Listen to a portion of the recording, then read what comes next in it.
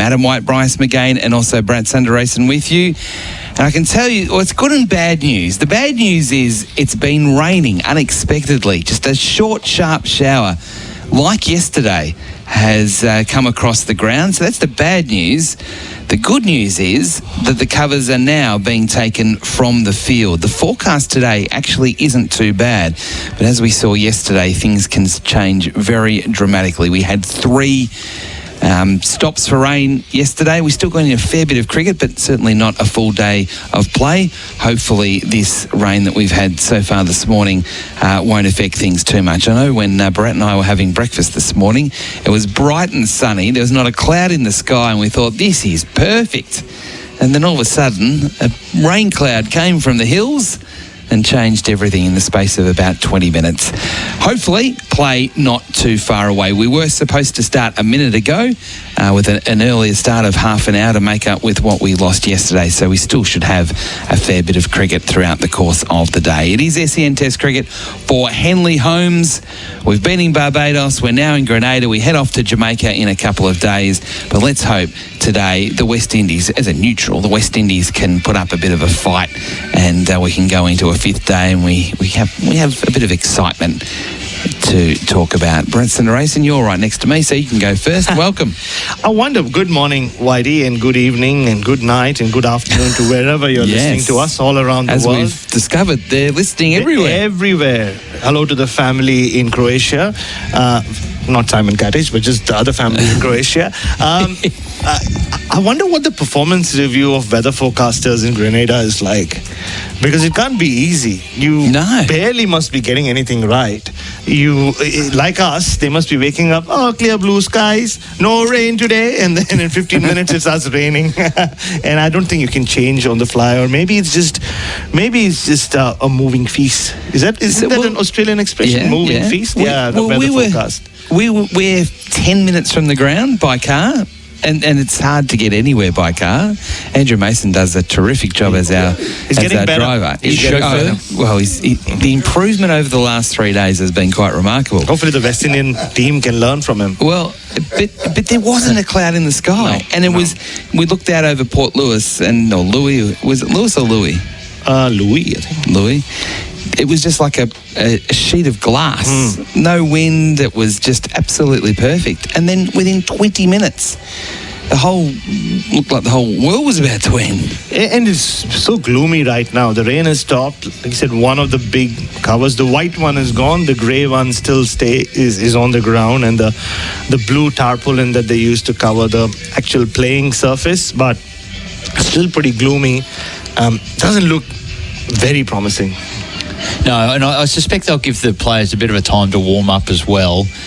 It won't just be as soon as we can get this done, we're rushing out there, because they really didn't get a chance to complete those warm-ups. So it is day 4, and, it's positioned. You were saying you hope the West Indies put up a bit of a fight. I think there might be a little bit more in store. I think they've shown a fair bit of resilience, Whitey, and I think they will. I have a level of confidence in them, even though last night when we were out to dinner, there was zero confidence from the locals who were around whoever we spoke to. They were probably feeling, it's a forlorn cause. But no, I think they've shown enough resilience at times that this is another one of those days that I reckon they can really put up a good fight. So the lead at the moment is 254. If Australia gets bowled out for, say, 260 from where they are at the moment, 7 for 221, we're looking at a score or a chase of around about 300. It would be difficult considering that neither team has been able to sort of post that score to this point. Australia might, and the wicket is deteriorating, but it's not like it's unplayable. No. And it's not like it's unplayable. Well, I think contributing to those lower bounce deliveries, it was Head trying to open up and open his stumps up, and that has a risk. If you're trying to force off the back foot with an angled bat through the offside, you could chop on because the ball is skinny at times and keeping a little lower. So if you, as we've said a few times here, if you swim between the flags, you can probably bat for a long period of time. It could be very hard to remove you if the ball gets soft. And the West Indies tail in the first innings showed that they have some resolve, and they really made those Australian all the bowling attack work extremely hard to wrap it up. And we shouldn't get carried away with what we saw last week in Barbados. That did become unplayable towards the end. And towards the end of the Australian innings, and we keep going back to the Travis Head dismissal after he had looked good for 100 when Shamar Joseph trapped him in front. And we knew, even though Australia were just ahead by 172, it felt like they had enough. And yes, they got to 300, but 172 would have been enough in the end. But here, this is more what I expected from the pitches in the Caribbean for this Test series, where it becomes so low and slow that while wicket taking is not going to be very easy, run scoring is not very easy either, as we saw from the West Indies. If anything, they'll benefit from the Australians being quicker in terms of how they bowl, but they're taller, so they'll get more of the uneven bounce, so they'll make the most of more of the uneven bounce that their skiddy fast bowlers did. So Alzari was the one to really get it to go up and down.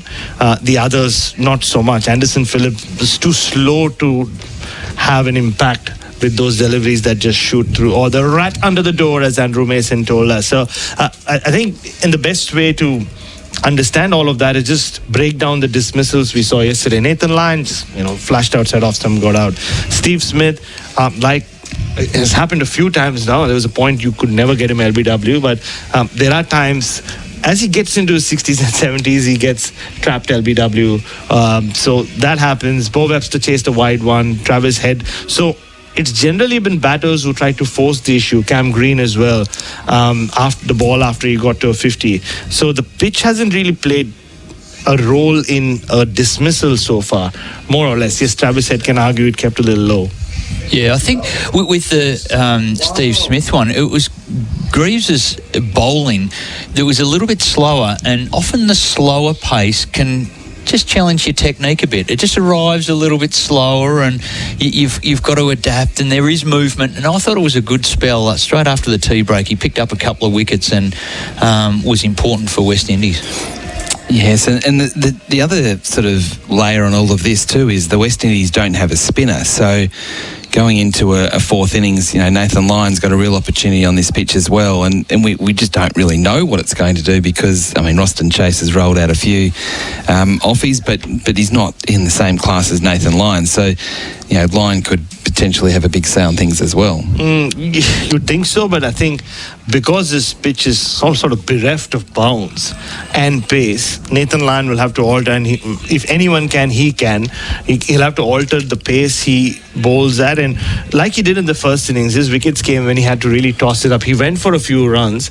There was one that he got where, even the two dismissals that he had behind the wicket were balls which he kind of gave a bit of air to allow it to do something off the pitch.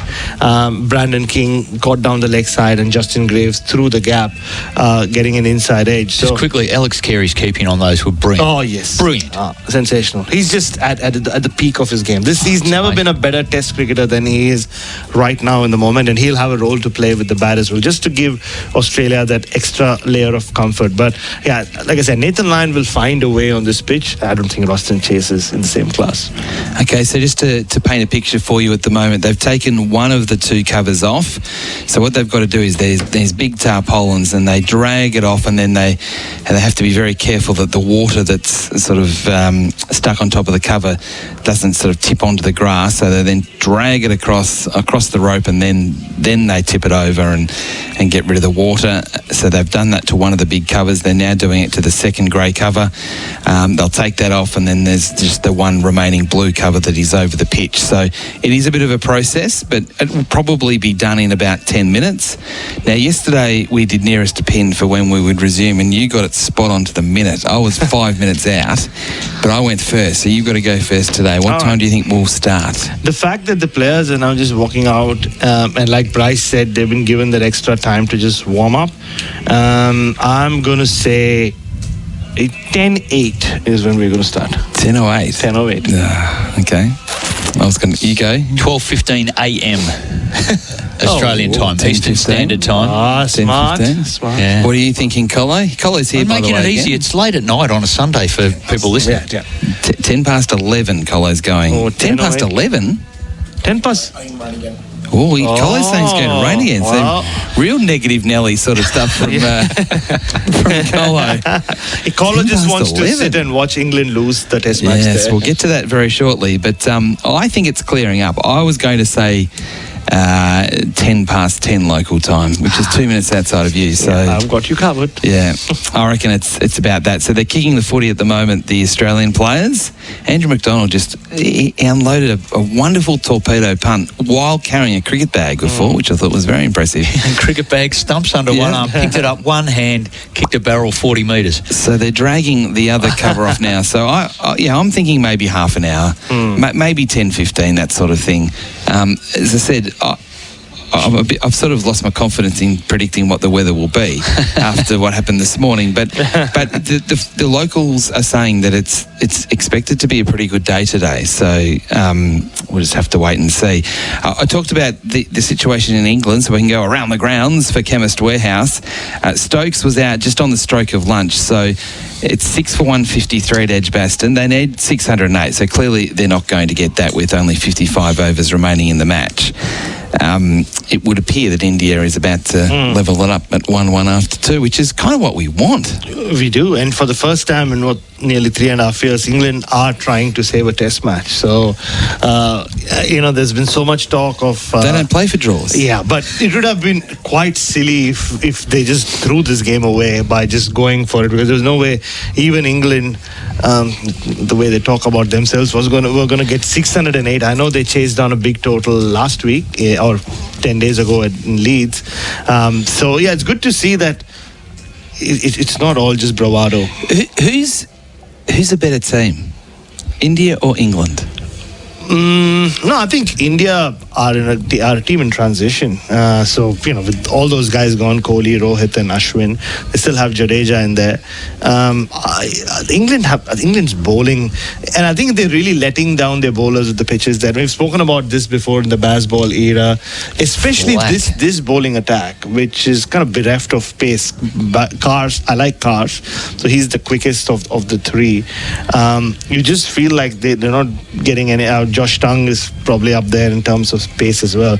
But just looking at the scores and even speaking to people who are there, the Indian journalists over there can't believe that their bowlers have just been, and Shubman Gill's making the most of it. And he's about to break Don Bradman's record at this rate. It feels like England are setting up games tailor-made for India. Yeah. With the conditions, and I understand why they're doing it, because they want to be able to go at 5 and 6 runs and over when they bat. But when they don't have either Jofra Archer or Mark Wood playing, then all of a sudden it makes them. It's not a pop gun attack, but with some of India's batting, on those sorts of conditions. I mean, the reason I asked the question is, India are doing this without Bumrah playing. So he's going to be freshened up. Now, there's a lot of controversy that it wasn't the right thing by playing him in this one. But if they can win it, level it up without Bumrah and have him fresher, that's a huge bonus for the big business. trump card to play, isn't it, into that third test. I think it's very good management, because they learnt in Australia he's not invincible. That's You've right. got to keep him fresh, and it probably cost them the series in the end, that he wasn't able to continue on at the incredible standard and effort that he puts in. So where's Test 3? Is that at Lords? Yeah. Is it Lords? So they've kept him. Gee, 1-1 going into Test 3 at Lords is a bit delicious. It is. I think Adam Collins will be returning home to a very well set, what are they calling it? Anderson Tendulkar Trophy. He's got to get his voice right so he can maybe call that test on SEN. We can sort of have press red for here and press blue for there. Yeah, no, 2-2 going into end. That would be great. That's a great suggestion, Whitey. Well done, Whitey. Yeah. Okay, so press Adam Blue for here, Adam Red for... we'll be white button for Adam White, and Adam Collins can be... He'll be red. He'll be definitely red. Anyway, the other pitch is... in fact, not the other pitch. The other cover is being taken off, and now we can see the test strip, and they're putting in the stumps. So this is all good news here at the moment after this unexpected shower. What we might do is take a break and reset, and then try and get a little bit of information as to when we might be starting, because it is clearly a lot brighter than it was. It's just not as bright as it was when Bharat and I were having breakfast in blue sky. So I'm not prepared to predict anything at the moment. SEN Test Cricket for Henley Holmes, a delayed start, hopefully play not too far away, and when play does resume, Australia will be out there batting with Carey and Cummins. That's good news, Bharat. It is good news, but you put me off my game. I was going to go with 10 a.m., but you put too much pressure on me. I cracked and I went for 10-8. I just wanted to be cute, and I still win. I'm closest to pin. You are closest to pin. You did win. You did win. I mean, Adam Collins is still in the running. 9 minutes still left for the start of play, and it could still rain. Well, that's true too. He's not ruled out, but just Bryce McGain's observation as well. Australia are going through their bowling routines, Stark and Hazelwood. So I'm not saying that they're saying that we have enough, but in a way they're saying they have enough, and they'll just take whatever they get from here. It's a bit like the first day where both teams are bowling and fielding ahead of play, because as we sort of gathered, West Indies wanted to win the toss and bowl, and Australia wanted to win the toss and bat. It was all a bit weird what was going on before day one, but yeah, we've got both teams going through their bowling at the moment. Andrew Mason joins us. Andrew, welcome. How are you, my friend? I'm are you very well. How is your run this morning? Nice to link you. I think everybody in Australia knows what that means now. Yeah, it was lovely, Grenadans. I really hope that you guys get a chance to go on the. They said they got about 43 beaches. Of course, in Antigua they said 365. Is that right? 365. 365, but also I thought it was 364. Nah, they say it's 365, but they also do count like patches of sand as a beach. So some brilliant, amazing beaches in Antigua, but then also some pretty tiny, especially when you go up Five Islands, which is where the great Sir Richie Richardson calls home, or where he's from. There, I think they have 8 beaches. In what we in Australia would call half a beach. Right. Have you been to the Grenadans as yet? Have you been? I have. Yeah? So the first few nights. How was it? No, it's really pretty. Which beach isn't in the Caribbean? But soft sand. I'll be honest.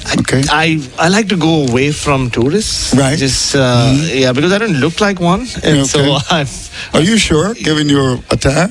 Yeah, I just fit in as a not as a I think there are other features that I have which make me not look like a tourist, which I won't describe in detail. Of course, but it's a beautiful part of the world, and Grenada has rapidly. I think speak to anyone here from the Australian touring pack downstairs in the print area as well. I don't know how many islands all of them have been to, but Grenada is already in their top 3. It's in the top 2 for me. Yeah, beautiful. Is that right? Beautiful. Yeah, it is. What's number good. 1? You said top 2. What's 1? I know. Oh. Or maybe what's 2? You're going to get in trouble now. I know. Everybody listening to us. Jamaica? It could be Jamaica. It could be Trinidad. It could be, it's not Barbados. Barbados is I think, number 4 or 5 for me. Yeah. But you told me 6, Barbados. Yeah. You're pushing Barbados because down you're sitting right next to me. How do you feel about that, Andrew? No, I mean, Barbados is, touristy. Too touristy. Yeah, you think so? Yeah. I think so. I wanted to go to the east coast of Barbados. We didn't get the time. He went to Farley Hill. Yeah. And he went to Sheffield as well. The shrine of Sheffield. It's got a salad bar. Now, last night, I was really proud of Andrew because we've got a car here thanks to Caribbean Horizons, who has certainly got us covered while we're here in Grenada. And Andrew's driving. It's just got better and better. Yeah, it has. Yeah. Are you feeling a bit more confident on the roads now? I mean, experience. I mean, I've been so poor so far. You can't get any worse. It's like Brandon King's test career, really. You're naughty, man. But it's overcast conditions here. The forecast is for rain, but then again, but that's But I mean, I thought the forecast was actually okay today. No, it's for rain actually, but. Ignore those guys. You may get brilliant sunshine a bit later on. It's very quiet in the morning here. I mean, when I came from my hotel, I mean, very few people in the room. But it's a Caribbean thing, you know, particularly in the Leeward and the Wind. It was very early in the morning. Very few people are here. In fact, we were passing. You know, it's not busy on the streets. I mean, a place like St. Lucia, you go to Dominica, things don't start to happen until 7:30, 8 o'clock. And certainly we hope that the Grenadians, if there's play, can come out and watch the game today. I wonder, also very religious part of the world. I went to one of the Roman Catholic cathedrals, chapels on a hill. I think these guys went to another one. Really? Bryce. Okay. Yeah. The Just to black see it, though. We weren't participants. No, we weren't. Even though when I went there with another colleague of ours downstairs, we were offered the holy water. So really? Yeah, but I think they were preparing for mass, and they saw the two of us, and they just thought that these guys are religious and need to pray. So, I did go in there and I said a prayer for all of us. Blessings, all about that. It's very interesting that you have Grenada up pretty close to the top. And when you go through Grenada, I mean, it's such a beautiful country. Absolutely. We hope to go to Grenville, which I think is about half an hour away. And I understand you're going to be getting some oil down there. And that's the national dish. It is the national dish. Yeah. So can you explain exactly what it is? Because it doesn't give me a real great feel. Yeah, oil. It might not be for you. I'm sure it won't be. Breadfruit and potatoes and everything. Breadfruit, potato, a concoction of different types of meat as well. Yes. Oxtail. Yeah. Pigtails as well. Pigtails, some beef. Could be beef. It could be some lovely beef. Some coconut milk. Yeah, or coconut could milk. Be coconut oil. Okra as well. Okra. You call it okra. We call it okra. Okay, fine. That's lovely. Some spices as well. Some spices as well. Obviously nutmeg. Oh, yes, of course. Nutmegs in there. Some mace. Yes. And a lot of pepper. It's supposed to be, so I bumped into, or not bumped into, the taxi guy who picked me up yesterday, my friend Murray, if you're listening to this. So he said he doesn't believe that the oil down that you get in restaurants, and it doesn't, you're not offered that every day on menu cards. It's fixed days. But he said that's made for visitors. My mother-in-law is making oil down tomorrow. So tomorrow being today. Tomorrow. And today, that is. So he's going to get me some of his mother-in-law's oil down. Make sure Adam gets some as well. Yeah. Both Adams. Yeah. I think Adam Collins needs it for his voice. In any other context I just realized in any other context that line would have sounded very wrong. But You're naughty. Some activity in the outfield. Adam? Yes, so we aren't far away. The umpires are just about to make their way out on to the ground. The West Indians have been doing some fielding and some bowling, so they're not even going to head upstairs. And now we've got Carey and Cummins below us in their helmets.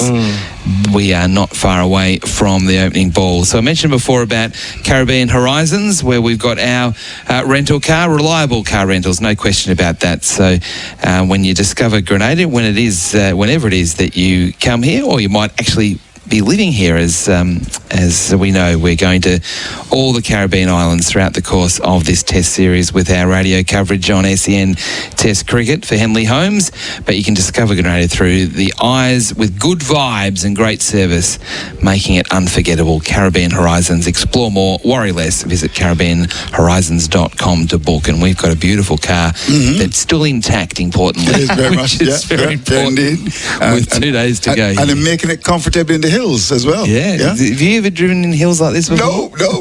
But Dominica. What your experience in Dominica? It's like Jurassic Park. Oh, yes. Coming from the airport into Roseau. Oh, yeah. I mean, not for those with travel sickness, as I found out. No, man. It's about an hour's drive as well. More than an hour. It's up and down. You're going up to the mountains, And even as you land, you almost hear that Jurassic Park, John Williams' tune as you land there. Yeah. And you just expect Steven Spielberg to just rock up from somewhere. It's an experience really to travel from the airport in Dominica right into Roseau. I mean, it's absolutely, that's part of the Caribbean. I'm sure you can write a book when you finish. Yeah, that's I right. think so. He can write a book about his the visit that wasn't to be to the supermarket. I still haven't been back. I could just write a book on you, Andrew. I'm having the time of my life with you. It's been fantastic. Yes. Learning a lot. All you need to do is call the book Link. Oh, his confidence is up, Andrew. Thank you, Andrew. Appreciate it. Bryce about to come back in to join Bharat with the first ball not too far away. SEN Test Cricket for Henley Holmes. And the clouds are still around, but they are quite high, at least at the moment. Much brighter than it was 20 minutes ago.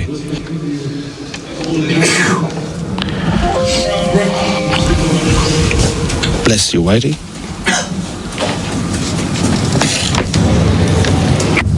So Shamar Joseph is going to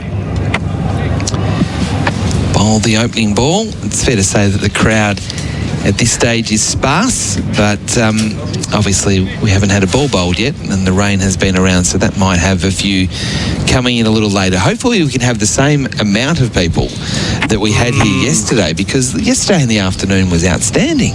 Yeah, this is really good, especially once Graves started taking those wickets. The crowd was really going off. There were people running up and down with Grenadian flags. Like as Andrew Mason said, takes a while to get going, Grenada on a Sunday. All right, Shamar Joseph with the first ball. He's bowling to Alex Carey around the wicket, and Carey has to squeeze that out. That was right on line. Squeezed it out on the offside backward of point, and they scurried through for a run.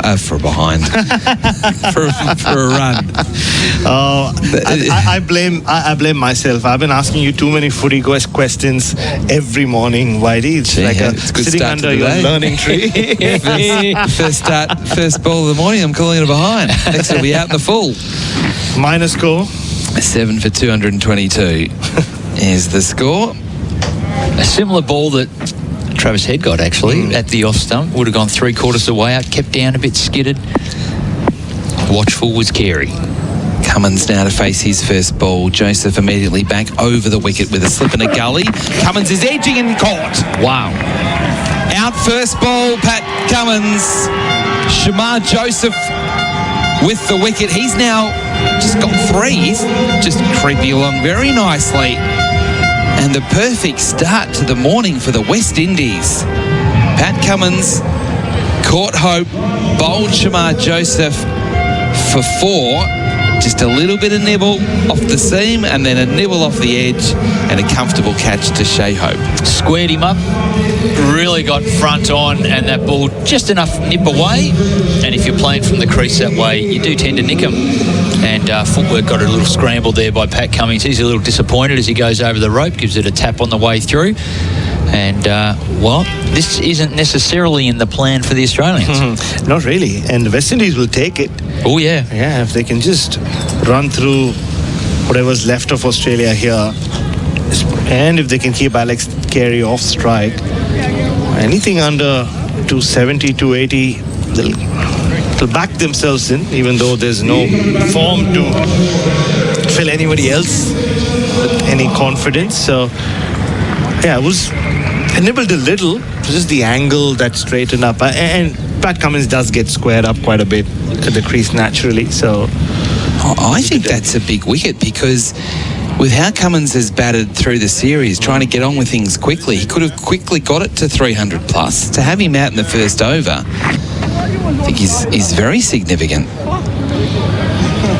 Oh, very much so. And Mitch Starc has been in good batting form the last couple of years, in his 99th Test match as well. He's pushing all-rounder category with how valuable his batting is. Well, we're going to see more about it today.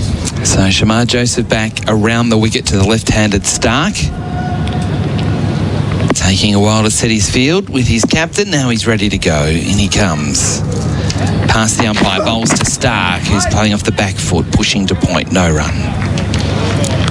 And that is the end of the completed over that started last night in the dark and ends this morning in gloomy conditions, but a successful one. That last ball there 142.8. So Shamar certainly fresh enough. Early stages on day 4. SEN Test cricket for Henley Holmes.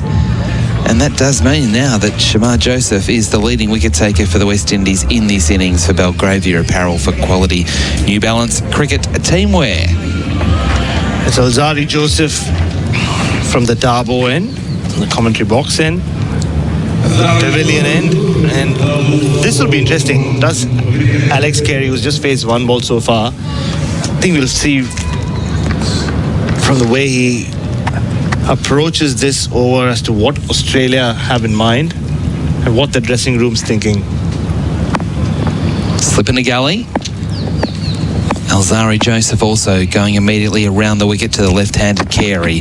And Carey's hit on the pad, trying to work away on the onside behind square leg. No run. The ball just dropping at his feet, and Alzari Joseph picking it up on his follow-through. The lead 255 on the Tyre Power scoreboard. A winter safety sail.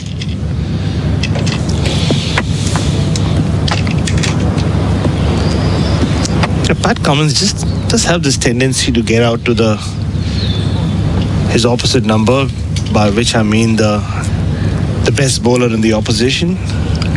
Doesn't have a great record against Bumrah or Rabada. I don't think anyone has a good record against either of those two. That's true. And Pat Cummins certainly does not, but he also does get those two out quite a bit. A couple of little changes to the field, despite the fact Carey's still on strike. Alzari Joseph bowls here, and tucking it off his hip is Cummins. He's Carey getting a single to get down the other end. So he moves to 28. Carey, Stark back on strike. 2 runs so far this morning. Both singles off the bat of Alex Carey. 8 for 223, the lead 256. Yes, they say Western Australia would just like to have a 3 in front of whatever the target is. Really is very psychological. So that's 44 runs away. They also want to make the most of these bowling conditions. Alzari Joseph again running away from us, past the umpire, bowls to Stark, who again pushes away on the onside to the square leg umpire, inside edge onto the pad, gets a single, gets himself off the mark. I don't think there's any harm with bringing the deep square up while Stark sort of settles in. Have a fine leg by all means, but keep him on strike for a little bit. You know, you've got to squeeze up. It's been a similar type field that spreads out for both left-handers. Yes, it's interesting. You've got to attack at one end. Yeah. Carey, I understand. Get him up the other end. He's been very sound in all conditions and can be very damaging. So give him the single and open up the other end. Carey waits, Joseph bowls, Carey defends, and again he just dinks it into the onside and takes the single because the field is set so deep. So busy start from Alex Carey, already with 3 singles, 8 for 225. So now the opportunity to bring the field in. The deep backward point comes up.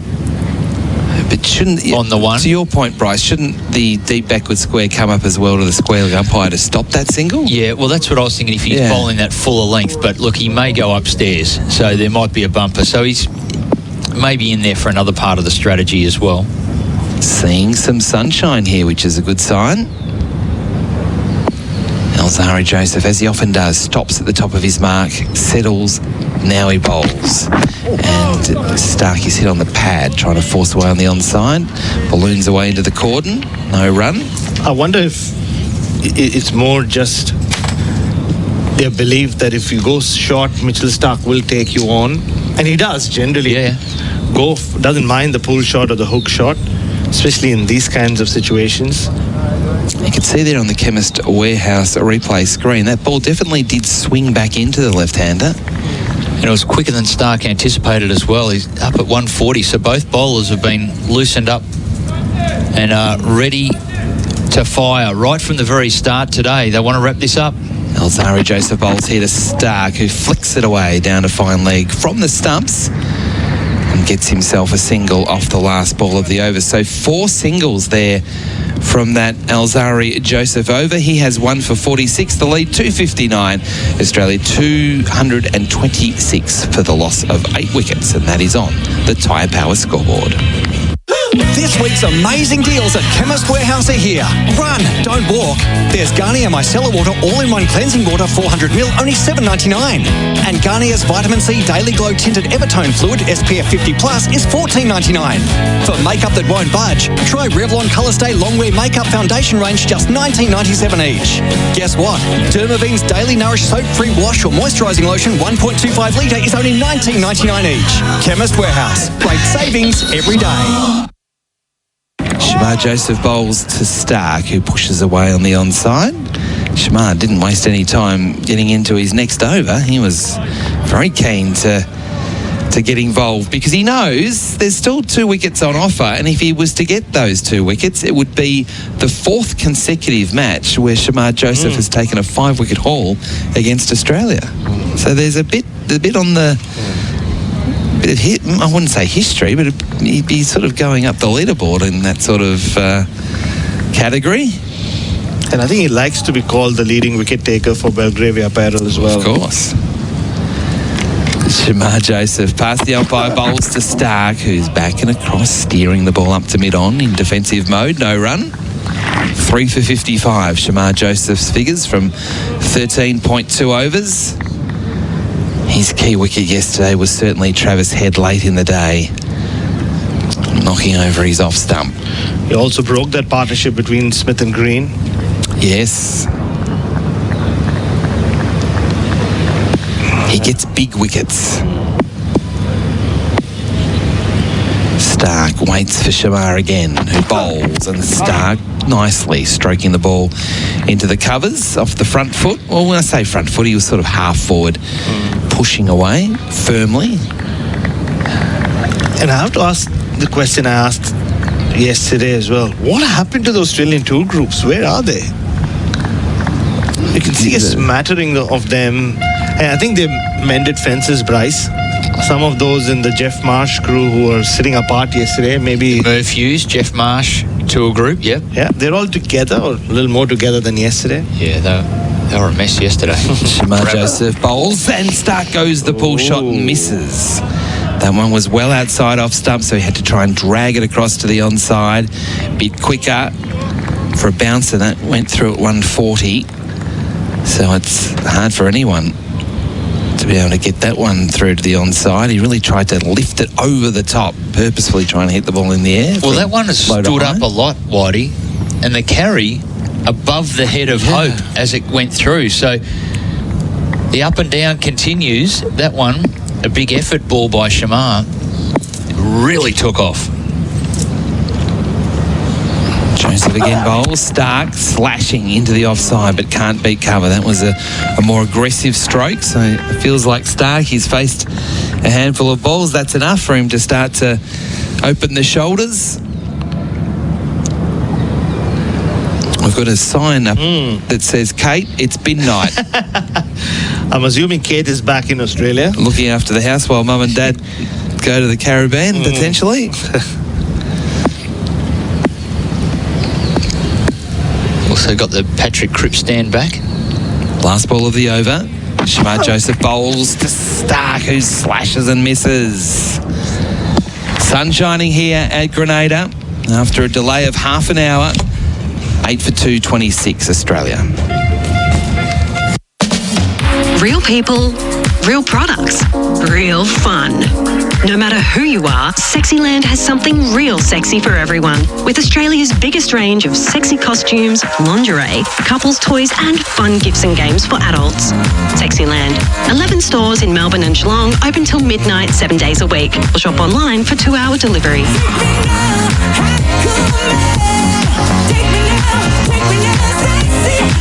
Sexyland.com.au.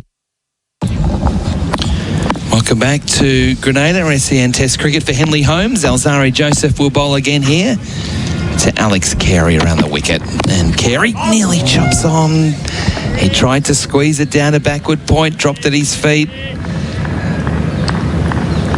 Again, players trying to play square of the wicket with a horizontal bat are finding it difficult. Even someone like Alex Carey, who's so good at doing it, that ball coming back in quite sharply and hit up on the handle of the bat. He didn't know where it had dropped. And if you are a West Indian batter watching this, you're really worried because most of them do play a lot of horizontal bat shots, except maybe Shea Hope, who thrives a lot on driving balls down the ground. Alzari again bowls to Carey. Full ball clipped away firmly out to the man in the deep at backward square leg. Another single all along the ground. Carey into the 30s. 8 for 227 on the Tyre Power scoreboard. Just on Alex Carey, the way he thumps his bat on the pitch, it's such a feature of the way he goes about it. At times on a quiet afternoon during the off-season, if South Australia, the Shield team, are having a net at the Karen Rolton Oval, and I'm not making this up, if you were just at that red light on Port Road next to Karen Rolton Oval, you can genuinely hear the sound of his bat smashing in the ground, and you know who's batting. You don't have to check. It's always him. Wow. Alzari Joseph again in the sunshine, bowls to Stark, who's beaten. Trying to push forward. Good delivery again from Alzari. Well, he's shown that he can move the ball into the left-handers. That was a challenge for Carey and had one darting back to Stark. This one, with great skill, hits the seam. Well, and it straightened a little. Just played a different line with Stark, but it didn't nip right back in like the previous few deliveries. So he's like Seals, like Shamar, they're just showing that they've got this skill, and it's all in the wrist at the point of delivery.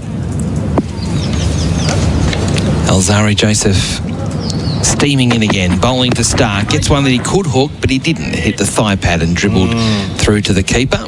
He missed out there. He saw it and he thought, I'm going to smash this one. But he missed it and hit his leg instead.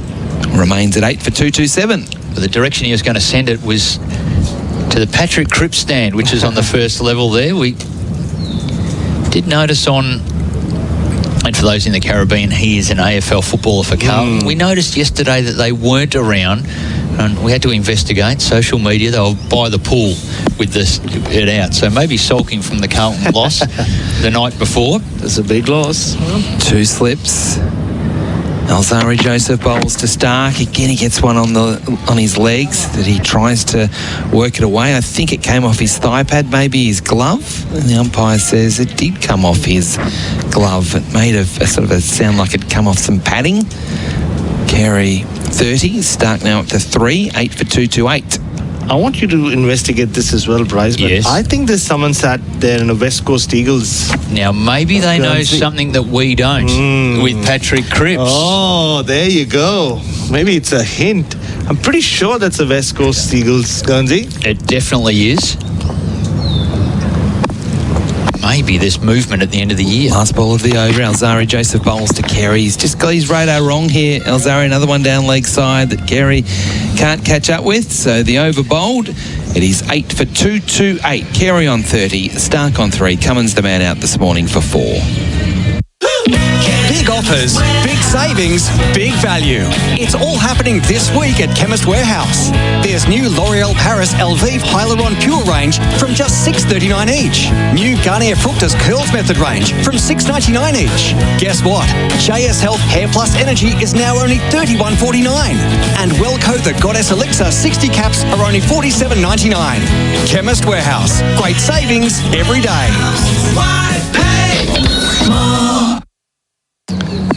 8 for 228. Shamar Joseph bowling here to Stark, who's up on his toes, forcing up to mid-off off the front foot. No run. Again, finding the middle of the bat as the ball was pushed up firmly to Seals in that mid-off position. Yes, so the Australians would have wanted to come and play some forceful shots and score quicker, but as we're seeing, it's not easy to do that on this pitch. Even for Alex Carey, who was flying yesterday, the brief period he was out there in the middle, especially to force balls off the back foot or the horizontal bat, very tricky.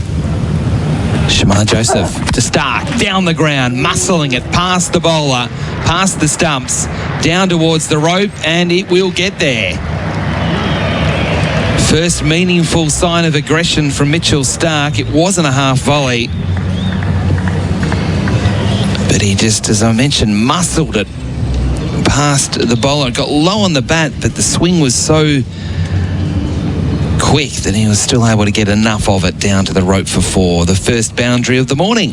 And most of the boundaries in this Australian innings have come off those lengths. Yep. So it has to be in your half, and great athleticism from Anderson Phillip. He should be in the athletics track doing Kirani 400 James, metres. Yeah.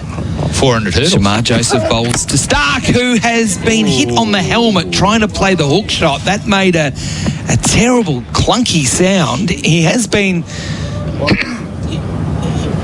been able to get himself through for a single. He's immediately taken the helmet off. It's a no ball as well, so a lot has happened in that delivery. But that really hit hard, and you could tell from the effects microphone just how hard.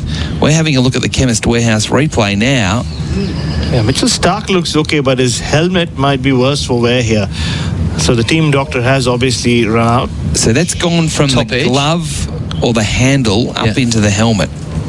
So that's a good sign, because sometimes it can take a fair bit of the pace off it. But gee, it made a terrible sound. Very clunky. So there will be a concussion test here for Mitch Stark. So a delay of a couple of minutes for certain as they look through. I'm sure they're into the bag now, the team kit of extra helmets. They'll be, because they are designed for a single impact. Impressive that Stark is doing all this by himself. Generally, you see some batters get some help from a teammate. And that's a good sign. So it's hit him on the right ear, but where the grill is. And with that extra padding as well. And that's what thing he's trying to put back together. A couple of screws may have come off. Well, Mitchell Stark did go after Jaden Seals. It's a few sharp bounces. And Jaden Seals is not too far from where Mitch Stark is right now. So they're all heading out now, the medical crew, just to check. And so as Brat said, it's Stark who was initially doing a lot of the work with the helmet. Now they've actually brought another helmet out. Well, the thing is, you've got to match it to fit your head, because there's all sorts of different padding, the front, the back, how tight it fits around. So he's tried to prepare that up. And how about Sean Abbott standing there with a blue towel covering Mitchell Stark from the sun? Shading him. Well, the towel was initially used, a bright blue towel, to towel Carey down with the sweat. He's already been out there 20 minutes and he's starting to get a bit hot. But you're right, it's like an umbrella type situation. That Very thoughtful. Yeah, Sean Abbott for teammate of the year. They're not pulling out the screen for... The ump. He's holding one side in his mouth and then stretching it over. It's an annex over the top of, as they work on the helmet on the ground. Well, and Stark is back in there. He's going, look, you don't know what you're doing. Let me set this up. what we might do, this is still going to be a little while. We might take a break here from Grenada with Australia 8 for 2:34, early stages of day 4. Looking for the perfect place to call home? Discover Office Essential by Your Land Developments. Live at the centre of everything in Melbourne's vibrant southeast, close to shops, public transport, schools, parks and more. Visit officeessential.com.au. T's and C's apply. Explore the iconic MCG These School Holidays. Go behind the scenes on a tour of the G, then dive into our rich sporting history inside the Australian Sports Museum. It's a fun activity over the school holidays. Book now, mcg.org.au/tours. This week at Chemist Warehouse, prices you just can't afford to miss. Check out the rich, soothing dual action power of E45 Cream Tub 125 gram, only $14.39. Breathe easier with the Yuki Bear Diffuser Oil 10ml range, just $14.99 each right now. Derived from cow's milk, the Bio Island Milk Calcium Bone Care 150 soft gel capsules are $21.99. Or try Alula Advanced Plus Stage 3 Toddler Milk Drink 1 year plus 800 gram, now $23.99. Chemist Warehouse, great savings every day. So the helmet's gone back on, and then it's just come back off again. Mitch isn't quite happy with how things are, Bharat. Nor are the umpires. So they just, Richard Kettleborough and Adrian Holstock have, this is holding up play for a long time. I mean, you understand the concussion test aspect of it, and you understand what he's trying to do. Just, it is a new helmet. You can see it's got that matte finish, the one that he's wearing now.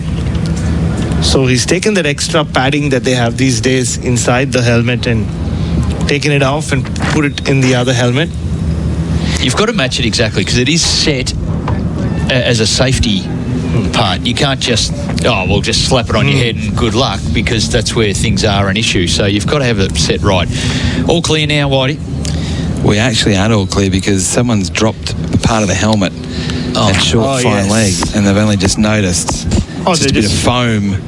Oh, they're just going to let it be. Well, what if the ball hits the end of the over? 5 penalty runs. Shamar Joseph around the wicket. He bowls to Carey, hit on the pad. That's very close. Very close. The umpire says no. Carey caught on the crease.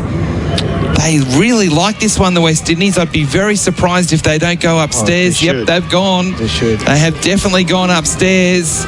So this is an appeal against Alex Carey, who is on 30. Again, that ball coming back into the left-hander from around the wicket, trapping Carey on the crease. Impact. I think that's the only thing that could save him here. Was he outside off stump? We're having a look at the initial replay. No. Was it going down?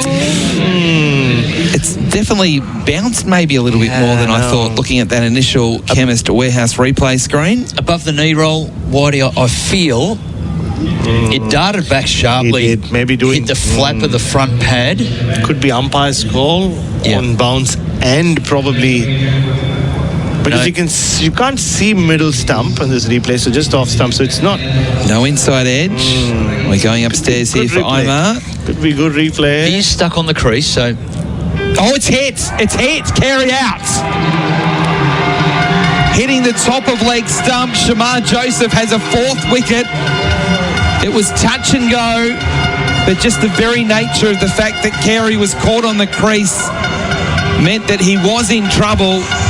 And again, that ball coming back in quickly.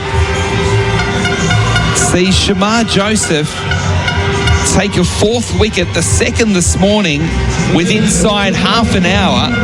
Carey out for 30. It's now 9 for 234. That lead's only at 267, and the danger man is out. Doesn't look that big all of a sudden. Yes, these are not easy batting conditions, but Shamar Joseph has opened this game up. He started the damage late last evening, getting rid of Travis Head, and now he's gone, to quote the great Adam Collins, bang bang this morning. Pat Cummins first, followed by Alex Carey, and now just Josh Hazlewood left. And with 3 balls left in this over, Shamar might back himself to get himself a 5th wicket, and probably the West Indies might believe maybe there is a chance. So the review successful for Imar, for Trusted Tradies Insurance. Call 13 Imar. It's different movement, I think. There's the LBW shout replay through the effects, but it's different the way that it's skiddy seam. So it hits and really kisses on, and that's what it did him. It did him with pace. It was a ball that was 140. It seemed back in, but it was bang, and hit his pad rapidly. It's almost like the rain that we've had over the last couple of days has quickened up the pitch a little bit, almost. I think it's just a trajectory in the lower level they let the ball go. It's more of a skiddy type where the Australian quicks are quite tall. Cummins a little different. He can be a bit skiddy, but they're very different attacks, and it was Cameron Green last night that shared a bit of that. Shamar Joseph here around the wicket, bowling to Hazlewood, who is in defence, staying leg side of the ball, but defending okay up to mid-on. So Shamar here has got 2 more balls to take a 5th wicket. Hazlewood has a good record of batting in the West Indies. I mean, as good a record as any number 11 can have. He gets to double figures consistently here. He has so far in the series as well. Yep. And Australia wouldn't mind 10 extra runs at this point from him. Hazlewood tapping away, 2 slips in a gully and a bat pad. Shamar Joseph around the wicket, bowls to Hazlewood. That's a short one, that chest high, and he just bunts it away on the offside to safety. Wasn't overly convincing, but he did find the bat on ball. He did say that, didn't he, Bryce, about how they're not used to these kinds of bowlers, the Australians.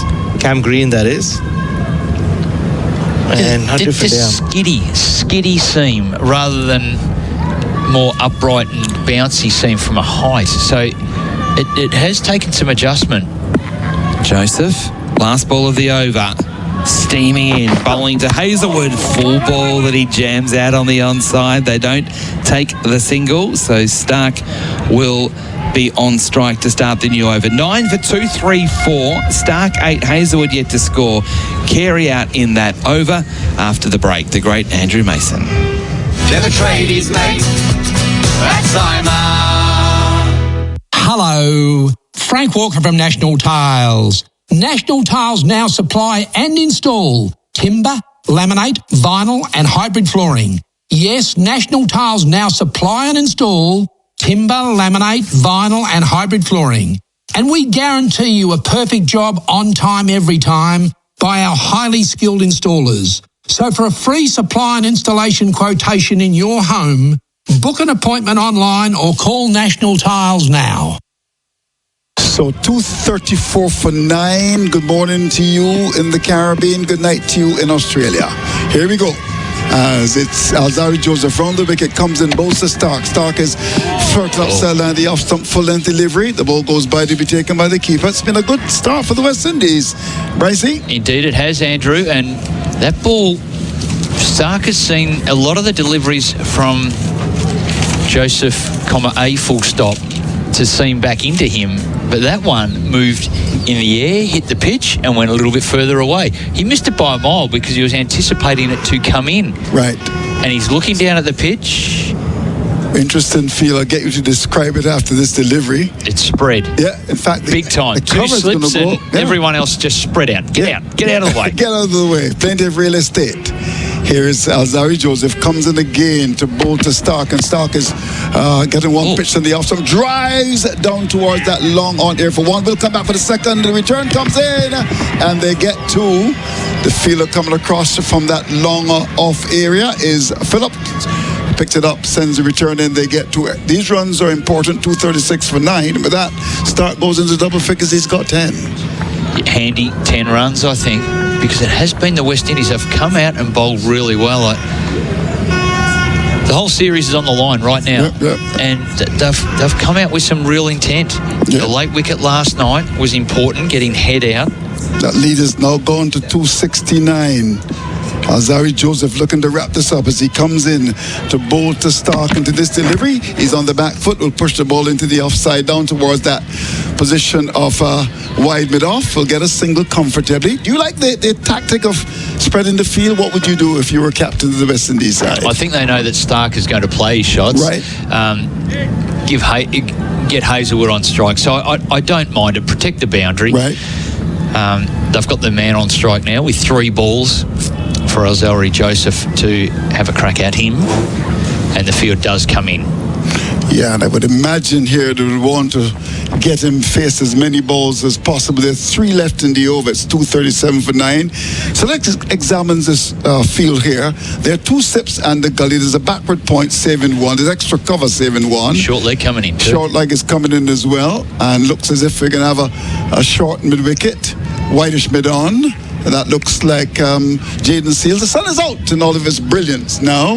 We love the Spice Isle. 237 for 9. Here is Alzari Joseph round the wicket, this time to bowl to Hazelwood. He's up and bowls Hazelwood, and Hazelwood is edging, dropping just in front of first slip. There was a shot of catch it, played away from the body, went down to first slip. The fielder there is Brandon King, 237 for 9. Well, Hazelwood anticipating short pitch. He's deep in his crease. Yep, yeah, he is. His front foot is on the front crease, and his back foot is right back to the stump, so he's giving himself half a metre of extra time to watch the ball. And with the field that's set, you'd anticipate a short pitch, but well bowled by Joseph, keeping the ball up at the stumps. 237 for 9. 2 left in the over. Joseph, this is Alzari bowls. Batsman is coming forward to one pitch in the off stump, squeezes it square in the offside. Very effectively, that's Hazelwood, and keeps Joseph out. And the score is 237 for 9. Stark is 11. Hazelwood hasn't scored as yet. This week's amazing deals at Chemist Warehouse are here. Run, don't walk. There's Garnier Micellar Water All-in-One Cleansing Water 400ml, only $7.99. And Garnier's Vitamin C Daily Glow Tinted Evertone Fluid SPF 50 Plus is $14.99. For makeup that won't budge, try Revlon Colour Stay Longwear Makeup Foundation range, just $19.97 each. Guess what? Dermavine's Daily Nourish Soap-Free Wash or Moisturising Lotion 1.25 litre is only $19.99 each. Chemist Warehouse. Great savings every day.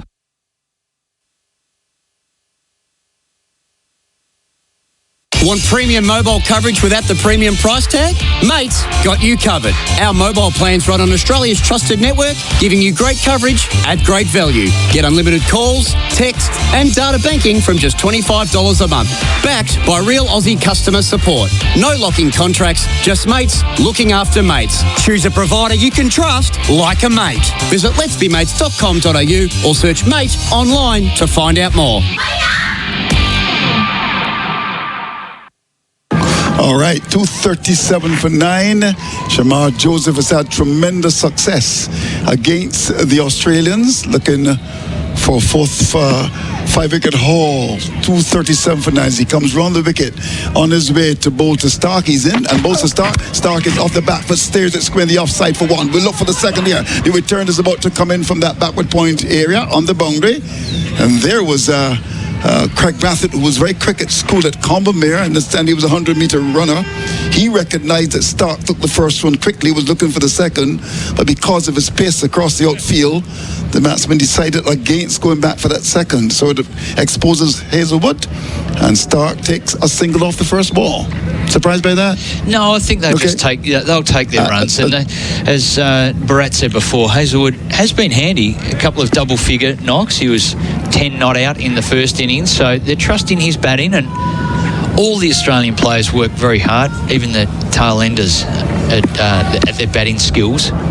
When he comes up now, he's in and bowls, wrapped to the pad, that's clearly going down the leg side, as Hazel was playing from square leg. I think he was looking for a short delivery there, and quite rightly, Shamar Joseph picked it up, and there is no damage done. Comes from Barakara, which is deep in rural Guyana. It's in Berbice, one of the three counties of Guyana. Of course, you've got a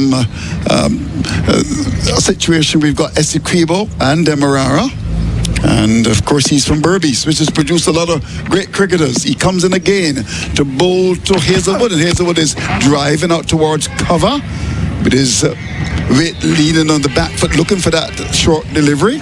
Goes out to extra cover, picked up by Jaden Seals. What an achievement if he gets the 5th wicket here. I mean, he's been brilliant against the Australians, full of energy.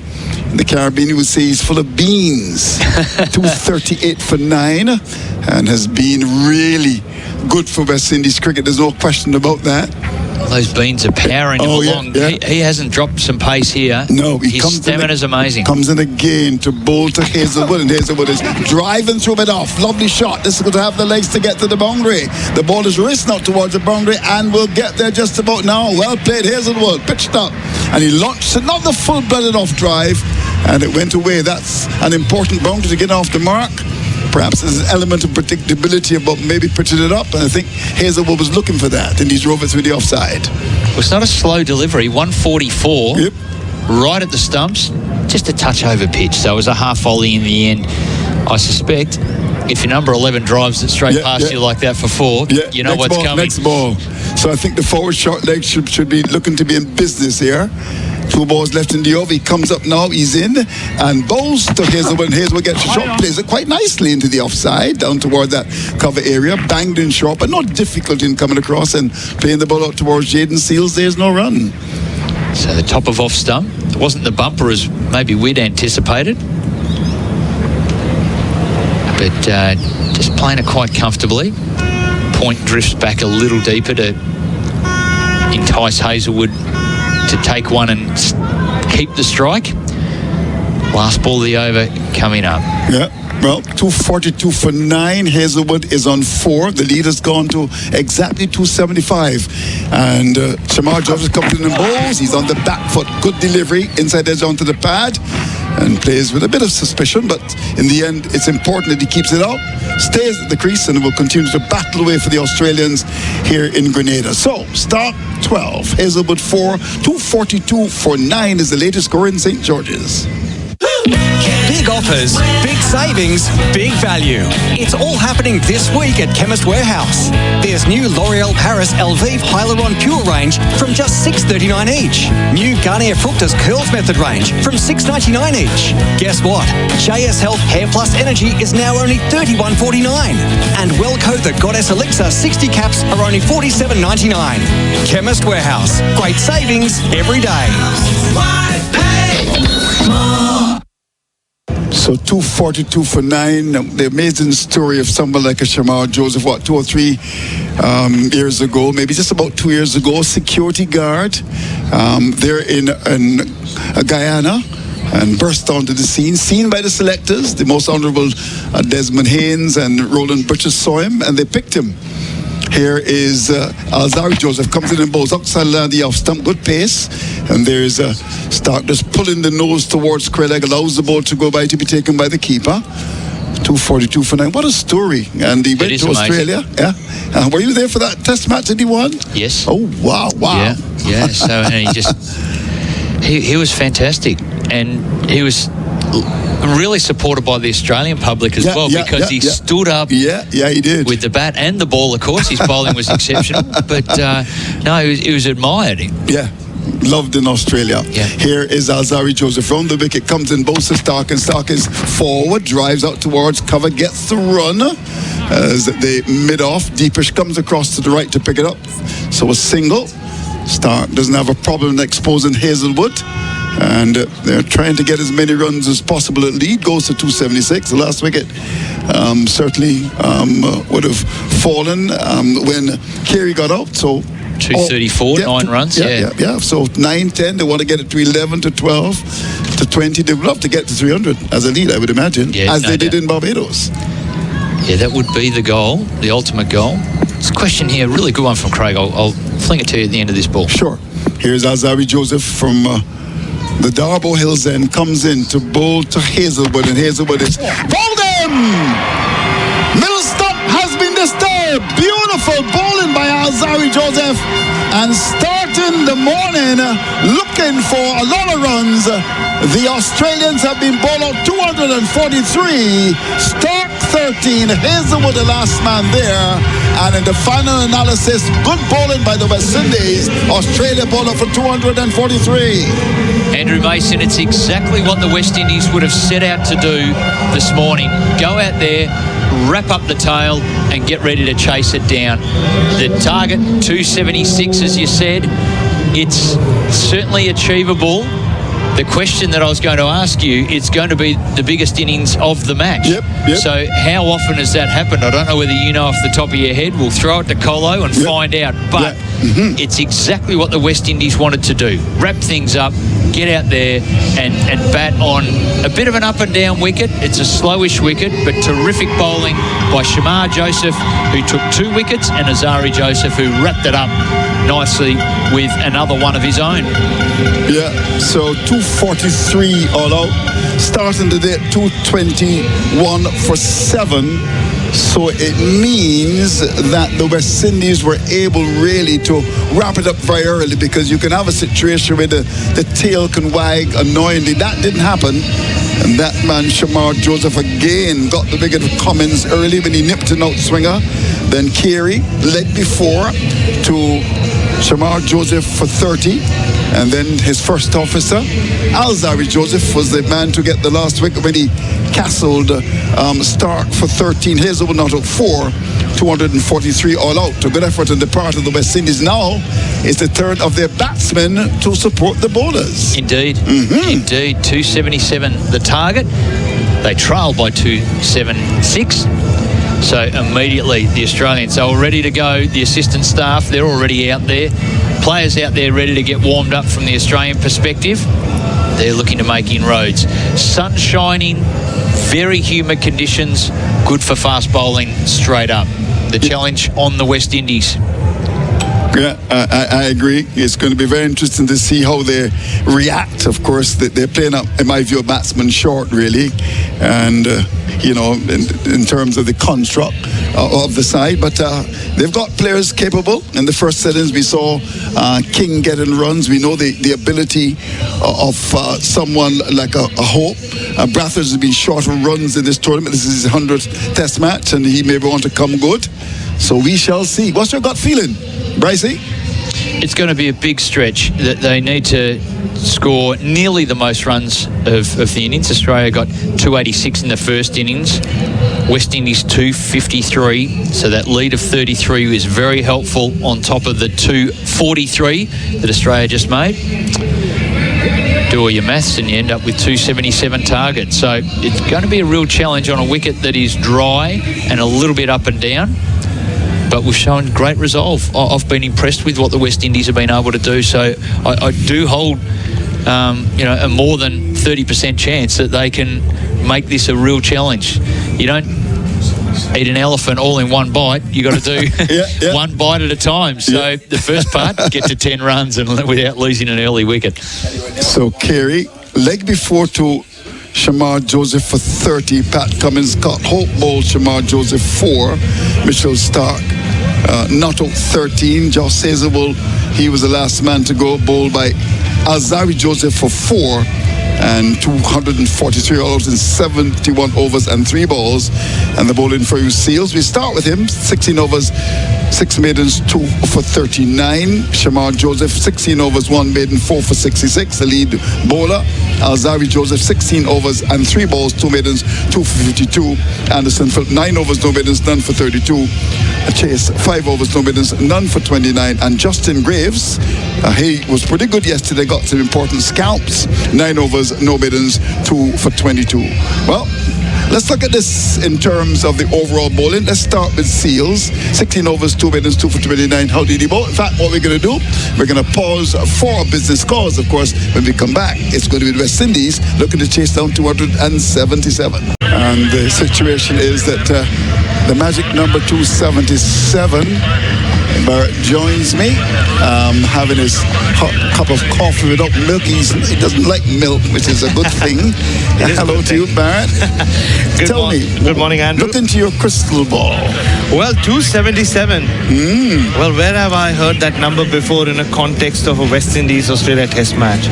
I think someone scored 277 and named their daughter after the Sydney. ground on which they scored those runs. Yes. BC Lara. Brian Charles Lara, indeed. So Brian Charles Lara made 277 in 92-93 and really announced himself on the world stage with that incredible knock in Sydney, and then, as the story goes, named his daughter, who must be in her 20s now. So she's Sydney, and so there is a good omen if you want to look at that. I think you can look at it from two ways. A, you can say, well, 277 looks like a mountain too far to climb for West Indies on this pitch based on the way they've been batting. The other way to look at it is on the basis of the way they batted in the first innings, it is trending upwards slightly. They showed a lot of grit and determination. They were in trouble at a couple of points, 4 for 110, 7 for 173, but it just doesn't seem out of question. Right. Yeah. 300 on that pitch, or 301 on that pitch at the Kensington Oval last week, just even before they started their run chase, you were like, yeah, just a matter of time before Australia take their 10 wickets. But 277 on this pitch, even though it's been so difficult to score runs on, if you apply yourselves, you can make yourself a little, or make yourself very difficult to dislodge. So, yeah, and this is why Craig Brathwaite, who's not been in the best of form, barely scored a run in the series, 4-4-0 so far his scores. In his 100th test, he can really make a hero of himself yet again if he becomes the anchor, and then you have all the stroke players around him playing their role. In 277, you can get there if you have two decent-sized partnerships. Right. So that's how the West Indies will have to approach it, but they'll need Craig Brathwaite to show his stickability and then provide that anchor that the rest can bat around. That'll be plan A. that doesn't work out, just come and throw your bat around and see what happens. But yeah, you're up against four of the greatest bowlers to ever play the sport, and probably the greatest quartet of bowlers the world has ever seen. So your West Indies are up against it. Oh yes, I mean, I know the argument here is Marshall holding guard. They didn't play enough together. Okay, fine. Yeah, they did not. They did not. So, so you're saying you think this is the best quartet ever? Oh, without question. Statistically, for sure. Okay, yeah. Just the number of test matches. I think this is the 36th test match together. Okay, I'm sure that Adam will let us know that. 36th test match together for Hazelwood, Stark, Cummins, in terms of the quartet? 35th, because they got into the mid-30s in that Lord's test. Yep. For a fact, when Hazelwood came back into the team. So 3 slips and a gully, Andrew. So we're on our way. Yeah. We should have some fun in the Grenadian sun. That's the Spice Isle. All right, so we're just about ready to start the action. Spice it up. Yes, spice it up. Mitchell Stark is going to bowl, and he's going to be bowling to Craig Claremont Brathwaite, who settles. He's his 100th test match. He's up to the wicket. He's in and bowls to Brathwaite, and Brathwaite allows the ball to go outside the off-stump taken by the keeper. But Pedro Graves, a director of the Barbados Cricket Association, who was here, in fact he came for the occasion, said to me that he spoke to Mr. Brathwaite 2 days ago, and he said he's going to win the test match. Oh well. Oh, that's a very good sign. I would think so. I mean, considering Craig Brathwaite at 15 said I want to play 100 test matches, and he got there. Yeah. Or he's got there. So if he's someone who makes these brave predictions and makes them happen, well, we shall see. We shall see. Even more good news for the West Indies. I would imagine. He said he's gonna make 100. Here is Stark. Comes up now. He's in bows to Brathwaite into this delivery. Brathwaite is covering up to an in-swinger. The ball before left, and that one started in the off-stump. He played it jerkily out towards cover. There's no run. Yeah, swing on offer for Mitchell Stark, like it has been throughout the series. But just the first ball that Craig Brathwaite faced, look where Alex Carey collected it. If you look at on our replay screen for Chemist Warehouse, save on your prescriptions at Chemist Warehouse, just under his, just near his knees. So not a lot of carry even for someone of Mitchell Stark's pace. Yeah, but he turns now and comes in from the Darbo Hills end. 3 sips in the gully waiting. On his way to bowl to Craig Brathwaite. Goes past the umpire, bowls to Brathwaite. Brathwaite gets a wide ball. Ball goes by to be taken by the keeper. That was too wide. We'll carry to the keeper. Tall man, Mitchell Stark. Yeah, much better carry on this occasion. So look at the wind predictor. The wind predictor, like we've been saying, is giving West Indies a chance at this point, at the start of their innings. Do you agree with that? 44 to 55. A little ambitious at this stage. So, yeah. I think I'll go more 65. 35. I agree. Draw is 1%. I think that has to do more with the rain than anything else. I agree. The good old Grenadian rain. So here's Stark as he picks, just turns just about now and starts his run on his way to bowl to Craig Brathwaite. Goes past the umpire, now bowls to Brathwaite. Brathwaite gets one out, swing up, plays inside the line. The ball zips away, taken by the keeper, moving to his right. He's got 3 sips waiting.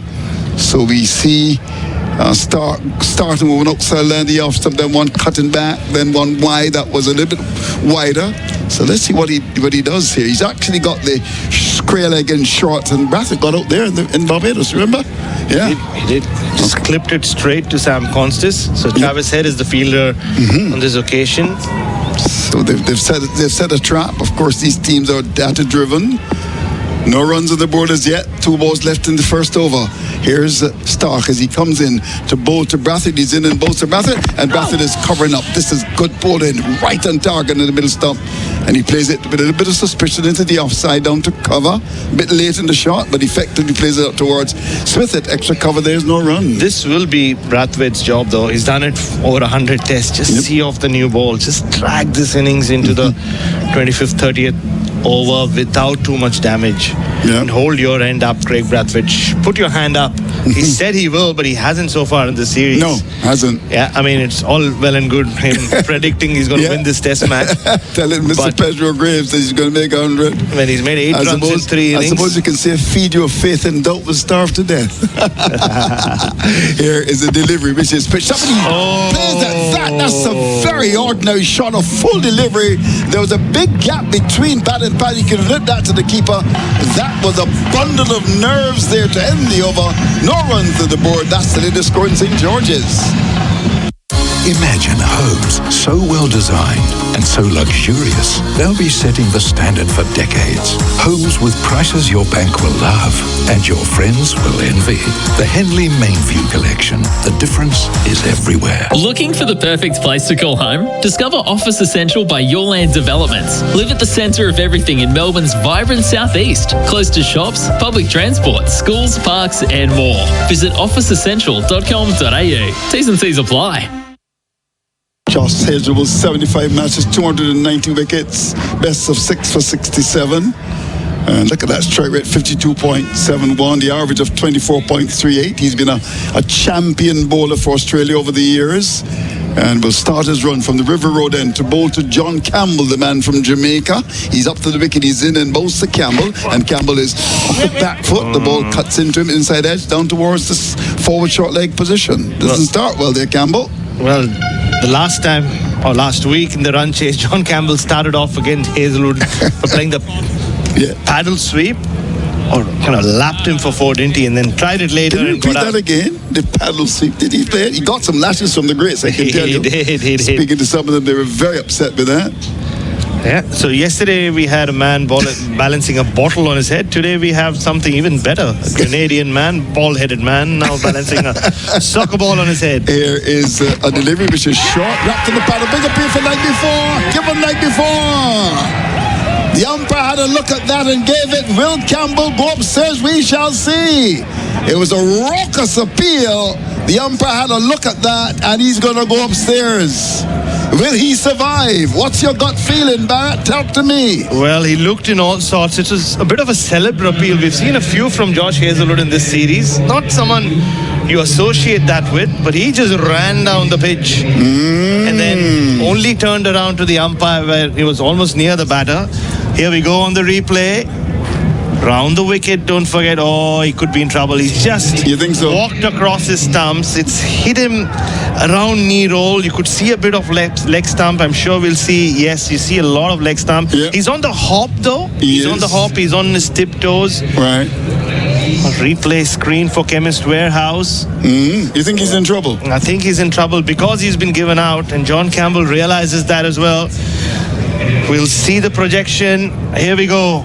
Hit in line and hitting in line as well. He's gone. But so West Indies lose a wicket and a review. Wow. First blood drawn by Josh Hazelwood once again. John Campbell survives only 2 deliveries in the second innings. Darren Sammy looks away from his big screen. So it wasn't an attacking shot. We saw a number of the Australian batters get trapped in front or be in trouble with this kind of delivery. Didn't really keep low. It was just not the best technique from John Campbell. Just jumped across his stumps and the ball shaped in the last minute, almost Usman Khawaja style. And he didn't take too long to go for the review, so he's burnt a review as well. Yeah. In fact, Hazelwood went up. Seems to be a bit late in the shot too. And the ball cut back in from round the wicket. And that's not the start the West Indies will be looking for. They're in trouble already. And of course, one would expect the Australians to bowl better on this pitch than the West Indians. I think they did very well to restrict the Australians to 243. But it's going to be a big challenge for them here as we look at the replay again. Yeah. Yeah. He just hit in front, wasn't he? Yeah, just hitting a top of leg stump according to the projection. And Josh Hazelwood, like I said, ran down the pitch. He knew that he had his man. So it's going to be Hazelwood now to bowl to Casey Carty. He's in and bowls to Carty. Carty is coming across his stumps, plays it rather late up the pitch. Wow, that was a very good first delivery. They're so skillful in their bowling, huh? Yeah, skillful. Right on target. And also just with their experience, they've read the conditions. They know you want to be at the stumps. There will be a couple where they'll try to drag the batters out like Stark did with Brathwaite to end the last over. More or less, the Australians are going to attack the pads and the stumps. And it'll take a lot of skill from the West Indians to get through this period. Here is Hazelwood, comes in again to bowl to Carty into this delivery. Carty's forward and drives off the outer portion of the mat, and it goes out towards that mid-off area for Smith to come across to pick it up. There is no run that could have gone anywhere as he went for the big drive. Rehearsing the shot now. Yeah, I mean, I think he just saw the length, and he would have seen as well what 75% of the boundaries for Australia in the second innings were balls that were pitched up. Steve Smith drove a lot, except the two times where Anderson Phillip went short and Green cut him for 4. A lot of runs in front of the wicket. So wicket already. With Campbell leg before for a duck. Here's Hazelwood looking for more. Comes in and bowls. And he's driving outside the off stump loosely. Pitched up, went for that big drive, his eyes open wide, and it went by to be taken by the keeper. This is an exhibition of top-class fast bowling. Yeah, Craig Brathwaite just immediately walked down the pitch to tell Casey Carty to do something that Craig Brathwaite himself hasn't done, which is stay away from flashing at these. This is just terrific bowling. Not much Carty could have done with that. Yeah. Well, not a big mover of his feet, Carty. No. So wicket down, not a run on the board. And Hazelwood again from the River Road end comes in to bowl to Carty, and Carty is getting a delivery that comes back at him. Well, you expected that. The ball before left him, and such a great fast ball. The ball angled back, and he barely got the bat down in time, and squeezes the ball into the offside down towards cover to end the over. So wicket and no runs. That's the latest position in St. George's.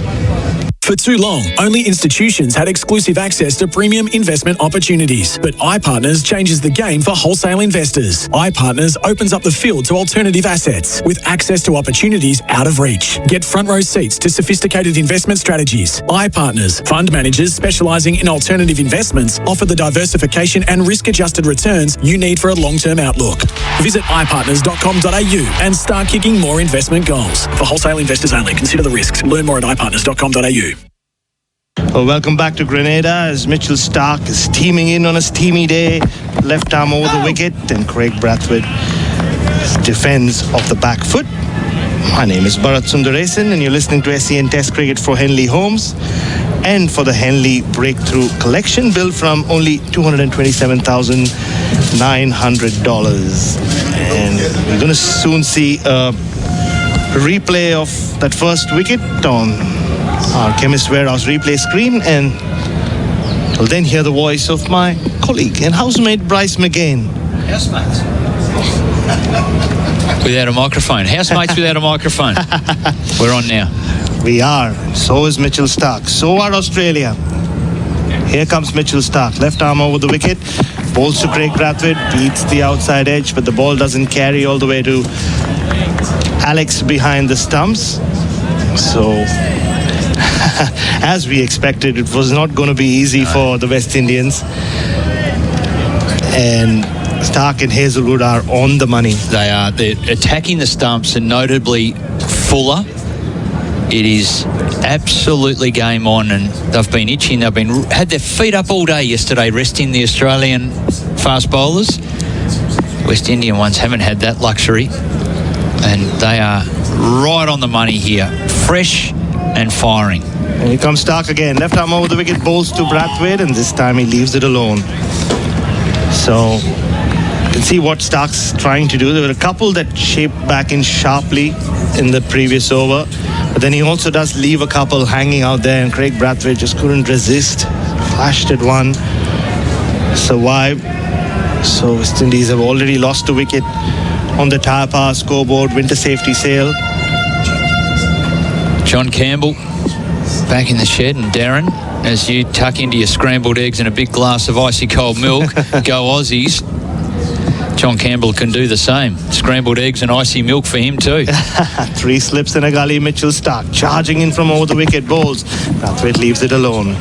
This one slightly wide off stump, so very conventional field at the moment. Nathan Lyon at that familiar backward point position. Steve Smith in a slightly unfamiliar position at mid-off.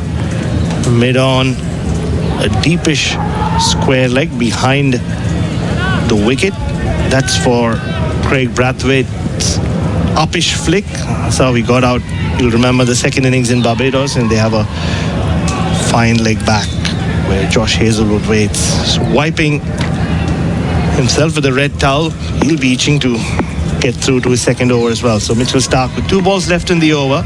Sapping conditions. That's why he's toweling himself off. Really humid and hot. Starc over the wicket. Brathwaite defends and pushes it into the covers. So he's off the mark. So he's off the dreaded pair in his 100th test. Crowd love it. The crowd love it, and you can see the veteran just exhales. He became the 9th batter in Test history to be dismissed for a duck in Test cricket. I don't think there have been too many who got a pair in Test cricket. So, as in their 100th test, you mean? On their 100th in test? their 100th test, yeah. So that would have been quite something, but he has survived. So he has 1 more ball to survive in this Starc over as he steams in again. Over the wicket he bowls, and Craig Brathwaite leaves that nicely in control. So the 3rd over of this West Indian innings comes to an end. They are 1 for 2 on SEN Test cricket for Henley Holmes. Imagine homes so well designed and so luxurious, they'll be setting the standard for decades. Homes with prices your bank will love and your friends will envy. The Henley Mainview Collection. The difference is everywhere. Signing a building contract? Let McMullen Construction Law perform the due diligence required before you sign for peace of mind. They'll review your contract, discuss the details with you, and even check that the builder has affected the domestic building insurance. Visit mcmullenconstructionlaw.com. So set 277 for what looks like an unlikely victory. West Indies 1 for 2 as Josh Hazelwood bowls his second over. He bowls to Carty, and Carty's rushed and that's smashed into his glove. This is an interrogation from Josh Hazelwood. It's not easy. Just looks down at that right index finger and just feels for it. Well, he ripped that bottom hand off like he was starting a chainsaw. Needed a bit more choke to get it started, but that has jammed his fingers right against the handle, and it got him badly. Yeah, he is in a lot of pain. And that's off a length. That wasn't a short pitch delivery that he was fending. He'd been pressing on the front foot. Second ball from Hazelwood to Carty, and once again, this time on the left hand. He's got enough of it to just drag it down to fine leg. He wants a second run. He could be in trouble, but the throw not where Alex Carey wanted it. So Carty, that was instinctive, and now he looks at his left arm. So he's copped a blow on his right index finger, and now on the left, look like the forearm. We'll wait for our replay on the Chemist Warehouse replay screen. Save on your prescriptions at Chemist Warehouse. Yeah, no, he's just... And good by Brathwaite to come down and just give him a breather. And some of that's just to reset him and go, hey, look, you just need to keep watching. 2 balls have hit the seam and stood up. Maybe this drying wicket, the top's going a bit, because that has... 2 deliveries have exploded off a good length, probably exactly in the same spot. Yeah, he doesn't look happy, does he? He's just holding his pose. We're waiting to see. Not sure why we're holding a play here. Oh, it's a short run. Just about. No, I think he got his bat in. So the umpires just wanted to check whether Casey Carty, in his haste to come back for the second run, had grounded his bat behind the popping crease. I have never seen that. Really? A review for a short run. Oh. Usually the umpire's just on the money. You just check it automatic. It's not even a thought. It's like anything to changing do with gear in a car. You don't even think about it. Anything to do with the popping crease is the third umpire as Hazelwood charges in. And this time Carty gets bat on ball. But it's one of those reflex things that even as a bowler, I would always be watching the play, then I'd look down and see the bat. The umpires just do it. Yeah. Surely they're not checking. We had a review there, wasted a minute waiting for a short run. 11:11. Auspicious time. It is for some. Well, on a Sunday. On a Sunday. Probably means for many that's local time. You might be late for church too. So go in. Get in there quickly. Hazelwood again from over the wicket. Fuller clips away nicely. So through mid-wicket, Pat Cummins gives chase. So they've come back for 2. They will come back for 3 as Pat Cummins retrieves it just in front of the mid-wicket boundary, and throws it back in. So this one was fuller more on middle and leg, and Carty wristy, and he's still checking his index finger, but that was done nicely.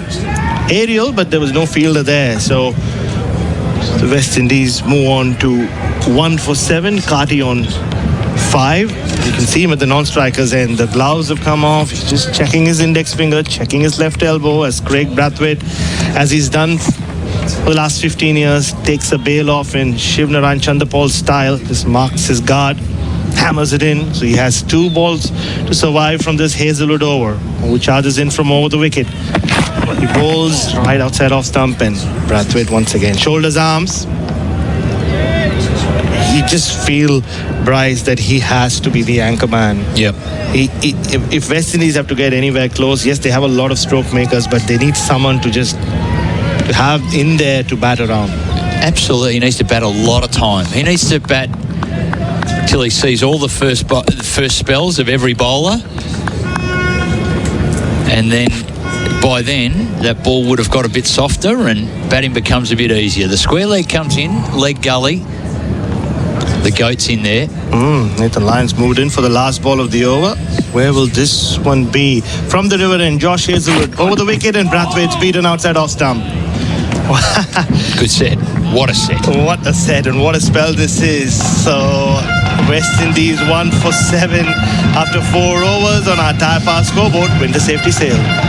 Hello, Frank Walker from National Tiles. National Tiles now supply and install timber, laminate, vinyl and hybrid flooring. Yes, National Tiles now supply and install timber, laminate, vinyl and hybrid flooring. And we guarantee you a perfect job on time every time by our highly skilled installers. So for a free supply and installation quotation in your home, book an appointment online or call National Tiles now. Welcome back to Grenada. A few more people here at the ground. You can see them just walking into the unnamed stands. Maybe these are the ones who got to the early mass today. Yep. Good decision on Sunday. Early mass. Early mass, so that you can come and enjoy the cricket. They've certainly done that. So Mitchell Stark now going to go around the wicket, so maybe just what they've seen from Carty and how tentative he is when the ball is at his stumps. Maybe that's the angle of attack, and then get the ball to straighten. Nathan Lyon just checking if he wants, or as Travis said, where he wants to be exactly. I think Stark's had a look at the ball, and maybe it's not hooping back in, swinging back in, so he goes to plan B. Plan B is around the wicket. Here he comes, and Carty top, hit him on top of the bat, just rolled towards point. Nathan Lyon, the fielder, hasn't really looked convincing at all in this short stay. He hasn't done much in this series. I thought he started looking good in the second innings in Barbados, so we're just getting some TV replay. Sounds come of the Hazelwood Oval, which was a ripper.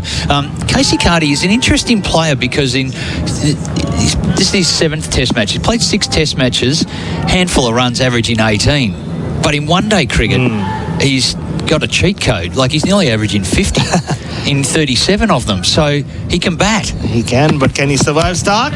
Opening the face of the bat, and Cam Green puts in the dive at gully, as we've seen him do so often in the last 5 years. So Darren Sammy has said that we're backing in one-day cricketers. Now, if cricketers can bat and make runs, well, why can't it transfer the other way? And that's what he's trying to say. And it's a theory that's supported by the Australian group as well. Andrew McDonald said, well, if you're making one-day runs, it's still currency for Test selection. So we're not dismissing that at all. And that's been the case all the way through. Not that there's been enormous change in people following that pathway, but they're open to cricket runs being a good currency. So Casey Carty, the boy can bat, 28 Stark around the wicket. Oh, he's gone right through him. Hit his pad on the way to Alex Carey, so couldn't have been LBW with this angle. He had no idea about that. Kept a little low as well. It's a real challenge. Like a magic trick, cut him in half. Yeah, it did.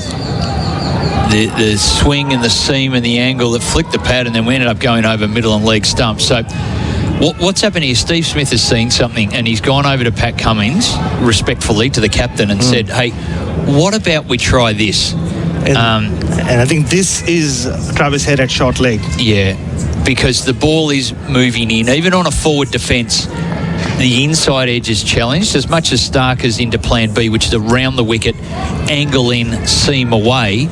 But if it swings like that and takes an inside edge forward defence, there's every chance that the short leg's in play. So it's just 2 slips and a gully, short leg, and the square leg's still in play too. Comes Stark around the wicket again, wide of the crease, and beats Carty again. This time the outside edge is the one that gets beaten. Casey Carty. Life's not easy right now. No, Smith hasn't stopped thinking either. He's straight across to Pat Cummins again. Just going, yep, I think we've got this, and sharing the information, but Carty, it's not easy.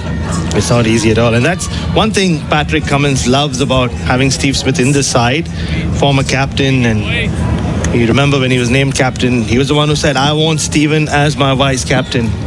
And you're seeing why. So 2 more balls left in the Stark over. 5th ball, round the wicket, steaming in. Once again, wide of the crease, he bowls, and Casey Carty gets bat on it, but straight to backward point, Nathan Lyon. Nice shot. Darren, just very quickly, you're on to me in Victoria, and you see the time 11:11. It means you're thinking of a loved one. And you're right. Missing home a bit. Oh, Bryce? We're trying to... Don't want to get emotional. Yeah, not yet. You still have one more test match to go, another island to explore and to conquer. I do. Jamaica coming up after this, but right now all the focus is on what's happening here at the Grenada National Stadium as Stark rounds off his 3rd over, the 5th over of the West Indian innings. Round the wicket, past the umpire, and Carty drives and is dropped. It's gone through Bo Webster's hands. Not often do you say that. So loose shot from Carty outside off stump. He picks up 4 risky runs, and the West Indies move for 1 for 11 after the 5th over on the Tyre Power scoreboard. Winter safety sail. Imagine homes so well designed and so luxurious, they'll be setting the standard for decades. Homes with prices your bank will love and your friends will envy. The Henley Mainview Collection. The difference is everywhere. At GYG, we keep it real. Stuck in traffic? Just what you needed, hey? Why not head to your nearest GYG? Big bracket burritos starting from $11.90. Keep it real. Eat a burrito. Love ya. Josh Hazelwood starts his 3rd over the wicket. Brathwaite hits him on the pads, but, well, not really much of an appeal. Well, listening to SEN Test cricket for Henley Holmes, Bryce McGain, we have a saying in Shield cricket in Australia, don't we? If the ball goes anywhere in the Bo Webster region, you won't see it again. But for once, it's penetrated through his hands, and I'm not sure he got a finger on it. Well, he had to dive up at full stretch, up and high to his right. He went 2 hands, and it kind of just went through his hands rather than hitting them cleanly. Hazelwood to Brathwaite. And Brathwaite defends and wants the single, that gap through cover. So Steve Smith comes across from mid-off. So they've left a huge gap through the offside.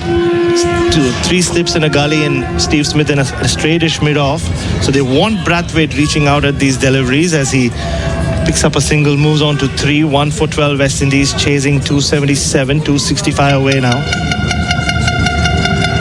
So 3 slips in a gully, leg gully, short leg, Hazelwood hitting a length and getting the ball to spit up in the air. There's an area, there must be an area on the pitch there the top is going, because it is exploding off a length here. And it's back to Carty. Life's not been easy. Hazelwood over the wicket. And Carty, nicely done. Punches to the offside, and Steve Smith has to put the dive in. Almost got himself a bit of a muddle there as he did that. Looked like he slipped. So Carty gets another single. He moves on 10, so double figures for him. West Indies 1 for 13. Of course, as you all know, SEN is your home of live sport, AFL, NRL, State of Origin, the cricket, and the Matildas' upcoming games against Panama, all live right here on SEN and the SEN app. As is this test match, Josh Hazlewood runs in from over the wicket to Brathwaite. And Brathwaite, very close to Travis Head's outstretched right-handed short leg. So they get the run. But Craig Brathwaite, thick inside edge and very close to Head. Well, he's trying to go forward. It's such an immaculate length by Josh Hazel. We've noticed it. He's trying to get forward, but it bounced a bit more and he just turned it away from the right hand of Travis Head, who's just gone a step deeper now to give himself a little bit more time. That really spat out there quickly. Brathwaite on strike now. Carty on strike. So that was a single for Brathwaite. Yeah. So Carty, 2 balls to go in the Hazlewood over. Here he comes, over the wicket from the river end. And Carty is beaten outside off stump. We've said this already a few times in these early stages of this West Indian innings. Just back on that inside edge, Bryce, there have been a few, even when the Australians were batting, which have gone to the right of Travis Head on this side of the popping crease. But because both teams have had a fine leg and a leg slip or leg gully, they're forced to keep the short leg in front of the wicket. Yeah, that's exactly right. Of course, you can't have 3 behind square on the onside.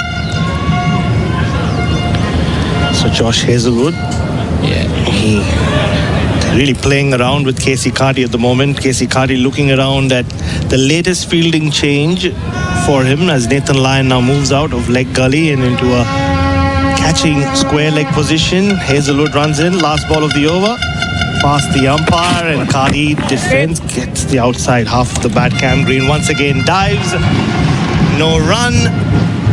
West Indies are 1 for 14, chasing 277. SEN Test cricket for Henley Hopes. Lightscape Melbourne is here to energise and excite winter evenings at Royal Botanic Gardens, Melbourne, on now until August 10, 2025. And yet again, Lightscape is proudly supported by Red Energy. Immerse yourself in the incredible light installations and experience the gardens like never before. For tickets, visit melbournelightscape.com.au. Lightscape Melbourne, on now until August 10, 2025. Supported by Red Energy.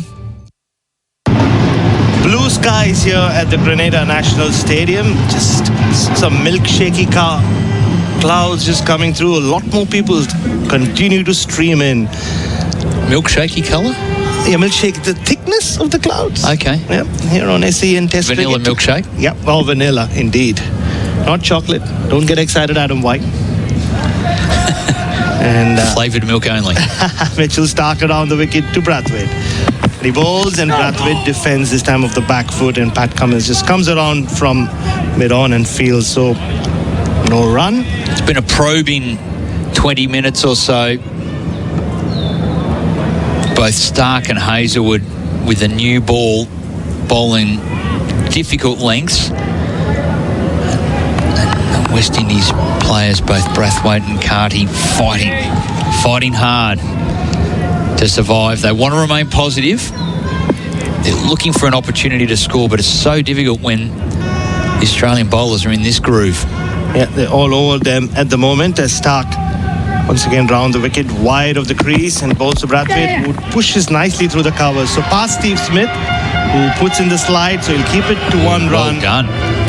All that, the newfound or new level of fitness that he's reached under his personal trainer has been put to use here. He can't be in the slip region, so getting used to life in the outfield. So Brathwaite now has moved to 5, 1 for 15 on the tyre power scoreboard. Winter safety sail. West Indies making slow progress. They 262 runs away, but just on the basis of the Grenadians walking into the ground, Bryce McGain, I think they believe,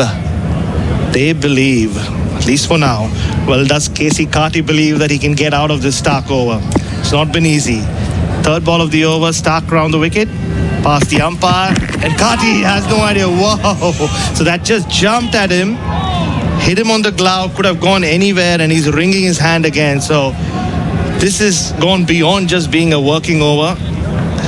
This almost feels like he's being bullied by the bowlers. Well, his fingers have been smacked so many times.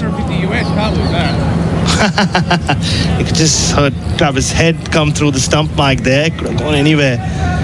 250 US. I don't know whether he's talking about the watch that Casey Carty has on or whatever else he's wearing in his arm. So we nearly want to put on 2 pairs of gloves. They're getting belted that many times. It hasn't affected his fingers. Must have really good, robust gloves. Well, index finger has been smashed. So has the middle finger. Got 3 left.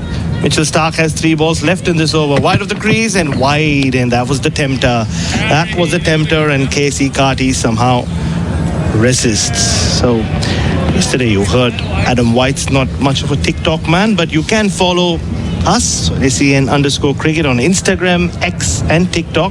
I've dabbled with it for all the highlights, analysis and behind the scenes action from the SEN cricket team, which is us. Plus subscribe on SEN for SEN cricket podcast content, and you know the rest. Search SEN cricket wherever you get your podcasts. Mitchell Starc, he likes a podcast or two. I think he's a true crime man as he runs in from around the wicket. Wide of the crease again, and he's gone. That is it. It was coming.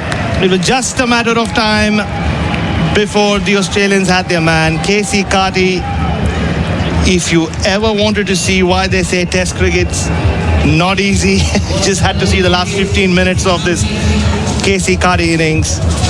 Just a bit of a glove. It felt like, or maybe a faint outside edge. It wasn't the big guest of edges, but easy catch for Alex Carey. So the West Indies have lost their second wicket, and honestly you feel relieved for Casey Carty as he leaves the National Stadium. They're now 2 for 15. Mitchell Starc has his first wicket. Rest assured, he tried his heart out there. His 20-ball innings, he fought and fought. He tried everything. He was getting wrapped on the gloves. He's trying to get forward, knowing that the ball is skidding at times, and he worked as hard as he could. Just the bowling was just that bit better, and Starc ended up getting his man. But I'll give him credit for that. That 20-ball start, he tried really, really hard and tried not to be rattled, worked with Brathwaite, but he's back in the sheds now, and his test match is done. And unfortunately, there's still a big gap between his performances in one-day cricket, where he averages nearly 50, and, well, it'll be diminishing returns. Before this test match, it was averaging 18. That's going to go south. As the cliche goes, he can only be a better player after having survived or faced those 20 balls. If he gets a chance anytime soon to play Test cricket, West Indies might be ringing in the changes. So replay there on our Chemist Warehouse replay screen around the wicket. The ball just straight in from that angle. Carty was reaching not too far away from his body, not much he could have done to the peppering he's received from Hazelwood and Starc. I think it was in his best interest to just say, this is too good for me. And he has been replaced by the top scorer in the first innings, Brandon King, playing his second test match. So his time to walk into the cauldron. Mitchell Starc still has one more ball left in this, his 4th over. 3 slips, a gully, a weight behind the wicket. Short leg still in. Starc to finish this over. Round the wicket from the Dabo end. Goes past the umpire. And Brandon King drives beautifully through the covers. Shot! How about that? Wow. And that should go all the way. Steve Smith in pursuit. So Brandon King is not going to be intimidated by the Australians. He top scored in the first innings. He's got off the mark with the boundary of his first ball. And that is the end of the over on SEN Test cricket for Henley Holmes. Greenworks is your ultimate battery-powered garden brand for cutting-edge performance. Start in the yard with a big range of mowers, trimmers and blowers. Then take adventure to the next level with their high-performance e-bikes, mini-bikes and go-karts. No petrol, no fumes and no limits. Just pure Greenworks power from your yard to the trails. All backed by a 4-year tool and battery warranty. Go to greenworksaustralia.com. It is 2 for 19 here at Grenada, the National Cricket Stadium. Welcome back, Whitey. Thank you, Bryce. Bright blue sky ahead with Josh Hazlewood on his way again to bowl to Brathwaite, and Brathwaite is trying to come forward, defending back to the bowler, smothering the ball. And interestingly there, that ball from Josh Hazlewood, 140.5. He's not usually in the 140s. They're really going for the kill here, Australia. Half an hour to go until lunch. West Indies really just trying to hold on. 2 for 19. The target 277 for victory. 3 slips and a gully and a bat pad and a leg gully. Brathwaite squeezes one out just past. Head at bat pad to that man at leg gully. Nathan Lyon on the second bounce, but it went through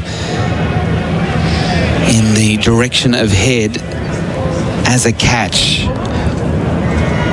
Now, there's been 3 go through that region. Now, Travis Head at short leg needs to be forward of square because Lyon is just behind square. Why don't you put him where the ball's gone 3 times as Brathwaite tries to get on that front foot?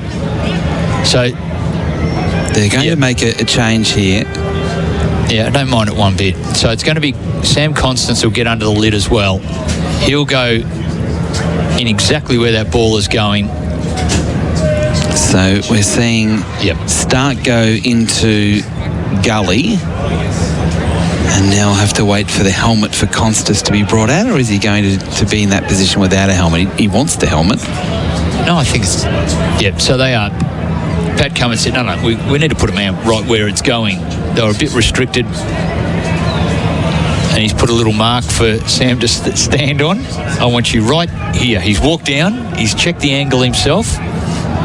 The helmet's being brought out now for Sam Constance, and Cummins is also doing some bowling warm-ups as well, so it won't be too far away from seeing him. This is Hazlewood's 4th over. Stark's bowled 3. There's no let-up, is there? No, it's relentless. Relentless is the word. I mean, that's what they're known for, this group. They just don't give anything up easily. That's why it was such a surprise to see the South Africa get that win at Lords, because they were able to find a way, the South Africans, against the attack. Now, this is interesting. Now, this is one for Colo here. Adam Collins should be all over this one. Carlos, we're now going to see Craig Brathwaite batting sunglasses.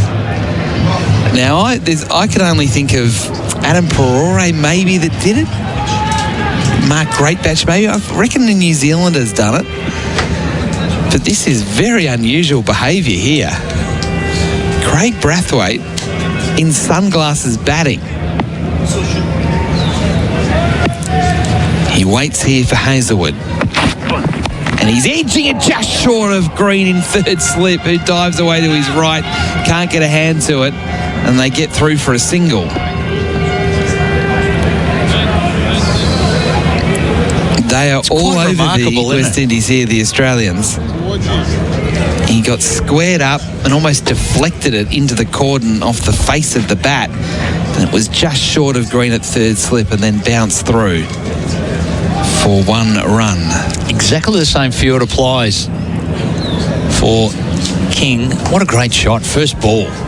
Stark has been all over them. Just cover drive on the up. 4.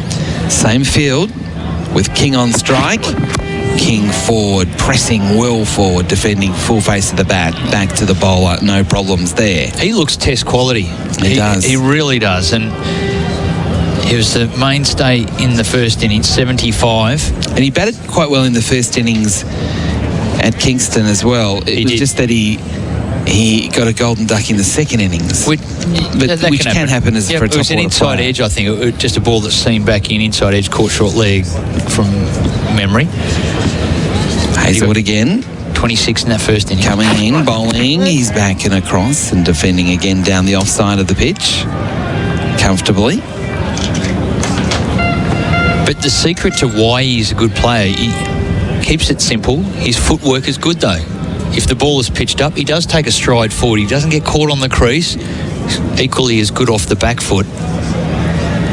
But quite prepared if it's over-pitched. A bit like Bo Webster in the way that he has been playing. they're not suspicious of a half volley. It's a half volley, and you put your head to the ball and drive. Hazelwood on his way. Bowling to King, who's driving through cover point for 4. Getting onto the front foot, and that races out to the rope. End of the over, 2 for 24. King 8, Brathwaite on 6.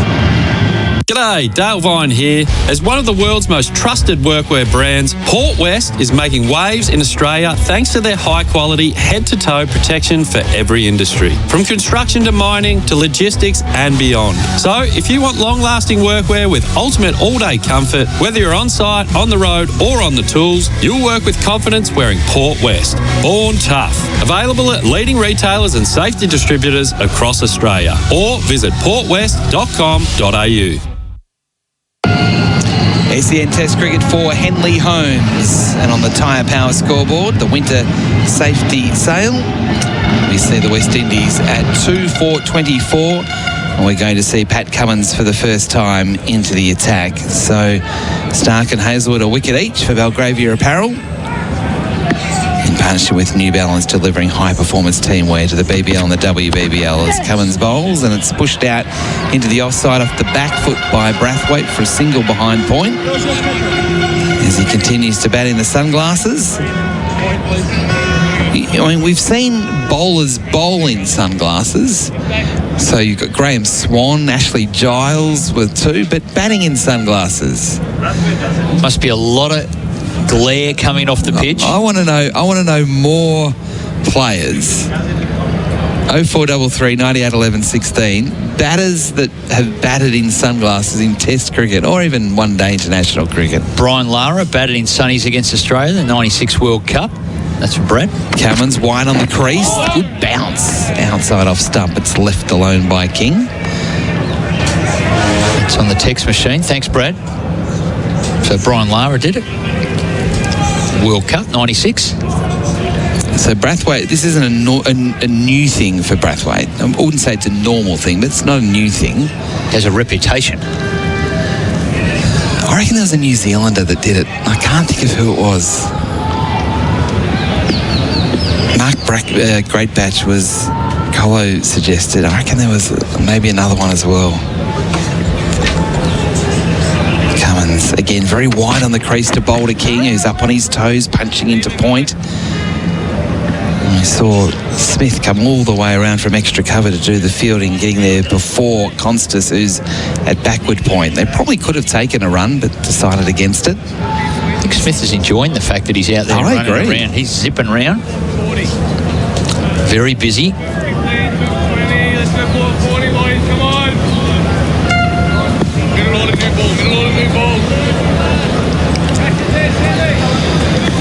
Cummins at the top of his mark. Again, really wide on the crease, and King, with that angle, can just absorb it and just push it into the onside up to mid-on when Nathan Lyon does the fielding and there's no run. Still 3 slips and a gully and a bat pad with Cummins into the attack.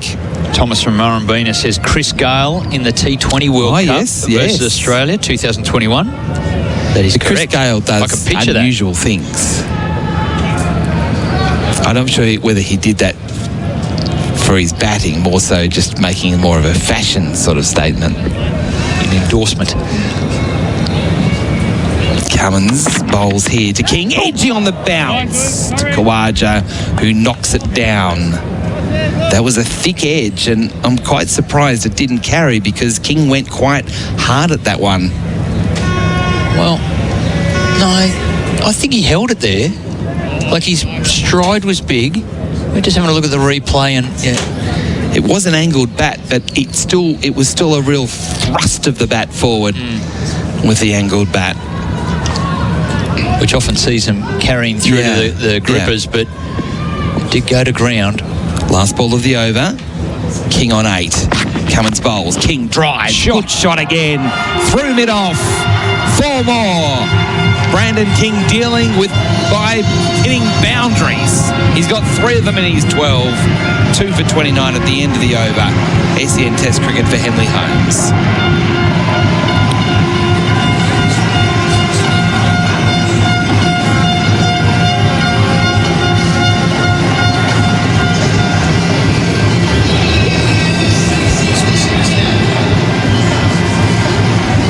got... What's it called? The shell? The conch. The conch. It's going on. Getting really involved. The locals up in the Junior Murray stand. That's my impersonation of the conch for those that were unsure. But they're blowing it hard because Brandon King, they've found one here, I reckon. And it's really simple. He commits on the front foot. If it's a drive, well, I'm going out there, balanced, big step forward, sets up a good power base, hits through the line. Now, even against the terrific bowling that we've seen in Cummins and Stark and Hazelwood, he's driven all three of them to the boundary.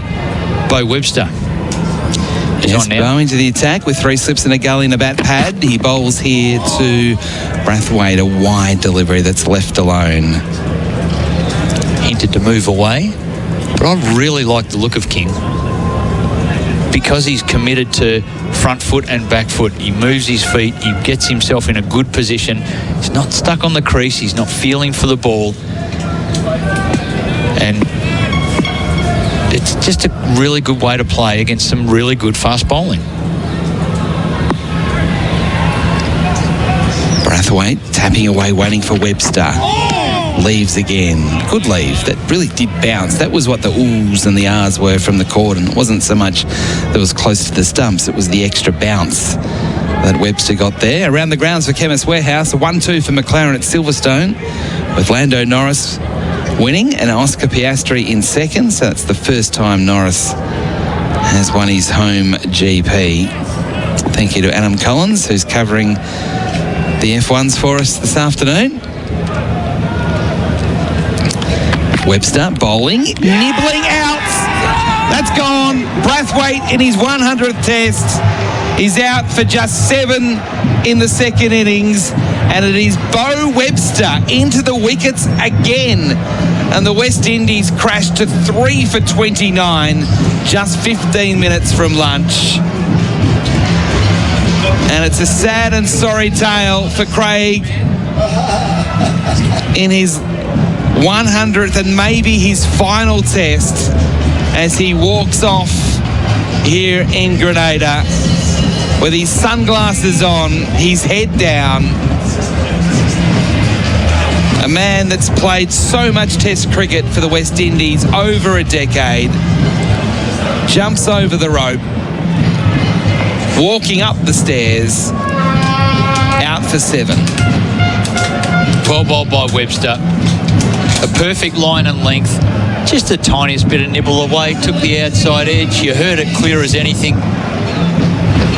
All around the broadcast. A little nick on the bat. The finest of edge. Carey does the rest. Simple catch.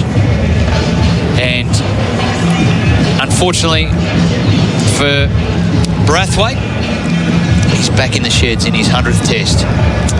Having not fulfilled the dreams I'm sure he had about how he was going to perform in his big milestone test. Unfortunately, it was just inevitable, wasn't it? He fought really, really hard, but he pushed forward, but didn't really get that stride in that you were talking about Brandon King doing at the other end. Yep, trying to get forward, but just not. And foot getting stuck on the crease. The hands are going forward, though, out of the ball with a stiff front leg, and he just got caught out with good line and length and a little bit of movement. Healthy edge. Through to Carey. Webster 1 for none.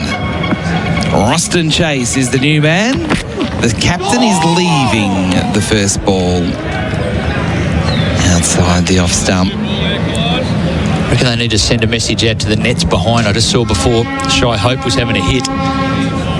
So quickly let him know, look, we've dropped a few early here. We're 3 for 29 inside of 10 overs. Maybe get all your gear on properly because you're the next man in. Yes, but this is where the batting's been okay. Chase, King, Hope, Greaves. Webster bowls here. That's very wide, and it's left alone through to keeper Carey. They just needed 1, 2 of the top order. The responsibility was Brathwaite to bat time, like bat through all the bowlers' opening spells. He was trying to. I know that. He wasn't playing any audacious shots, was Brathwaite. It was very, very difficult, but he just couldn't survive. And the fourth string to the bow, Webster, got the edge. He bowls here to Chase, firmly pushing up to mid-off, and Smith does the fielding, and that is the end of the over. SEN Test cricket for Henley Holmes. 3 for 29 after 10 overs on the Tyre Power scoreboard, a winter safety sail. It is beautiful weather here, at least at the moment, in St George's, Grenada. Last time I thought that, it started raining in about 20 minutes. But it still is very hot and humid, making life a bit difficult for the players.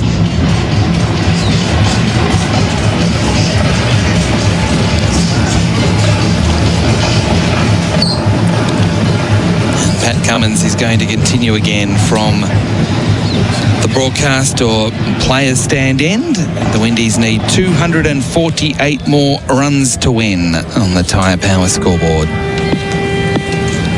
Cummins, bright sunshine, 3 slips of gully and a bat pad. He bowls here to King, who's edging and it's been put down. Tough one for Green, diving forward and to his left in front of Webster. It was a healthy edge, and Green couldn't hold on. If he did, it would have been an absolute classic. Thick edge. It was sort of going down, but he definitely got a hand to it. Fully stretching that 200-odd centimetre frame. Couldn't hold on low down. And in his defence, it would not have reached Bo Webster either at second slip. So valiant effort from Cam Green. Cummins again to King.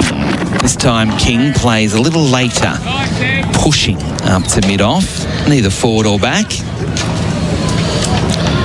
Really much like we expected, batting was never going to be easy, but it's looked very challenging out there. Craig Brathwaite, you said it, Adam, I just heard you say his 100 tests and probably his last. We saw it happen with Dimit Karunaratne earlier this year in Gaul, where he announced his retirement before the 100 test. He realized his time had come.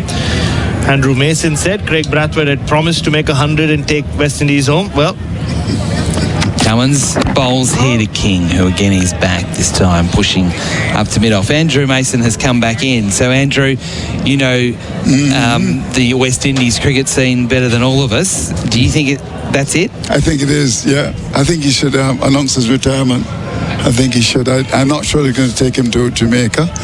So, you know, he's really struggled in the last 20 or so test matches and doesn't look as if he can make a run. And that's the problem. Absolute loss of confidence. And I think he should really say goodbye.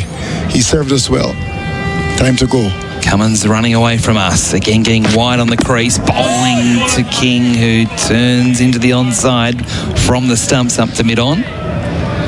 Yes, I mean, because the argument is, well, he's only 32. Yeah. But as you say, the problem is he hasn't been scoring runs for quite some time. He's really just been hanging in there to get to the 3 figures. Yeah. He's an old 32, isn't he? Yeah, he is. And of course, you know, he gave up the captaincy recently as well, although I understand there was some pressure for him to give up the captaincy. We'd never know that story, but he was hoping really to come good. But that hasn't happened. He's in trouble. Still 3 slips. And a gully which is stark. Cummins bowls here. King gets one that keeps low, but he pushed forward, found the bat, firmly pushing into the cover region in a defensive mode. He's got a good cricket bat, I know that much. What I would say is that he has looked the best batsman for the West Indies, King. Yeah. He has. He's played well. Lovely drives into the offside. He played that in-swinger pretty well. Good player to watch, Brandon King. He is a good player to watch. He's got 12, made up of 3 boundaries. In comes Cummins again to bowl to King. Again, another one that doesn't bounce as much as he thought, but was able to defend away off the back foot, away into the offside at the end of another over. So 8 minutes to go until lunch on the Tyre Power scoreboard. A winter safety sail. The West Indies 3 for 29. And of course, Andrew Mason, SEN Test Cricket is for the Henley Breakthrough Collection, where you build for only $227,900. Can I say that again? 900. What currency are we talking? Australia. Australian dollars. Yep, indeed. Bo Webster, we saw what Justin Graves did yesterday, Adam, and thought you got a feeling that Bo Webster will have to say. He already has. Webster bowling to Ruston Chase, who gets a Yorker and he digs it out into the offside to Smith at mid-off. Yeah, we called the Ruston Chase LBW in the first innings, but it's just easy to call because of the way he plays. He's often just a sitting duck if the ball just shapes back into him, as you see some of the Australian fans on TV. Some of them have had a long night. I get the impression that they went hard early, the Australian fans in Barbados, and they're struggling to back up in this second test. Chase still to score. He faces Webster well away from his body, playing up to mid-off. Again, the feet weren't moving. His hands were. He's always stuck on the crease. He doesn't like fast bowling, So instinctively, he tends to run away from it. And he's always looking for that short delivery. And you always see him with a big gap between bat and pad. That's a big statement to make about the West Indian captain, Andrew Mason. Only you can do it. That he doesn't like fast bowling. Doesn't. I've seen enough of him. 3 for 29. Webster bowls, Chase defends coming forward. Written and authorised by Andrew Besson. I mean, you both short at him, he tends to bat at square leg. Oh, wow. You know, this is my view that West Indies cricket will never ever get back to those days of greatness until our modern day batsmen play fast bowling.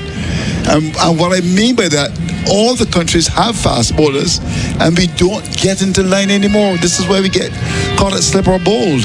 Webster here bowling to Chase, who's pushing forward, thinking about a single, but Cummins came in quickly from cover point, no run. If you look at it in the days of Richards and Kalituran and Fredericks, they're hook and pull.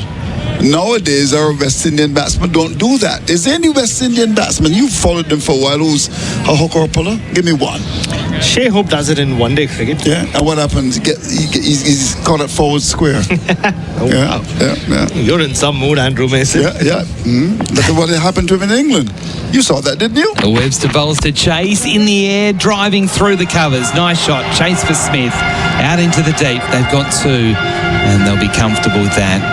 Smith gets there 5 metres inside the ropes. So Ruston Chase is away. He is 2. King is 12. 3 for 31. 1 ball left in the over. So, continue. Oh, sorry. No. Any others? Nobody else. Okay. Nobody else. Brathwaite? No. Campbell? No. Who else? No. There isn't anyone left. No. What about the under-19 guys? Anyone can pull a hook shot? No. We're in trouble.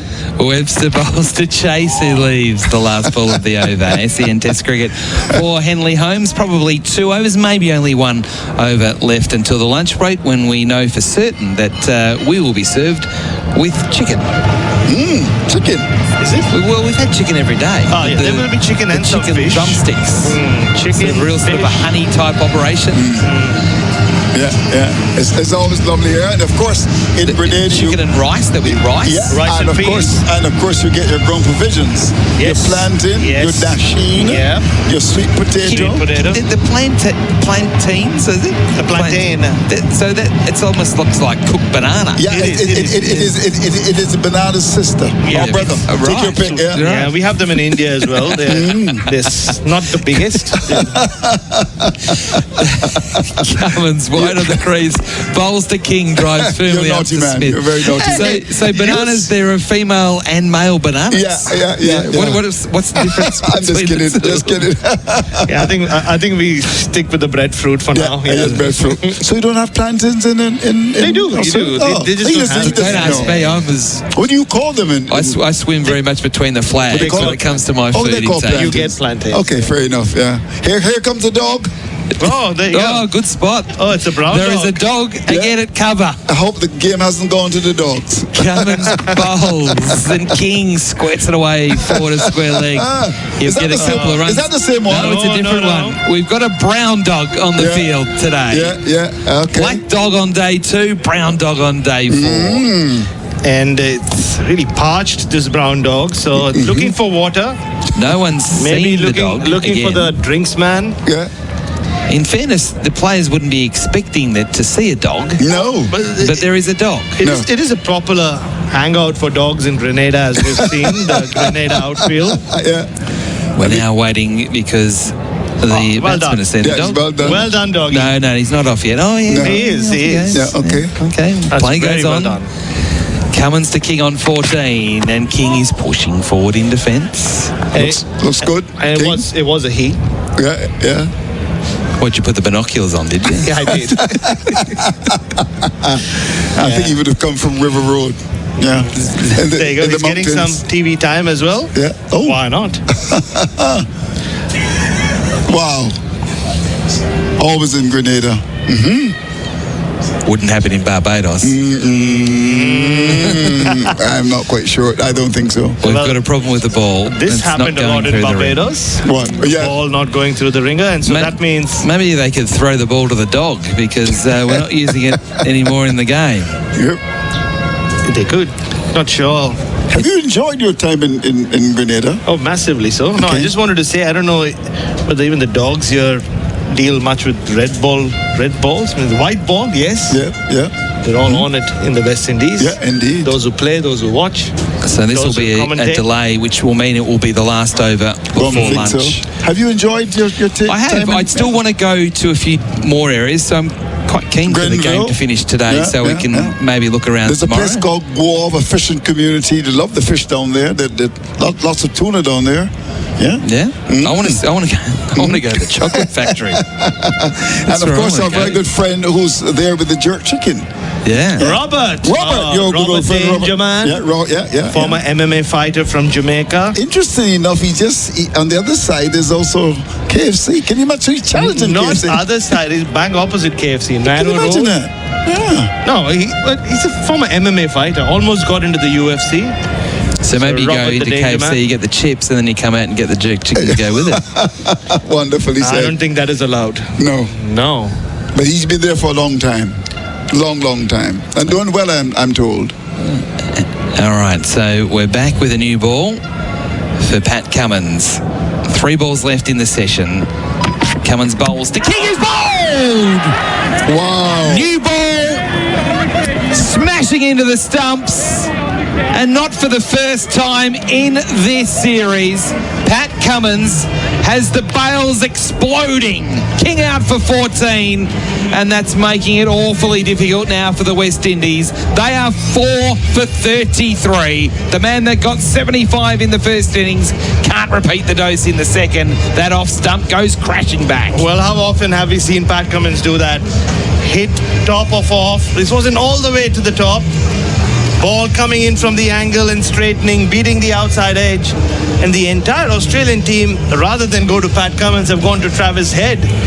Looks like maybe he called this dismissal. And Heady on the ball, I heard someone say from the stump mic. So, well, whoever it was, means that the West Indies are in a state of disarray. Darren Sammy has his hand over his head, covering his face. He doesn't want to make eye contact with Brandon King, the latest victim for Australia. 4 for 33, this game finishing in a hurry. It's such a shame because Brandon King was batting so well. He needed to get through those final 3 balls of the session after they changed the ball, and he couldn't do it. And now, as you can see, he cut such a dejected figure as he walked off, and with him walking off, probably the chances of the West Indies as well. So 7 wickets and just 55 runs falling in that session of 2 hours. And at the lunch break, the West Indies 4 for 33 with Chase on 2. And Hope will join him after the lunch break. Just a quick word from Andrew Mason before we break ourselves for lunch. 33 for 4, big trouble. This game, I believe, will end today. I believe it strongly. Chase will have people like Hope and Graves and company, but the Australian bowling is too good for them, so I predict that the game will end today. Okay, so 4 for 33, and all 4 bowlers used have got a wicket. Stark 1 for 11, Hazelwood 1 for 13, Cummins 1 for 7, and Webster 1 for 2. King out for 14, Carty out for 10, the only batsman to reach double figures in this innings so far. The West Indies 4 for 33. Australia now just 6 wickets away from not only victory but also retaining the Frank Worrell Trophy after just 2 matches. The sun is continuing to shine here at Grenada. It is shining very much on the Australians now. We'll take a break. We'll head back to SEN Studios in Melbourne for the lunch break with Maddie, and we'll be back in about 35 minutes from now for the resumption. We'll go into session 2 on day 4 with Australia in a dominant position. But then the Australians got the top order cheaply. 4 for 33. Chase on 2. Hope yet to score. The West Indies still need 244 to win. And Pat Cummins will continue the over that he started before the lunch break with a new ball, because it's a new ball, but it's not a new ball. They had it changed because it had got out of shape. And with the first ball with that new ball, he got the wicket of Brandon King, which became lunch. Adam White and Bryce McGain with you. SEN Test Cricket for Henley Holmes. That tyre power scoreboard's looking pretty grim for the West Indies at the moment at 4 for 33. G'day, Bryce.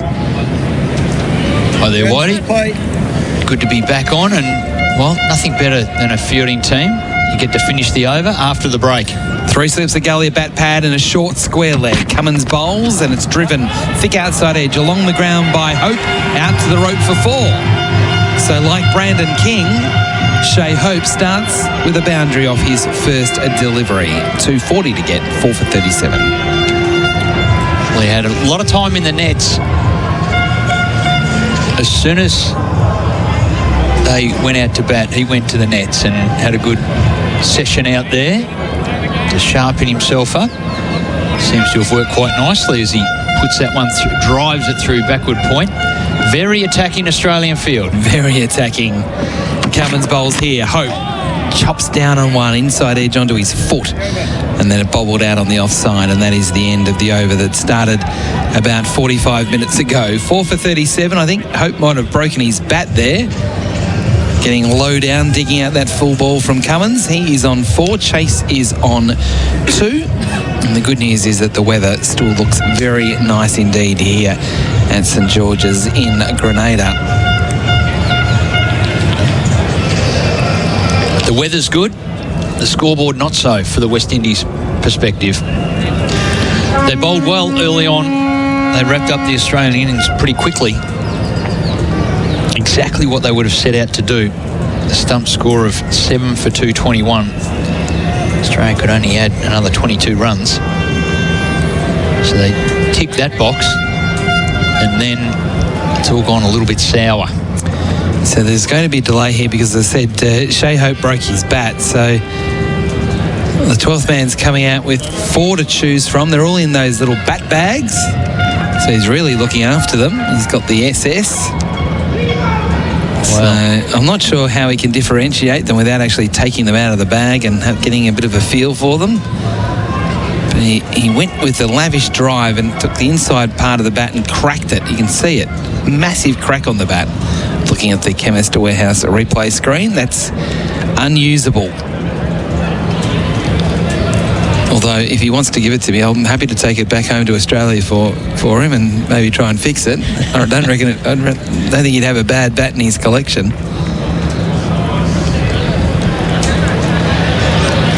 4 for 37. The score. SEN Test Cricket for Henley Holmes. And it'll be Josh Hazlewood from the river end. He's bowling here to Chase, who's just stroking it nicely into the cover region and getting a single between point and mid-off. Not trying to overhit the ball, just pushing away forward of the wicket and getting a single. Chase to 3. So these two put on a good partnership in Barbados last week. It's going to have to be even better this week between the two of them. Otherwise, this could end very, very quickly. 4 bowlers used by Australia. Each one of them has a wicket. 3 slips of gully and a bat pad for Hazlewood, bowling to Hope. Hope gets one, squeezing it out on the onside. He's actually timed that quite nicely and placed it quite nicely. Just let the ball come onto the bat and just turn the wrists and got it behind square leg for a couple of runs. It was quite well played. He's up to 6, 4 for 40.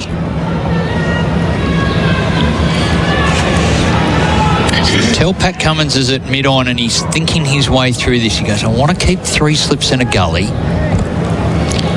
Short leg, another one went to the right hand of Head. It went very fast. Maybe Head can square up a bit and just go behind square. That seems to be where the ball is going to on that seaming delivery. Hazelwood a bit closer to the stumps. Oh, Hope dances down the wicket, swipes and misses. That's extraordinary. The extraordinary part was his head just went straight up. It was club cricket-like. He danced down and looked where he was going to hit the ball, which was over the grandstand. That's not even a T20 shot. That's a T10 shot in a test match. It would have hit a 4th stump. Wasn't expecting that one, Bryce.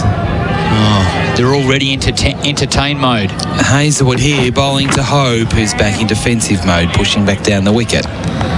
Fielded by Hazelwood, no run. We did see in the first test when it looked like, oh, well, we can't bat 2 days. We can't save this one.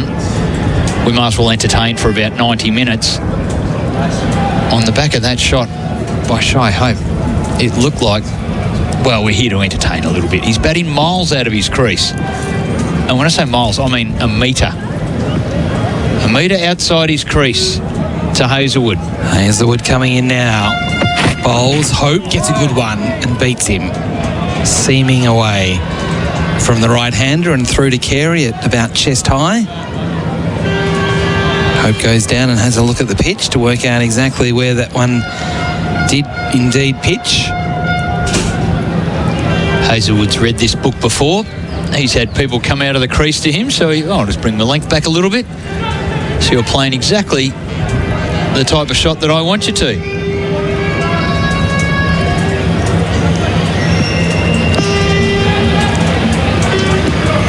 Hope on 6. Hazelwood again, last ball of the over. Trying to lift over the top of mid-off, and he does so. Past Smith and down to the rope. 4 more to Hope. He's into double figures. He's up to 10. Chase is 3. 4 for 44. He's not going to die wondering.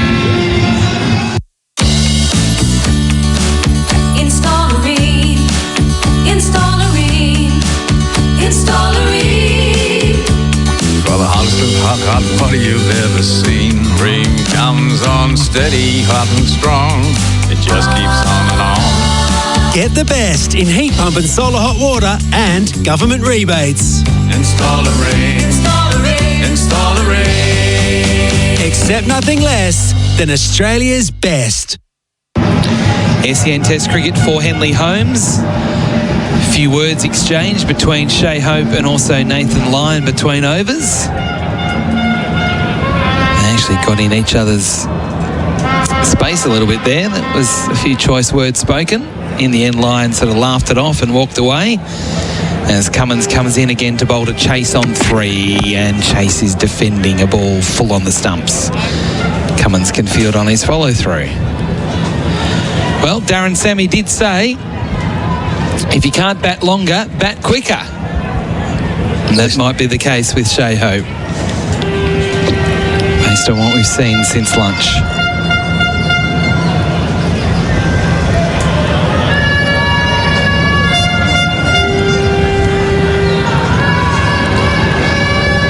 So Cummins has got rid of that short square leg. So just 3 slips of gully in a bat pad with an extra man on the offside. Cummins bowls here. Chase lifts over the top of cover. So he too wants to get on with things. That one won't quite get to the rope. So they've got 2.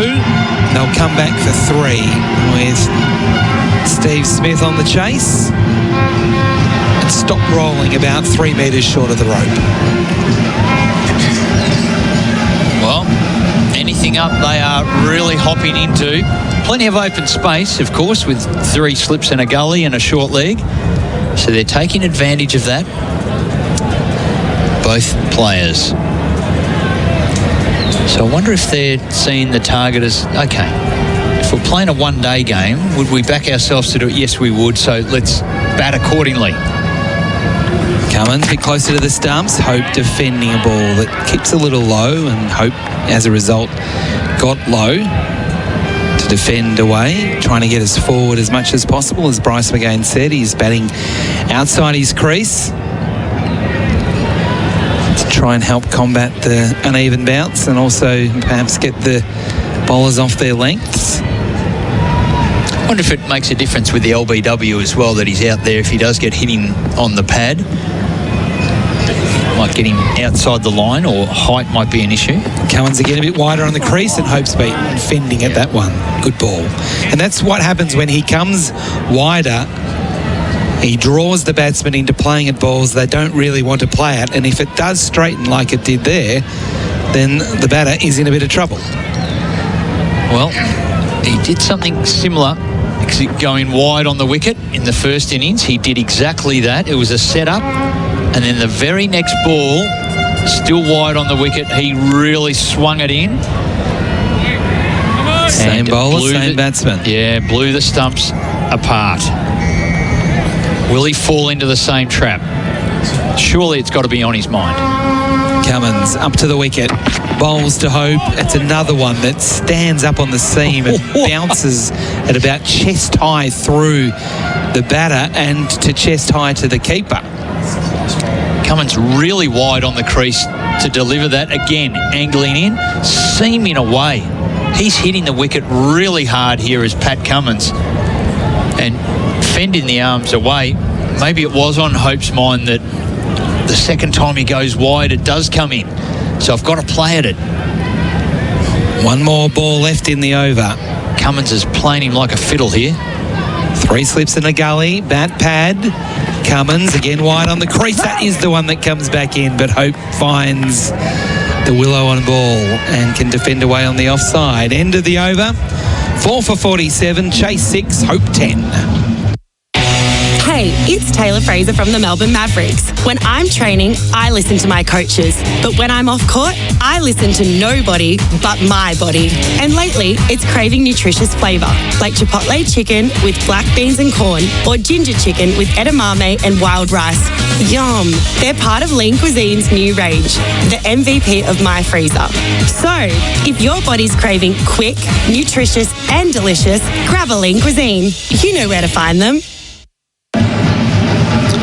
SEN Test Cricket for Henley Holmes on the Chemist Warehouse replay screen. We just saw a few more balls from Cummins, just the away, and then in it came, but Hope was able to defend it away. Hazelwood, new over bowling to Chase, who's pushing into point off the front foot, no runs. Score stays at 4 for 47 on the Tyre Power scoreboard.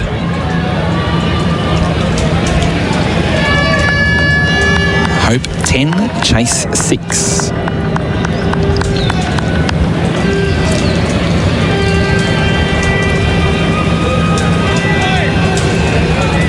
So there was a real crash of wickets before lunch.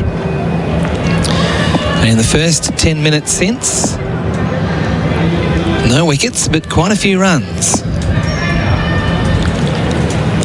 Hazelwood close to the stumps, bowls to Chase, who hooks it away. No timing in the shot. Out into the deep. It's just a single to Mitchell Stark. One more to the score, 4 for 48. Chase up to 7. High up on the bat, up on the stickers as he got cramped for a bit of room. Hazelwood really getting the ball through. It's not easy to play those shots with the wicket so up and down. Does put Hope on strike. Batting out of his crease and wanting to use his feet even more. Put one over mid-off last over. Smith's a little deeper in that region now. Quite noticeable. Hazelwood bowls. Hope tries to lift him. He does lift him. Over point this time. Out to the rope for another boundary. He was probably trying to hit it over cover, but he purposefully went to lift it over the top, and it's gone over the point region. And kind of like one of those inside-out sort of shots. So it came off the face of the bat, but it kind of slid off as it went just behind point. Hope to 14, 4 for 52. I don't think Hazelwood's liking this too much. Not one bit. Hope this time tucked up in defence, is pushing it past bat pad and getting a single into mid-wicket. This is one-day batting here from the two of them. Shay Hope, one of the best one-day players in the world, let alone the West Indies over the last several years. He is 15 from just 13. Chase is 7 from 14, 4 for 53 on the Tyre Power scoreboard. Winter safety sale. Cummins and Hazelwood having a bit of a chat at the top of Hazelwood's run. No real change to the field. Nathan Lyon's doing a lot of warming up exercises at point. Hazelwood's ready again. Bustling in, bowls to Chase, pushing, backward of point. More runs here, at least 2. Cameron Green chasing out from gully. Again hauls it in about 10 metres in from the line, and they get 2 more. 8 runs from this over with still 1 ball to go. 4 for 55 the score. Well, Shy Hope is another one of the West Indies players that has an incredible one-day record. You mentioned it there, Whitey. 139 games, over 5,500 runs, averaging 49. So just a smidgen under 50. But in contrast, 39 test, averaging 25 with the bat. Hazelwood here bowls to Chase, up on his toes, wants a single. They'll get there. Smith fires at the non-striker's end. Chase wasn't going at 100%, but was still able to get there even if the ball hit the stumps. That is the end of the over on SEN Test Cricket for Henley Holmes. It is the West Indies, 4 for 56. Feeling stuck? Henry Bloom's Herbalax to the rescue. Trusted by Aussies since 1938, our herbal blend with 200 grams of dried herbs in every bottle gets things moving again. Used to relieve constipation and improve bowel regularity. Feel light, free and ready to go with Henry Bloom's Herbalax 200 grams dried herb or capsules. Just look for the purple lid at your local pharmacy. Your tummy will thank you. Always read the label and follow the directions for use.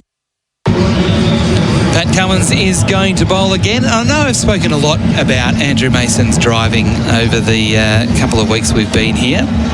We are very lucky to have Caribbean Horizons as one of our partners through this series. I'll explain more after this ball.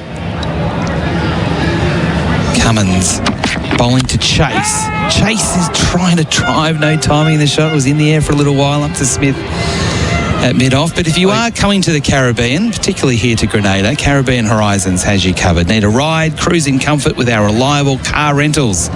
Craving a local experience? Join our guided tours from the lush rainforest, cascading waterfalls to spice plantations, and immerse yourself in the rich Grenadian culture. Discover Grenada through the eyes of the locals with good vibes and great service. Let's make your visit unforgettable. Caribbean Horizons, explore more, worry less. Visit caribbeanhorizons.com to book. Cummins bowls to Chase, down leg side, tickles the pad on the way through. Carey does well. So we've had a very nice hire card that Andrew Mason has looked after very well. He was a little bit nervous early in his time. Very cautious driver. Well, narrow roads. Yeah. Very cautious. The car was always going to be safe because even if he hit something, he's not driving fast enough to do any damage. There's no speeding. He is a very, very safe driver. He likes to use the horn. A lot of toot, toot, toot, toot, toot. Yeah. That's in appreciation more of a, yep, I'm over here and thanks very much. Yeah. Doesn't like to use his blinkers though, I've noticed. The indicators don't get a good run. No. Cummins bowls here to Chase. That one kept low and he pushes away on the onside. So he's one not thing he was doing last night. Yep. He kept driving with the high beams on. Yes. I said, get them off, mate. Get them off. Upset the other drivers. Hey, we did happen to go down the wrong way of a one-way street as well. In a tunnel? No. That was the day the other day when we left the restaurant. Yes. We were going the wrong way, and a local gave some good creative feedback. He was quite direct. Man, you're going the wrong way. What are you doing? Down the narrow road. So he set us straight. So Caribbean Horizons. That's where you've got to get your hire car A little from. Honda. It's been a beauty. Cummins bowling here to Chase, who's this time lunging forward, pushing away on the offside. No chance of a run, but back into more sort of reliable captaincy sort of batting here in a crisis. Trying to keep Cummins out. 4 dot balls in a row, which is very different to what we saw in the last over, where there were runs flowing off the bowling of Josh Hazlewood. Chase 10, Hope 15, 4 for 56.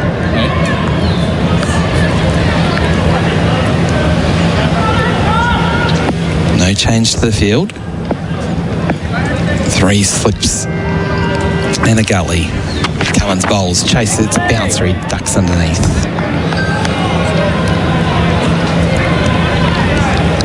Very hot conditions. We were down there at the lunch break just 20 minutes ago, and it is hot. Sun, clear skies, a few clouds around, but the sun is belting down and very humid as well. So it's taxing for the fast bowlers, there's no doubt about it. You wonder whether Cummins has got another over in him, or whether they'll swing around to Stark. Cummins to Chase, flicking away, getting it fine down to that man in the deep, which is Josh Hazlewood. And just a single to finish the over, so he will retain the strike, Austin Chase. He is on 11, Hope is on 15, 4 for 57. SEN Test Cricket for Henley Holmes.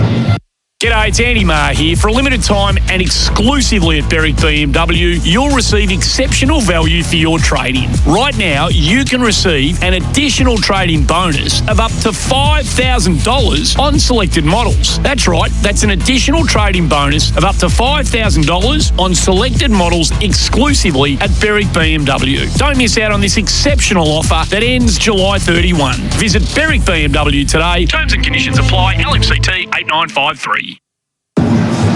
It is very easy to criticise Andrew Mason's driving, and we're not really doing that, but I certainly don't want to be driving on some of the roads that he was negotiating up in the hills. Very steep roads, drop-offs.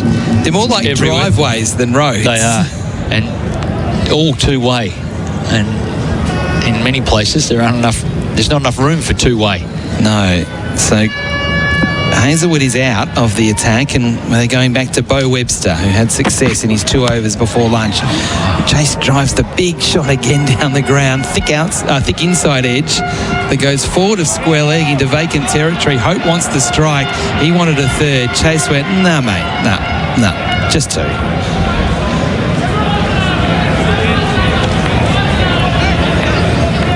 So it looked to be a big shot down the ground, thick inside edge, out to the boundary, and that's enough for Travis Head to go. I think at short leg I need to slide out of here with Bo Webster bowling, so he has done. He's in forward square now. Webster, 2 slips in a gully. Bowls to Chase. Again, he lifts down the ground on the second bounce to Smith. That wasn't where he was trying to hit the ball. He was trying to hit the ball straight over the umpire's hat. So, again, some aggression shown here from Chase after a fairly sedate previous over with Cummins bowling. It's probably just as simple as the fact that it's much easier to get Webster away than it is Cummins. Ambling in, Webster bowls to Chase, who pushes forward on the front foot to point, and Constas does the fielding. At the moment, Nathan Lyon is off the field. As I said, he was doing a lot of warming up exercises over the last 5 minutes or so. Maybe he's getting ready to bowl. Marnus Labuschagne in at second slip as the substitute.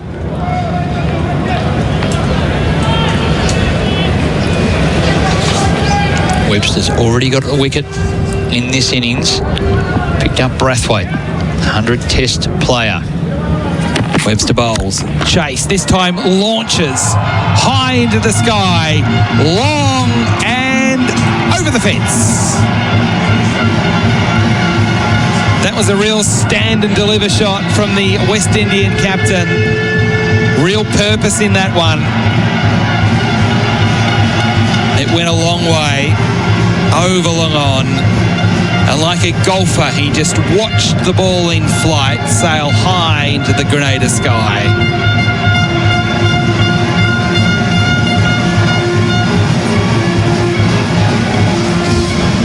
Four for 65. Both Chase and Hope looking to take it on. Play it like a one-dayer. He's up to 19. Austin Chase. 8 runs off the over so far.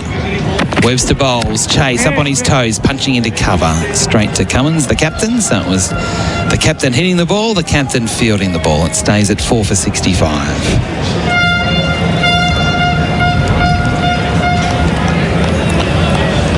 212 to get on the Tyre Power scoreboard. Winter safety sale. 6 resources remain in terms of wickets. Webster to Chase. Oh, leading edge runs here. He tried to turn on the onside. It goes behind point. Chase there for Constance out to the deep. Another 2 runs. Good over there for the West Indies. 10 runs coming from it. It is 4 for 67. Imagine paradise for a tradie. Hot pies grow on trees. There's millions of clean portaloos, no paperwork or admin, and leads just magically appear. Well, with High Pages, Tradie Paradise is real. It helps you generate leads, manage every aspect of every job, and no other digital platform provides a better return on investment. We're still working on the pie trees, though, for the #1 place to grow your tradie business. Start with High Pages. SEN Test Cricket for the Henley Breakthrough Collection, billed from only $227,900. Pat Cummins is going to continue from the broadcast or players stand end of the ground here in Grenada. 210 to get, 4 for 67. And for the first time in a while, Shea Hope will get to face a ball. It's been over 2 overs. He's been keen to get on strike. Cummins bowls here. Oh, hit on the pad. That kept low. Was it going down leg? It was, according to the umpire. The ball deflects off the pad down into the deep, and they can hurry through for 2 leg byes. The fact that the ball went where it did off the pad, you'd think that it was going to miss a leg stump. They are having a conversation about it.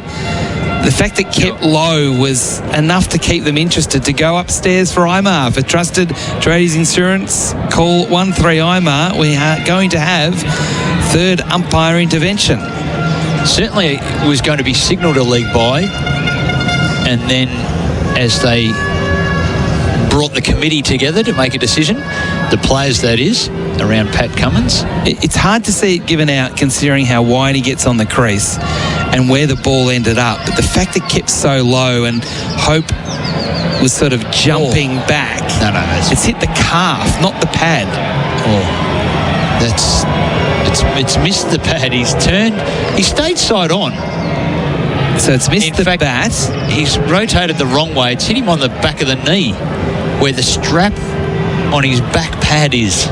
The Australians are already going back to their positions. They don't think it's out. No, it was an ambitious shout. Or ambitious review, rather. Yeah. As I said, it was just more where the ball went. It's hard to see how it could be given out, and it is missing confirmation now. The impact was in line, but it probably would have missed a 4th stump if there was one next to the leg stump. Yep. So pretty ordinary review, but you do get sucked in when the ball shoots. Yeah. That you think it's closer than what it is. So 2 more to the score. 4 for 69 now with those 2 leg byes. Cummins again. Hope gets another one that does do an unusual thing off the pitch. It had Hope jumping and it kept low, but this time seemed away. This is tough batting conditions. What about the bowling? Like, it takes enormous skill to be doing this. He's moving the ball on a dead wicket, moving it both directions at will. He is a master of the craft. One of, if not the leading fast bowler around the world. Cummins bowls here to Hope, who's jumping again in defence. This time finds the middle of the bat, pushing out on the offside. It's knocked down by Cummins.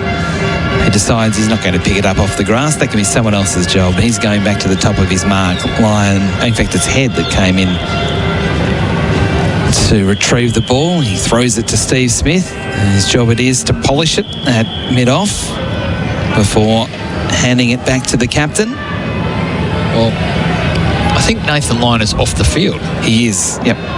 Labuschagne is on, mid-on. What do you think he's doing? Getting ready to bowl. Okay. Cummins bowls here to Hope, who again is getting one that doesn't bounce too much, but he gets on the front foot and pushes it into cover. And they get a single. Hope to 16, 4 for 70. On the physio table, getting a back crunch or something like that to loosen up. And both right-handers are poised, and they'll be taking Nathan Lyon on. So it's going to be a good phase of the game. They're taking everyone on. Lyon's walking back down the stairs from the players' room. So he's about to get back onto the field, and he's again doing more limbering up exercises. Cummins again to Chase. Down leg side. It's a poor ball from Cummins that very rarely happens, and you can see even in his reaction, his follow through the head back. Oh, come on, Pat. Don't waste a ball. He'll be coming towards the end of his spell here. I think he is just getting a little tired. It's taxing conditions, as I said before. Andrew Mason about to rejoin you in the commentary position if his phone stops ringing. He's the busiest man in the world, this guy. Pat Cummins bowls, Chase. It's another one that just keeps a fraction low. He defends it away from the stumps, away on the onside, and that is the end of the over. We've had half an hour since the resumption after lunch. It's been a good half hour for the West Indies. They are 4 for 70, Chase at 21, Hope 16, 207 runs to get. Andrew Mason, he is next. Is your energy feeling a little hard to wrangle? Whoa, okay, that's enough. That's enough. With the Alinta Energy app, you can monitor your usage while the kettle boils, set up payments before the spin cycle's done, and sort your bills without stepping away from the chook in the oven. Because let's be honest, your focus is better spent making sure Pongo gets his Arvo walkies. Alinta Energy. That's true power. Well, Roston Chase's father just called me. In fact, Bharat is speaking to him. So, I said the game is going to end today. I remember getting a call from Craig Brathwaite's grandmother. Grandmother? Yeah, about 5-6 years ago, because I said he was tactically a weak captain. Boy, she gave me a mouthful. Well, grandmothers can be very protective of their little boys. This is Craig Brathwaite's grandmother. I want to talk to you. Yes. Boy, my heart was in my mouth. Here's Webster, comes in and bowls. Outside there, the off stump, Chase on the back for plays. It's square in the offside, that's up down to backward point. There's no run. It's interesting that these guys don't talk to you very I don't know what about the Australians, but I haven't spoken to Desmond Haynes since 1990. Why? No, because Jamaica played against Barbados at Sabina Park. Yep. And I was doing the game, and I said on a scale of 1 to 10, I would give Desi Haynes not. That's captain. Oh my golly, it was something that I regretted. Here's the ball pitched to the off stump, played away down towards cover. There is no runners. Chase Hope is on the back foot. Jamaica playing against Barbados at that time. Lots of people watching the game. He was the captain of the Barbados team, and I gave him not, and he was not very happy about it. Tried to get him a Mason and guess. That's the unlikeliest. Bharat becoming Prime Minister of India. Here's Webster. He starts his run, comes in to bowl to Hope, and to this delivery, he's forward. Good delivery, bang on target, and he comes forward and pushes out towards cover. There's no run. Well, Bharat can't do that because he's Australian now. He's Australian. Yeah. So what did Bharat, what did Mr. Chase's... I'm not very happy with you. Oh! Because you said his son comes with fast bowling. Oh! Oh, okay. So that's it. So there's two things now. Yes. Yes. So he's listening to the radio on CBC, Caribbean Broadcasting Corporation. Not very happy. Oh my God. Not happy that he can't play fast bowling. Here's the delivery on the line of the off stump. Webster's full. Hope pushes down towards that backward point here. He's got 16. Chase is 21. It's 4 for 70. So they need 207 for victory. Yeah, I'm sorry, Mr. I think his first name is Radcliffe. Radcliffe is his first name. He worked a long time at the Nation in Barbados. I'm sorry, Mr. Chase, if I offended you. Here is Webster, comes in both off the back foot, banged away into the offside. Shot. They get a single to feel it cover, half stopping. Is that that's Pat? Pat, good old Paddy out there to cover the captain, and had that gone through, without him stopping, that would have been certainly 4 runs, but he got a hand to it, limiting the batsman to just 1. So they listen all the time, Bharat, yes, and they will call. Yeah. He's not listening anymore. He's turned the radio off. Well, I have to bring him back, because that often says that Chase plays fast bowling well. Here's Webster, comes up now. He's in and bows to Chase, and Chase is forward with the bat as broad as Bridgetown. And it's played up towards that mid-on area. So Chase has got 21, Hope is 17. It's 4 for 71, which is the latest score here in St. George's. How much did the painter say he was going to charge you for that job? Well, they told me it was a one-off special price of... Mate, if you're paying for painting and for maintenance, you're getting ripped off. Got a commercial building that needs bringing to life? Or a renovation in need of the finishing touches? Whatever painting job you need done, let Synergy Painting Group's skilled and dedicated team create a lasting impact. Synergy Painting Group, it's where quality meets affordability. That's much better. Visit synergypaintinggroup.com.au. Well, of course, there's a gentleman called Jason Holder that I've criticized, but he's a wonderful, wonderful man. He says that's part of the course, really. Yep. And some people just get a little edgy. They don't talk to you. And of course, this thing about criticism is something that you've got to live with, because there's a famous saying, fear of criticism is the kiss of death in the courtship of achievement. You've heard that before? I've not heard that. I'm just writing it down. Writing it down now. Here is a delivery, which is dropping the batsman the pad, sharply cutting in there. That's Hazelwood. Yep. On the back foot goes Hope. The ball hits the top of the pad and goes out towards cover. There's no run. Yeah, but Jason Holt is one that you've criticized him, but he doesn't mind that. I remember he came on my show about 3 or 4 years ago, and he said, "This is Jason Holder." I said, "Wow." He said, "Never mind, Andrew. I know you've criticized me quite a bit, but that's part of the course." And we had a wonderful conversation. 4 for 71. The Australians talk to you a lot. The players, do they, Bryce? Not so much. Are you sure about that? Not so much. Yeah. Not so much. I look very friendly, and having played against a number of them. They talk to Bharat, I'm told. Yeah. 4 for 71. Here is Hazelwood. Comes up now. He's into bowl to Hope, and to this delivery, he's swiping, really. There's no need to do that. A cross-batted shot. Almost if you were playing a one-day game, the ball goes down to cover. That's a bit of a gallop. He's down the pitch. What's going on there? You remember the first innings, he played one or two naughty shots as well. Yeah. Now, Bharat comes a-calling. He was the one that took the... Your secretary is in. I was afraid to take his call. You should be. What did he say? Any more relatives of cricketers you want to upset? Kick off? Yes. Here is Hazelwood. Comes in, goes to Hope. Hope on the back foot. Swings it in the air. That is trouble. Cotton ball. Terrible. A victim of his own indiscretion. Shea Hope in a naughty shot departs.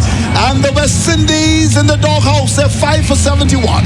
Well, he was brought back into this test team after 3 years because of the faith that Darren Sammy had shown in him. He wanted him to be a leader. He wanted him to show the younger players how it's done. Well, that's not how it's done, no. Shea Hope. Not in test cricket. And that's a shocking way to get out. Yeah. It's the kind of dismissal that you should be dropped for, I must admit. In fact, he gave us some indication about 2 or so balls before. Didn't he go for a big swipe? He did. He's gone for a few big swipes. Can't do that. If you're listening to the Shays Dad, you can call Andrew Mason whenever you want to. But no, I mean that was a pretty disgraceful shot, and it's been he's tried a few of these before. To that really shocking shot of Hazelwood just after the lunch break, but this was equally bad. The challenge is he's trying to bat out of his crease to counteract any movement so that he can get into his hitting zone. Hazelwood's gone back of a length and he just had no time. So because he's batting a metre out of his crease, he had no time. Hazelwood was getting the ball through in his previous spell. I didn't see that ball, but his previous spell was 142s, 141. So he's getting it through quickly. And he just ran out of time, and it wasn't even a third of the way through his shot. The ball hit the bat, top edge, and it just all sorts of timing. And he went low to high. He wanted to hit it for big six, but it was a simple caught and bowled. Didn't go that high in the air at all, and it's the downside. Sometimes if you are out of your crease, then you have to be cautious if you're going to play a cross-bat shot because it's coming onto you way quicker. He wasn't in position at all. We didn't have his bat in position. His bat was low to high. You can't catch up if you got no time. If he had his bat high, toe up high, you can move the bat quickly. He didn't have that. Well, it's going to be Hazelwood to bowl to Justin Graves, the batsman. He's in and bowls to him. He's across the stumps, the one on that leg stump, plays it to forward short leg, and there's no run. So big trouble for the West Indies now, 5 for 71. Further trouble indeed. But Roston Chase is still in there, showing that he can face fast bowling. And I'm yet to see him run to square leg to face a short ball. I've always thought he's a very good player of fast bowling. I always thought so as well. As I just told his dad there, who was quite perplexed with who he was talking to. He had no idea. But I did say Andrew Mason is on the radio, and immediately he says, I'm not listening to the radio. I'm watching TV. Oh, 5 for 71. As this delivery is on the line of the off-stump bowled by Hazelwood. On the back foot goes Graves, pushes down towards cover. There's no run. But here's the challenge for you, Andrew, and for Austin and his dad. So he's waiting for your call. Yes. So now I will call him. Yeah. But the whole dynamics of those calls depend on whether Austin Chase is still batting out there or if he's dismissed. Yes. You have the upper hand if he's dismissed. Yes. But if he's not, no, I'm in trouble. You can't call him back when you're on Mason and Guess either. That's not the time to call him back live on the air. We're not doing that. No, here's Hazelwood. Comes in again to bowl to Graves. And this delivery, Graves is getting outside. The off stump, that was a good sharp delivery. Was swayed away down towards the square air with his bat pretty close to the ball when that went by. 5 for 71, the latest score in St. George's. Want to know if your energy provider's call centre is actually local? Try this test. Ask them what a snag is. If they say a minor inconvenience, nah. At Sumo, we're 100% Aussie owned, and our team of locals actually get it. No jargon, no robots, just locals providing real service, fair pricing, and support when you need it.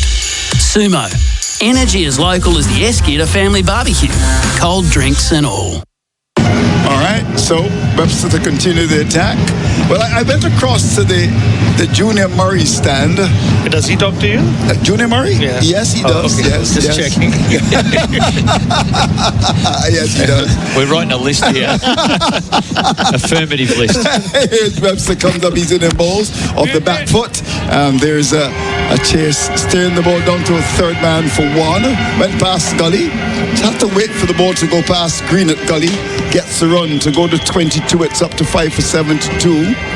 So the situation, the West Indies in big trouble here.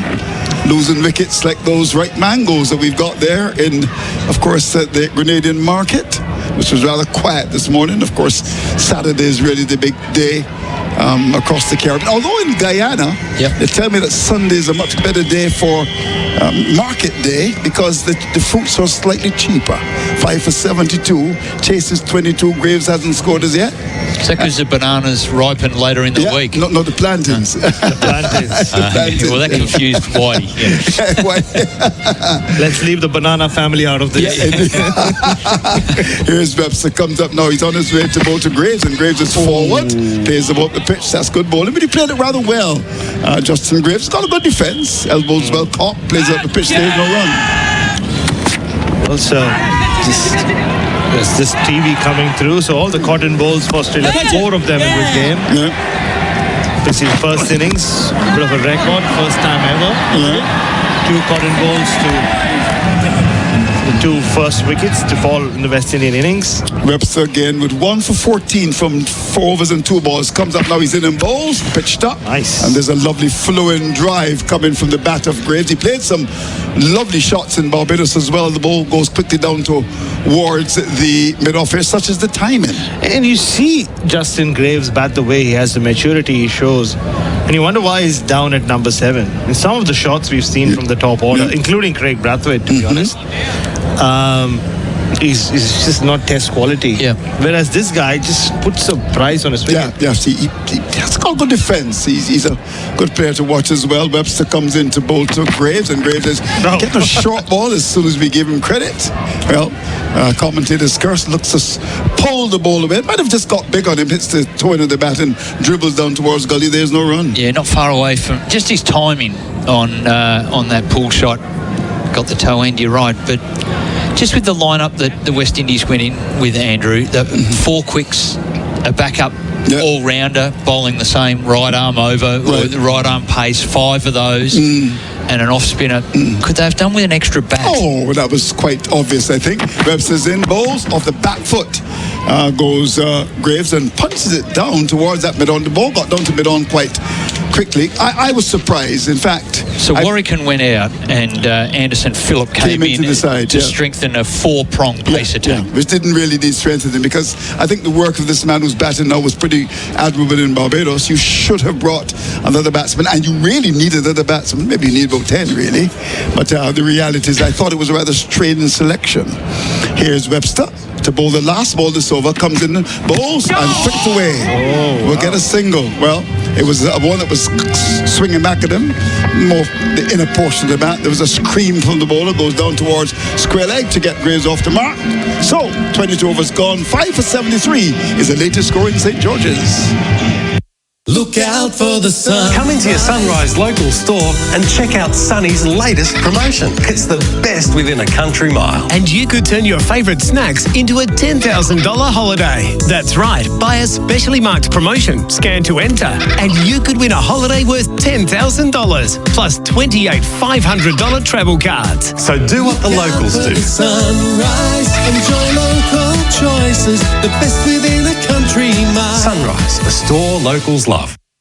So it's a situation where the West Indies are 5 for 73, and it's Chase, the captain, who's got to try to battle away, steady the rocking ship, and try to somehow get the West Indies back in this match. Here's Hazelwood, comes into bowl to Graves, and Graves is off the back foot, plays it squarely offside, down to backward point, short the off stump, can't score, kept on 1. It's 5 for 73. Here's Bharat.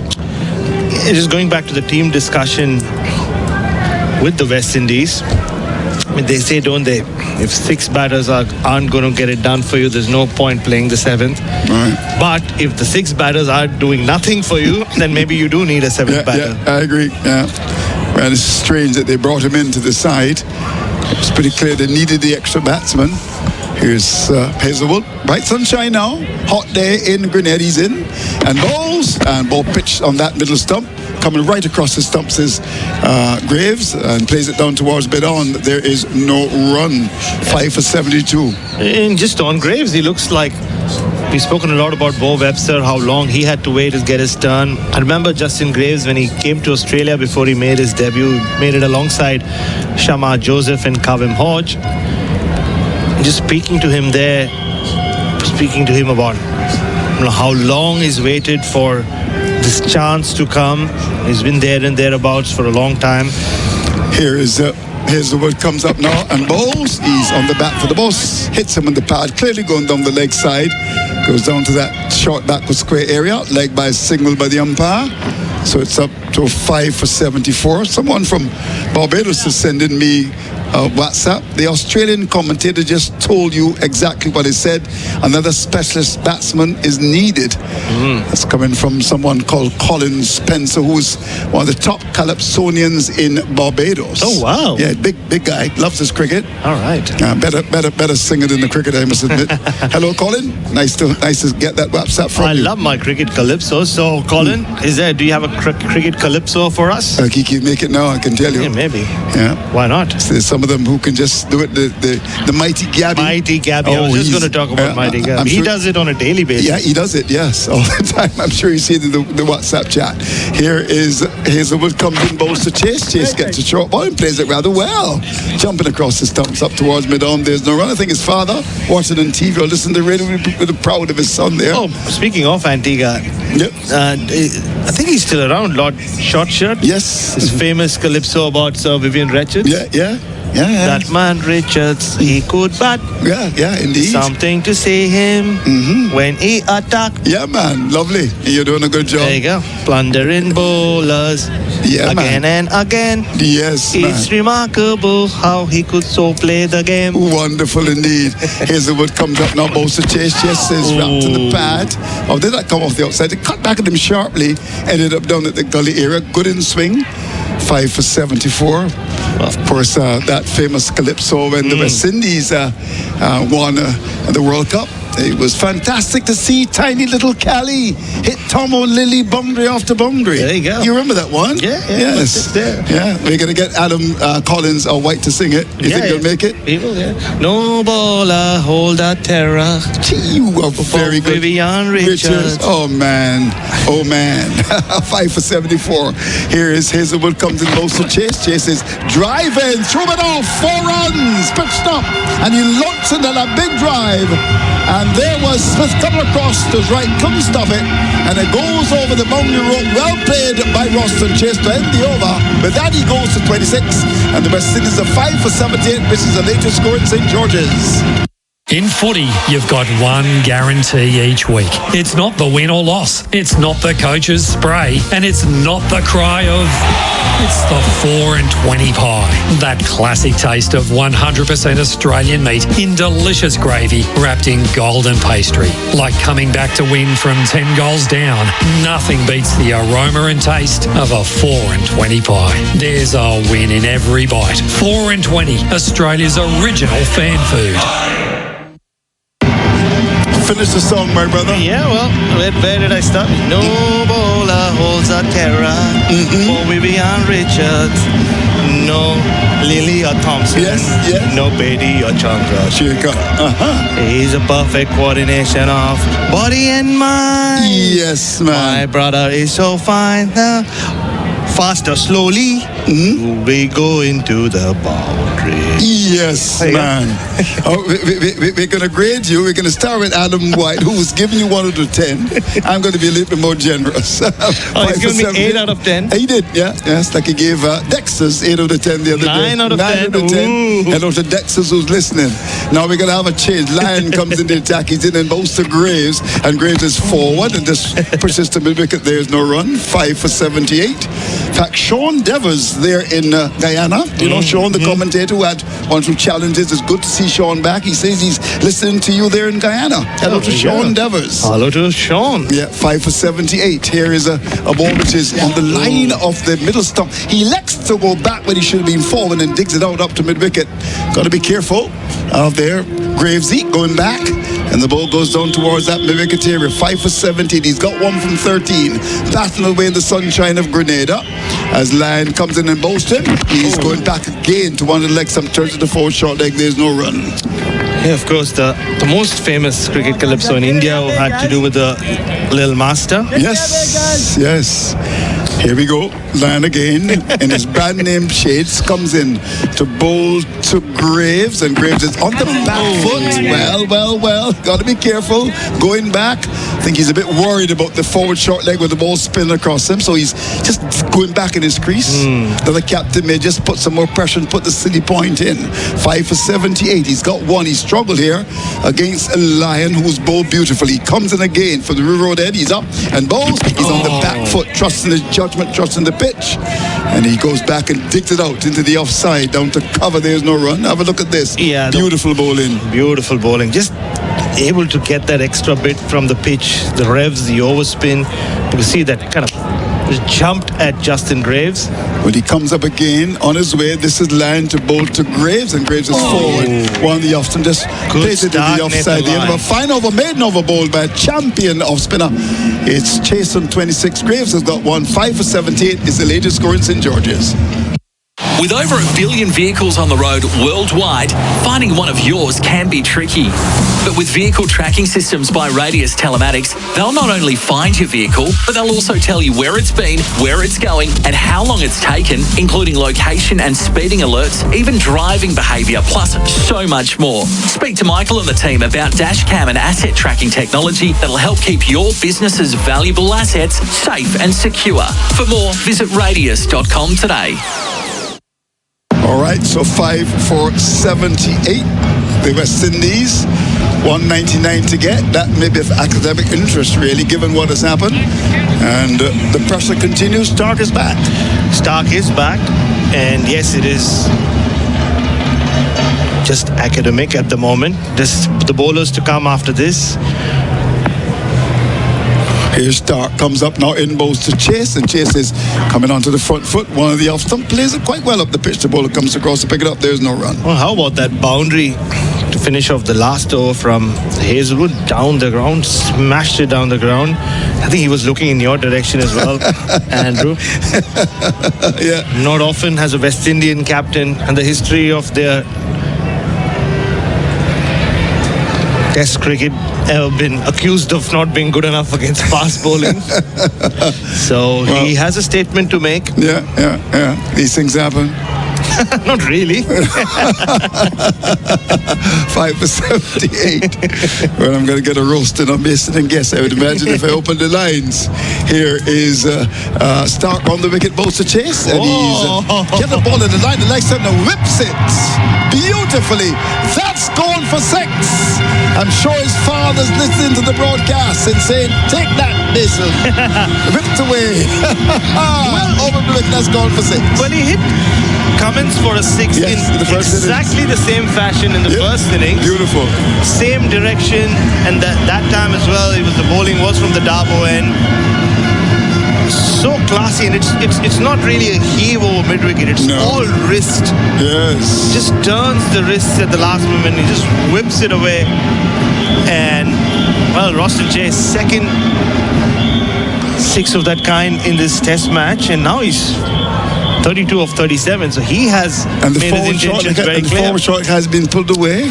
And he's been pushed all the way back to the deep backward square leg boundary. Yeah, so there are 2 steps in the gully. Backward point, extra cover, and mid-off. In comes Stark, round the wicket, bowls to Chase. Chase is forward and drives confidently. Throw it on. Will the ball have the legs to get there? Should be stopped by Smith, who of course is a lot fitter nowadays. The return comes in with his personal coach.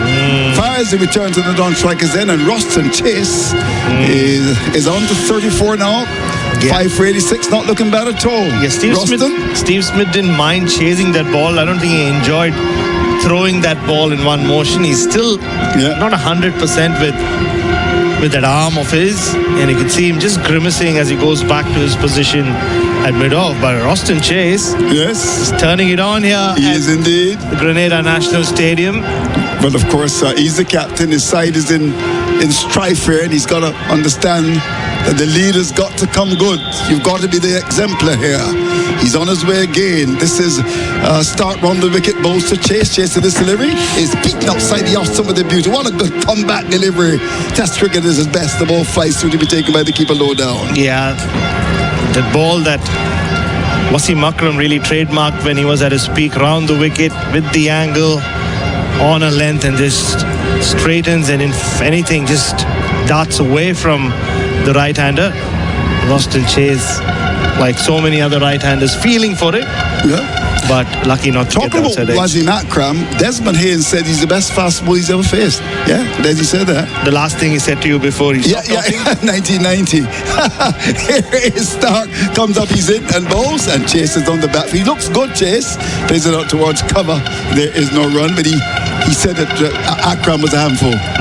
Yeah. Well, he wasn't the only one. Yes. When you speak to players, anyone who batted in Test cricket between 1985 and 2003, Wasim Akram's a great career period. They'll say he's always in the top three, isn't he, of the toughest bowlers to face. It's generally Marshall, Akram, and then the third one depends on who you talk to. Who would be your third one? Oh, I'm just speculating. So. Take your time, take your time, take your time. Stark again comes up. Last ball the over. He's in. Bowls to Chase. Chase is up to the pad. A bigger pin for like before. He's been given like before. And he knows he's in trouble, Rustin Chase. That looked very out. He does review it, but his head is down.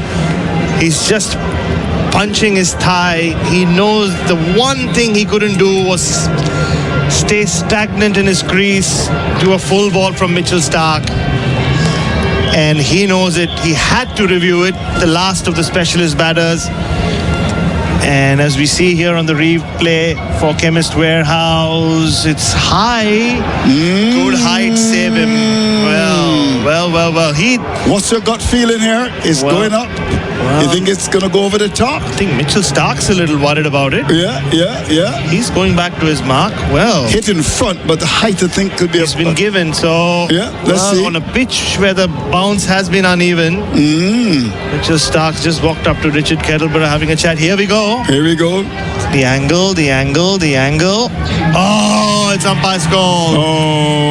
Umpire's call. Has to go. Just hitting the top of leg stump, and West Indies have lost their captain. Mitchell Starc has his man.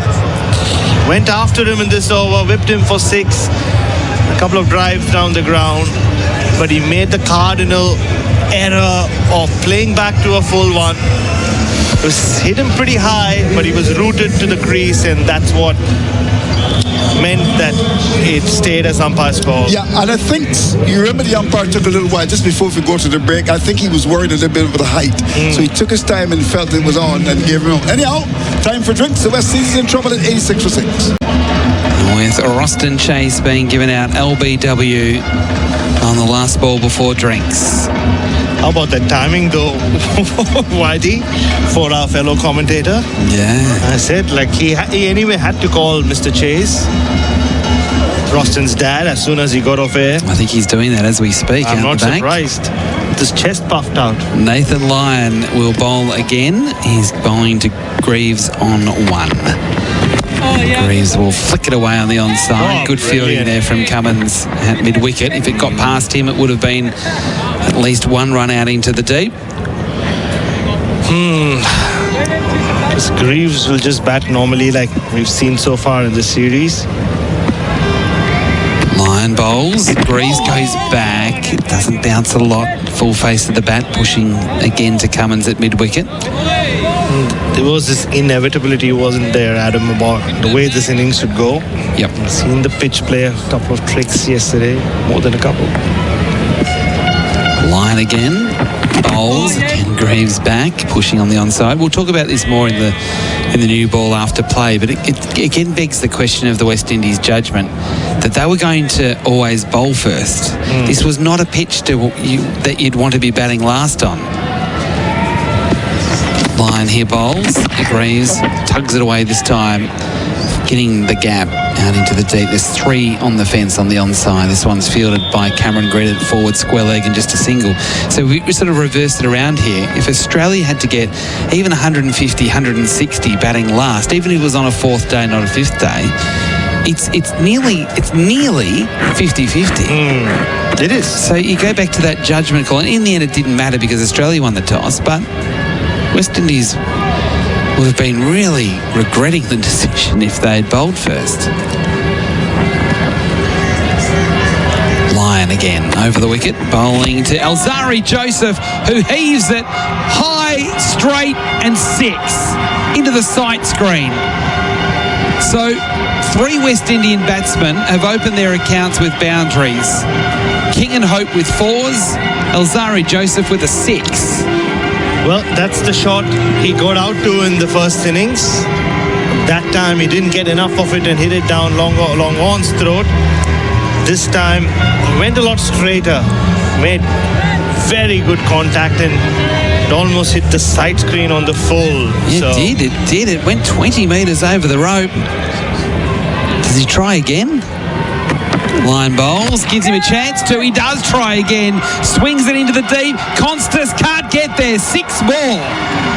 Over backwards square leg. 13 runs off the over. 12 off the last 2. And Alzari Joseph, his strike rate is 600. He's 12 off 2. 6 for 99 at the end of the over. In Australia's toughest industries, mining, construction, agriculture and landscaping, you need equipment built to last. That's why professionals move it with Rogers Willex. Proudly Australian since 1896, Rogers Willex have set the benchmark in trailer axles, plant trailers and trailer parts. Designed for durability, built for performance. Whether you need medium-duty trailer solutions from 2-tonne to 13-tonne or air brakes for your next build, insist on Rogers Willex. Built tough, built for Australia. Get started at rogerswillex.com.au. SEN Test Cricket for Henley Holmes. Don't forget the Breakthrough Collection. Billed from only $227,900 with Henley Holmes. On the Tyre Power scoreboard, 6 for 99 with Alzari Joseph on 12 off 2 balls. Justin Greaves, 2 off 21 balls. And Greaves will face Mitchell Stark here with 2 slips of gully and a bat pad. In comes Stark, bowls. Oh, hit on the pad, that's definitely out. Yep, that's gone. Pretty simple. Greaves trapped in front, the ball not bouncing. And I just can't see how he could possibly review that one. It was absolutely dead set in front. Plum, he is walking off. He knows he's got to go. Yeah, we've become so accustomed to seeing batters around the world. If there's a review left, they go for it. And he is the last of the specialist or capable batters left for the West Indies, but even despite all of that, there's no way he could have reviewed it. It did hit him very low. It was angling down. Maybe the angle, maybe could have an umpire's call and West Indies keep the review, even if it wouldn't have changed the decision. But it's just the way he was hit and where he was in his crease and which part of his foot or the leg the ball hit him in. Just didn't feel right to review. So there goes Justin Greaves. So it's now down to the Josephs.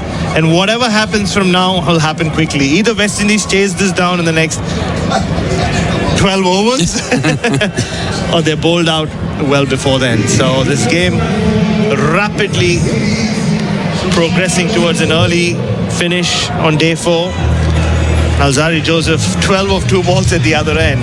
So clearly they've made their intentions clear that against Nathan Land they're going to try hit every ball for 6. Shamar Joseph does that anyway regardless of who's bowling. So this could be either a lot of fun or I think it'll be a lot of fun, irrespective. Either way. So they need 178. There you go, just on the replay. Yeah, umpire's call. So wouldn't have changed anything, but West Indies would not have lost the review. It was on the angle. Just looking at the Chemist Warehouse replay screen, we were looking at it, so was Mitchell Stark, and he went, oh, okay. Thought it was a bit closer than that. He still certainly got the wicket. So the Australians who did retain the Frank Worrell Trophy around 16 months ago, 17 months ago at the Gabba, but did not win that series outright, thanks to Shamar Joseph. Now have a chance of sealing the deal here in Grenada, and then we're off to Jamaica for the pink ball test. So they're keeping the field fairly aggressive here for Shamar Joseph, unlike what they did in the first innings. Stark bowls to Shamar, first ball from the stumps, turns into the onside and will take a single to mid-wicket. 7 for 100. Alzari Joseph, can he continue this strike rate of 600? Well, we've seen that he's not going to hang it on against Nathan Lyon. Does he take on Mitchell Stark in similar fashion? Just don't Nathan Lyon. This will be one for Adam Collins. I wonder when was the last time when he was hit for multiple 6s in 3 straight innings. He's gone for a lot of 6s in this series. They've really gone after him. The West Indies 7 for 100. Bringing up the 100 with that single to Shamar Joseph. Alzari Joseph on strike now. Stark bowls and tucking away on the onside. Alzari Joseph will get a single to mid-wicket. Hazelwood cleans up, coming around from mid-on. One more to the score, 7 for 101 here at the Grenada National Stadium. Bathed in sunshine, it's another hot day. We had that early shower of rain that came through just as we were about to start, half an hour early today, so we ended up starting at the normal time of 10 o'clock local. But since that shower early this morning, we haven't had any hint of rain. That's the only thing that's going to save the West Indies from here, you would think. Mitchell Stark on the runway again. 3 slips in a gully for Shamar Joseph. Shamar Joseph swings and misses. Trying to swing away on the onside. Well, I don't fancy myself as a statsman at all, but just did some digging. So this is the most expensive in terms of economy rate ever for Nathan Lyon in a series. He's currently going at 4.68. So we have to go back all the way to 2012-13, his first tour of India, where he went at 4.4, the Border Gavaskar Trophy. So, yeah, he's picked up a few wickets, but West Indies have really gone after him. Mitchell Stark again over the wicket, bowling to Shamar Joseph, who tries to play it over the top of the cord into a short ball and misses again. Just 4 series ever in his career that he's gone at 4 or more and over. The 2023 Ashes, where he went at .4 and over, but he only bowled 66 overs before the Lord's injury. The series that I just mentioned, his first Border Gavaskar Trophy away from home. Mitchell Stark is running in again. So he runs away from us to bowl to Shamar Joseph, who chips it away on the offside. It was in the air for a while, but there's not really any fielders out there except from Josh Hazelwood, who had to come around from extra cover to retrieve the ball at point. And they get 2 to end the over. A successful one there for Mitchell Stark. 3 for 23 for Mitchell. He is the leading wicket taker for Belgravia Apparel for quality New Balance cricket teamwear. 7 for 103. Let's take a little trip down memory lane. Oh, hang on. It's the Maroondah Highway in Ringwood to Car City. Selling cars for 35 years and now with better deals than ever. Choose from up to 2,000 cars on site over 12 acres and 3,000 cars online. All makes and models, new and used. There's easy off-street parking, even a cafe. Ask about drive-away finance today at Car City. 415 Maroondah Highway, Ringwood. 7 for 103. Nathan Lyon is going to bowl again from the river end, or the big grandstand end here in Grenada. Well, this is basically Nathan Lyon, day 4 of a test match, but you know it's not going to be test cricket. It's 6 or out. It's a game of 6 or out from Alzari Joseph. He's got long off and long on to deal with if he wants to go straight. Alzari Joseph does go big. High in the air. Is it far enough? It's not far enough. Comfortable catch to Cameron Green, running around from deep mid-wicket to catch it almost at long on. And they could have really raffled it, Cameron Green and Bo Webster. He went twice. He couldn't go 3 times, Alzari. And he falls for 13. The West Indies now crashing and burning. 8 for 103. Australia 2 wickets away from victory. A 6 or out. Last over, he went 6, and now he's out. So Alzari Joseph trying to repeat the dose. A 3rd straight time against Nathan Lyon. This time Nathan Lyon just hung it in the air that little more. Meant that Joseph didn't get to the pitch of it. And all he could do was sky it up in the air. Very nice catch from Cameron Green, running in from mid-wicket to almost a wide long on position. But he always had it in control. So Nathan Lyon does get his man. He's been hit for a lot of 6s, but he's also taken wickets in this series. That's number 7 for him. And it's generally been the lower order because they haven't really needed him. a lot. He did get rid of Brandon King and Graves in the first innings. Anderson Phillip, the new player to the crease, 8 for 103. So we kind of felt that it was going to end quickly, Bryce McGain. Maybe not as quickly as it is. Well, losing 8 wickets in 27 overs is unfortunate, to say the least. Subpar. Not test quality, honestly. I mean, it's not just the difficulty level of bowling and pitch and all that, but if you get out to a good ball, so be it, Bharat. They've shown all the grit that we thought they showed in the first innings. This has been pretty listless. Nathan Lyon to bowl here to Phillip. And Phillip pushes firmly into the offside. Will get a single. But it goes back to what I said towards the start of the test match. If Darren Sammy, as your coach, says you've either got to bat longer or bat quicker, or what was it? Bat longer or bat faster. So, I mean, it's almost a license to just do what they're doing. So, well, the coach says bat faster, I'll bat faster. I think was the context to that about having one-day players come into the test lineup. Was that the context, Bharat? No, I think it was more about the mode of dismissals for his batters in the first test. So he said clearly, if you're really up against it here, so...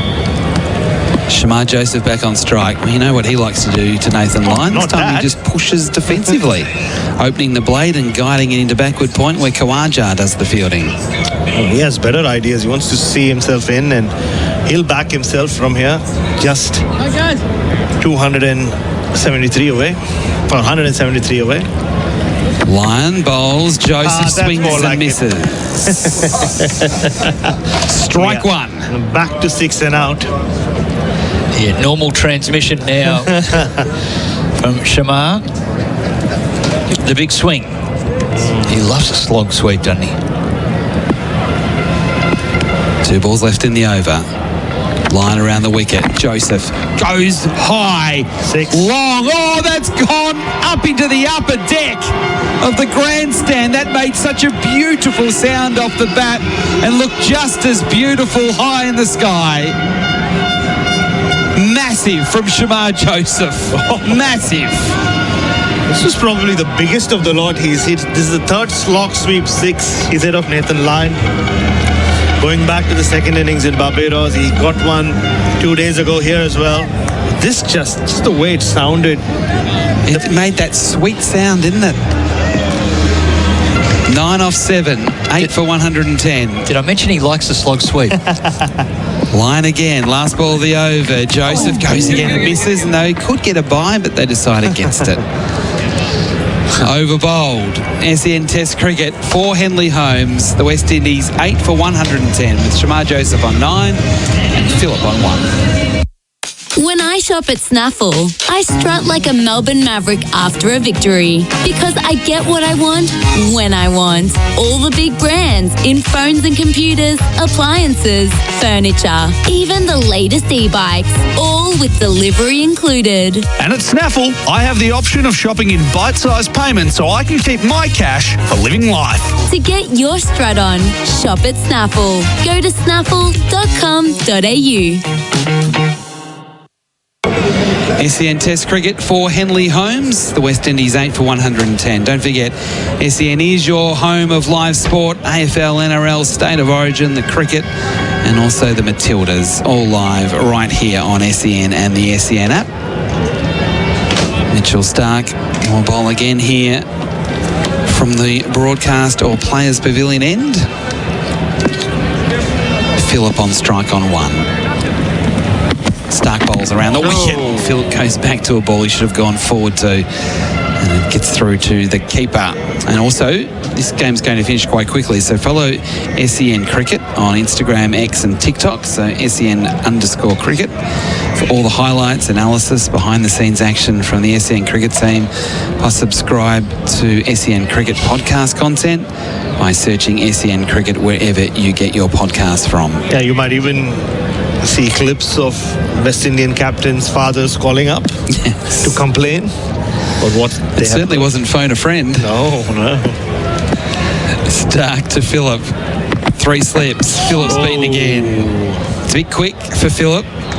He's flying in here, Mitch Stark. That was at 144.5. If he gets the last 2 wickets, he will get a 5-wicket haul here in Grenada. That went sailing over the off stump. It was full enough. It just bounced too far. Would have taken off stump out of the ground. You had it continued as normal. But 144, no thanks. I'm not interested in facing that. Nor is Phillip. With each wicket, Stark also gets closer to 400. 394 now. Leg gully in play here. Stark bowls to Phillip, who shoulders arms outside off stump. So, as I said earlier, for Belgravia Apparel, in partnership with New Balance, delivering high-performance teamwear to the BBL and the WBBL, Mitchell Stark is the leading wicket taker in this match. And we go to Jamaica next, where Stark's closing in on a milestone and Hazelwood's closing in on a milestone. 400 for Stark and 300 for Hazelwood. Yeah, he could well take his 400th wicket in his 100th Test match. That'll be quite the feat for Mitchell Stark.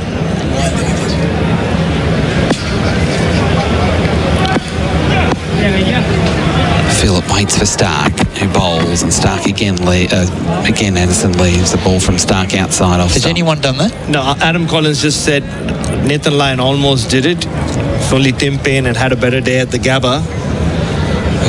And he self-confessed as well. Tim Payne, I remember saying, I interviewed him once for a documentary about that Border Gavaskar trophy, and he said the first thing he did as soon as the test finished is went up to Nathan Lyon and apologized to him. He had a pretty bad day with the gloves in Sydney and in Brisbane, if you remember, at the end of that series, as India pulled off that famous win. Someone even wrote a book about it. Stark a bit wider on the crease. He bowls and he tried to duck Phillip, but it hit him on the knee, almost on the pad, just above the pad. That's why there was no appeal. But it's fair to say that Anderson Phillip didn't know a lot about that one. He's not picking up the length here. That's well, it kept down a bit, to be honest. He actually dug it in, but it hit thigh pad. Yeah. Some smiles in the West Indian camp. Not sure what they're smiling about. But yeah, Nathan Lyon finished that series. Started at 390 and finished at 399. So it wasn't his best series. Stark again. Last ball of the over to Phillip, who's beaten again. Didn't get anywhere near that one as he tried to push Angeline move away. We've seen it a million times from Stark. SEN Test Cricket, the Tyre Power scoreboard, winner safety sale, 8 for 110 at the end of the over. This is Ben Reid. Even if you're thinking about selling your home this year, you need to get professional advice now. At Ian Reid Vendor Advocates, we understand the market and can help you with every aspect of the sale of your home. From presentation to choosing the right agent and negotiating the highest price, our service won't cost you an extra cent. Call 9430 0000 or visit ianreid.com.au. Ian Reid Vendor Advocates. Sell your home a better way. Go on, ring us. SEN Test Cricket for Henley Holmes, 167 to get. I've got to give a shout out because there is a lot of messages coming through from people, cricket fans listening in the West Indies. Line bowls here to Shamar Joseph, who tries to cut and misses.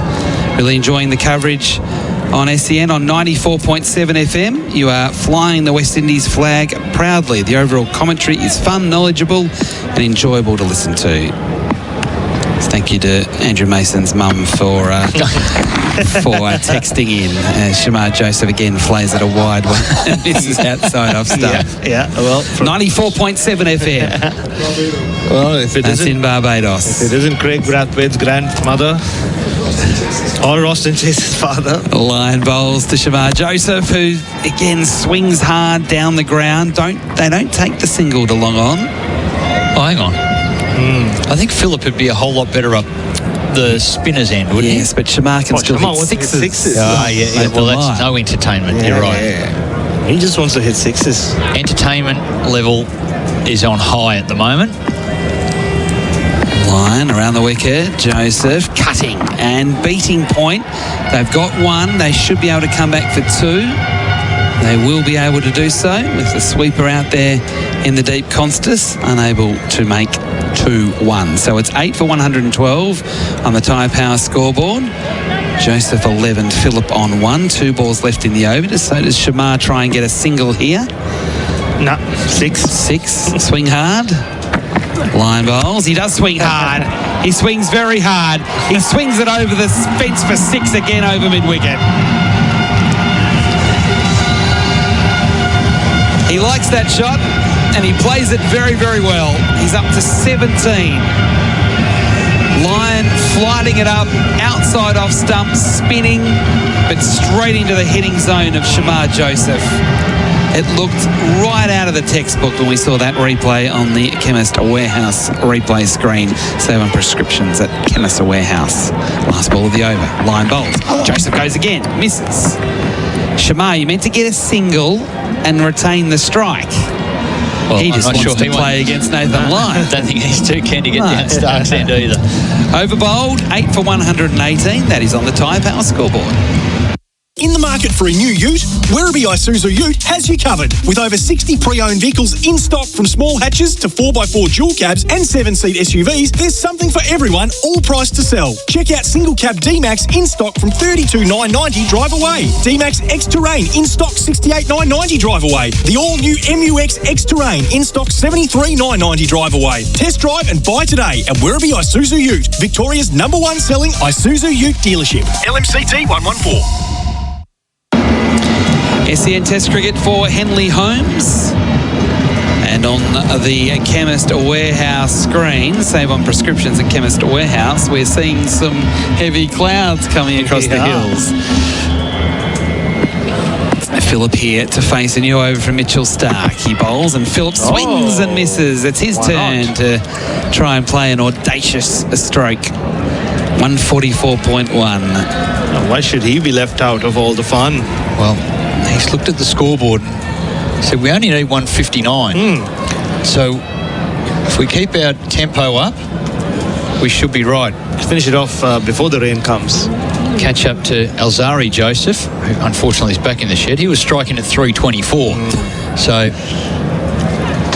needs to up that run rate. He's 1 off 8. Got some catching up to do. 3 slips in a gully, a bat pad and a leg gully for Philip as he waits for Stark, who bowls, and Philip plays and misses. I think you're better going the big shot because I don't think you can defend too well. I wonder how many... It's quality bowling. Well, absolutely. And I wonder how many listeners are up, staying up with us back in Australia. Well, the text line in Australia, 0433 98 11 16. Let us know. It is right in the... I suppose it's getting past the middle of the night. It's 4:10 on the eastern seaboard in Australia on a Monday morning. On a Monday for morning. another week. Yeah, that's right. Means test. I know. Wisdom and experience of Robert Craddock on a Monday morning coming up soon. Stark wider on the crease, bowls, and Philip knocks it away on the onside. No timing in the shot. And they don't score a run, but I think it's all about can we get through Stark and then Shamar can just hit sixes and get as close as we can to the target. Yep, that would mean them showing a lot of wisdom and experience. I'm sure Crash will have a say on proceedings, the way they played out. Consters, Greed, Australian bowling, where they stack up. Alex Carey, the way he's batting. Grenada. Talk about the 95 tour. Loves it, Crash. Famous one where Australia dethroned Stark past the umpire, bowls. It's a short one and he ducks underneath it, Philip. Crash would have been here for that one. Yeah. Oh, he loves talking about it. Yeah. And it's got some great stories. Having spent a few... stayed in his place in Craddockville. A few test matches. There are lots of pictures from that tour you'll see around his house. So special tour for whoever played in it, who was there. What a significant moment in history. Breakthrough. Yeah. Yep. Breakthrough for Australia. 8 for 118 on the Tyre Power scoreboard. Stark again bowls and Philip does well, knocking it away on the onside, and they'll take a single up to mid-on because there is no one at mid-on. Hazelwood has to trot around from mid-wicket to do the fielding. Shamar Joseph, I think, sort of reluctantly took that single, thinking, well, I don't want to be down that end, really. I want to be down the end of the spinner. 8 for 119. If there's one bowler who he did hit Stark for 6, you whipped him like Jayasuriya in Barbados, but he's got him out a few times in this series. He just gets cramped when Stark follows him with the full delivery, and twice the ball has ricocheted off his pads and hit the stumps. And the fact he bowls at 145 kilometres That now doesn't makes it help hard for Shamar to play the way he wants to play. Last ball of the over here. 3 slips of gully, bat pad. Plenty out on the leg side on the fence. Shamar Joseph tried to play the cut shot over the top of the court, and he was frustrated himself there. Come on, man. He says to himself as the over is complete, I can't do the accent. Andrew Mason can, and he will join us next. Deep enough voice. SEN Test Cricket, Fanley Holmes, 8 for 119 at the end of the over with Joseph on 17, Phillip on 2, Andrew Mason with some muscular radio next. Eric, found a job match on Seek that's perfect for me. Oh, yeah? It says, seeking a strong yet agile leader. The successful candidate will show great strength in the arms for daily commute by Vine. Oh. Fluency in Gorilla, essential. Cross-species communication skills required. Treehouse lodgings provided. Starting salary, 130k. Oh, nice. Job title, King of the Jungle. Tarzan, sounds like the perfect job for you. For the best job matches. And you shall find. So the West Indies have been questioned, they've been arrested, and one would think that before the end of the day they'll be jailed in St. George's, and the evidence is clear to support the claim. 8 for 119. It's been another gutless performance by the West Indies team against a championship side. There's no question about that. Phillip has got 2. Shamar Joe 17, and Cummins, the captain, quite appropriately come back in the attack to try to wrap it up as he comes up now on his way to bowl to Phillip. Into this delivery, he's forward and plays the ball away, down through mid on, there's none, heads out towards the boundary, we'll get there just about now. Well played, Phillip. That's goes for 4. That's the best shot we've seen being played in the last 1 hour or so. There's been some terrible batting. That was very nicely done. On driving like Sachin Tendulkar. Yeah, lovely shot down the ground. Middle of the night in India as well, Bryce. Yes. I'll get away with it. So what do we have here? We've got a boundary to Phillip, who lasted a long time in the first innings. He waits on Cummins in this delivery, ducks. That was a typical fast bowler's response. Banged in, didn't get very high over his back. Died as they got through to be taken by the keeper down the leg side. So we did wonder how many of you are listening to us on SEN Test Cricket for Henley Holmes, staying up for the finish, and quite a few, Bryce. Oh, around the world. Yep. Bucky, listening from Lancashire in the UK. Okay. Anybody from the White House? From the White House? 8 for 123. Probably not. Okay, I know that Donald Trump likes cricket, I'm told. Here is the delivery, which is on the line of the leg stump, worked away neatly. We'll get a single here, ball on the leg stump, turned down to bat with Scrab. They're gone quickly, they might have gotten 2 with the pace of a Karani James, and in the end he decides not to contemplate going back for the second. So Phillip gets 1 to go to 7, and the West Indies up to 8 for 124. Talk to me, Bharat. Donald does have a favourite cricketer. Oh, he does? Yes, he does indeed. Tell us. Sachin Tendulkar. Oh, really? Didn't he mention Sachin in a recent speech? Well, Sachin Tendulkar and Virat Kohli. Yeah. But there was something else freakish about Donald Trump. Yes. In his first term on social media, he used to follow Damien Martin on Twitter. Really? And that was quite something for a while. Nobody knew why. It's extraordinary. I mean, he's always been known to be a fan of stylish, punchy drives through the offside. And Damien Martin was... Oh, it's like honey, wasn't he? He was aware of it as well. 8 for 124. Cummins round the wicket to bowl to Shamar Joseph. He's up and bowls to Joseph, and Joseph is towing in the ball. Outside the off stump, went for that big booming cut, hit the bottom of the bat, went down to backward point, took a step or two to his crease, and then decides to go back to base. He's kept in 17, 8 for 124. Yeah, so John from Boronia's listening to us. Baronia. Yeah. Tricky one, that. Oh, yeah. Yeah. Could you just repeat that name again there? John. John? From? No. From? Baronia. Baronia. Okay. Yeah, Baronia. Alan, Donnybrook, West Australia, listening in the bakery while cooking. In the bakery? Maybe Crumb's Bakery there. Here's the delivery of the like stuff worked away. the outside that was from round the wicket bowled by Cummins, and there's Shamar Joseph playing it down to forward square for one. This is prime time for bakery. Yeah, it is. 4 in the morning. 4 in the This morning. is you're doing your best work at this time. Yeah. Well, also, Tim saying loving the coverage from here in Melbourne on school holidays as a teacher, so can afford. Is that Tim May? No. He's in America. So, school holidays as a teacher, so can afford to get little sleep tonight, Tim. Well, my wife says hello, Tim. And she's enjoying her school holidays as well. Again, to bowl to Phillip into this delivery. He is playing the ball rather. It might have been a slow ball as well, those that you see in the T20s and the ODIs, and just had to wait, and then this guided it down to gully. He survives. He's got 7. Shamar Joseph 18, 8 for 125 is the latest score in St. George's. Australia, the wait is over. AC/DC are back. Power up at the MCG November 12.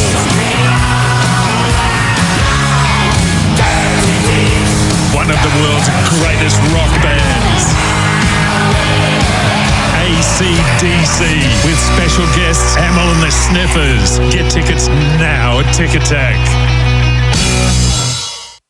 So only one West Indian batsman to get over 100 runs. Brandon Kick 115. Ruston Chase 96. And Shamar Joseph on 99. He is, and with Nathan Lyon coming on to bowl from... I think you'll back him to get the 100, I think. Yeah, or he gets out. So it will be 6 and out, and they've spread the field out entirely. There's a cordon at deep mid-wicket for the slog sweep. They've literally got a cordon out there. 3 of them. Yeah. No, they're dragging one back in. Oh, they don't know what they're doing. Keep your cordon. So Pat Cummins put himself back at long off. He's staying back. So everybody goes back. So it's Lyon comes in to bowl to Shamar Joseph, who's down the pitch when he gets here. Drives over the top of wide long off. That's gone for huge 6 to become the second West Indian batsman to get 100 runs in this series. Well played, Shamar Joseph. Well, he's got 105 runs now for the series, and he's just 10 runs short of becoming the equal highest run getter for West Indies in this series. The sorry state of affairs with their batting. Yep. In he comes, Lyon on the way to bowl to Shamar Joseph, who's on the back foot and looks to cut the ball, goes by to be taken by the keeper. Lyon just hiding the ball outside Lyon, the off stump. So at least they've got something to cheer about here. A lot more have turned out today in St. George's, Grenada. Here is Lyon, comes in again to bowl to Shamar Joseph into this delivery. He's on the pitch when he gets there.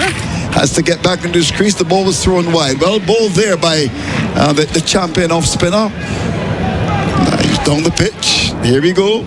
Yep. So that's throwing it outside the eye line, isn't he? Yeah. That's the one ploy that has worked. He's in again. Lyon bowls, and he's off the back foot and looks to cut the ball away. Goes by to be taken by the keeper. So after the 6 over wide long off, he hasn't scored another run. He's got 105 runs, averaging 35.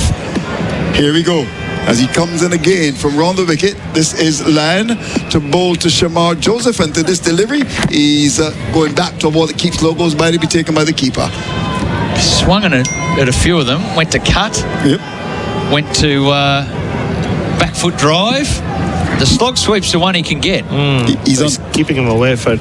He's 24 from 22 balls, and Lyon comes in and bowls to him, and he's looking to swing the ball away. Is he going to be caught? Yes, he is. Caught down on the long on boundary. Webster comes across, bounces the catch. Shamar Joseph's knock comes to an end, and the West Indies in further trouble. They're 9 for 131. Well, that's what Nathan Lyon was doing. So anything in Shamar's arc, he was hitting it over the ropes. So he kept dragging him wider and wider and wider. And this time Shamar said, you know what, I'm going to take this on, try to slap it down the ground. Came almost to the bottom part of his bat. Yeah, toe end.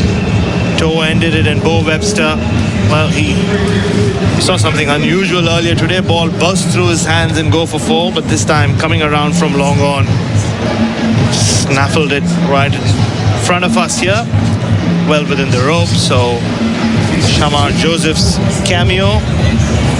latest cameo comes to an end. Nathan Lyon has another wicket. And now Australia just 1 wicket away from winning the series. Yeah. Nathan Lyon with the Hoover. He's and quite appropriately, cleaning up. Quite appropriately, of course, Adam comes a call-in, so he would want to call it. The West Indies are going down under to the team from down under. All right, I'll leave it with you, gentlemen. And then Mr. White comes a call-in. Well, thank you, Mr. Mason. And that Tyre Power scoreboard, winter safety sale, pretty grim for the West Indies. A big loss for them, despite keeping Australia in check till the third morning in Barbados. This will be a heavier defeat.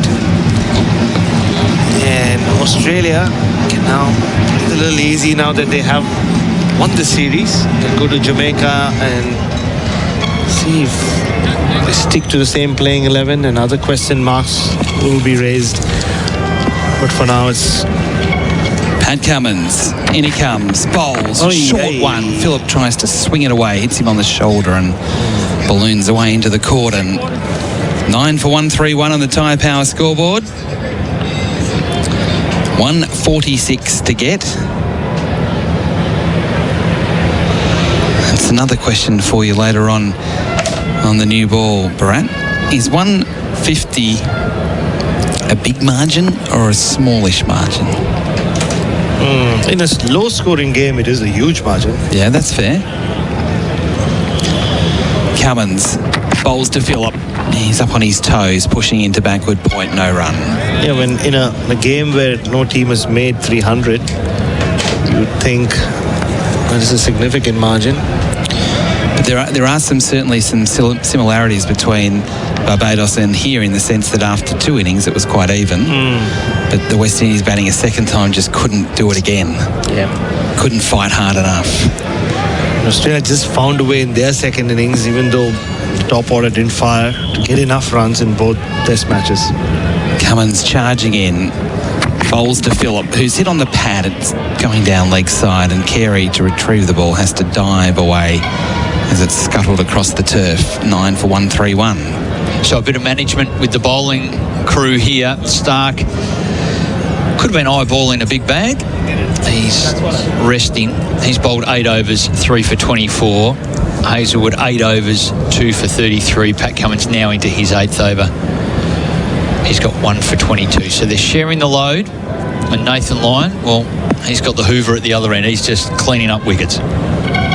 Cummins bowls to Phillip, a slower ball that he picks, and he pushes back past the bowler but up to mid-off, where Smith can tidy up. And it stays at 9 for 131 on the Tyre Power scoreboard. Winter safety sale.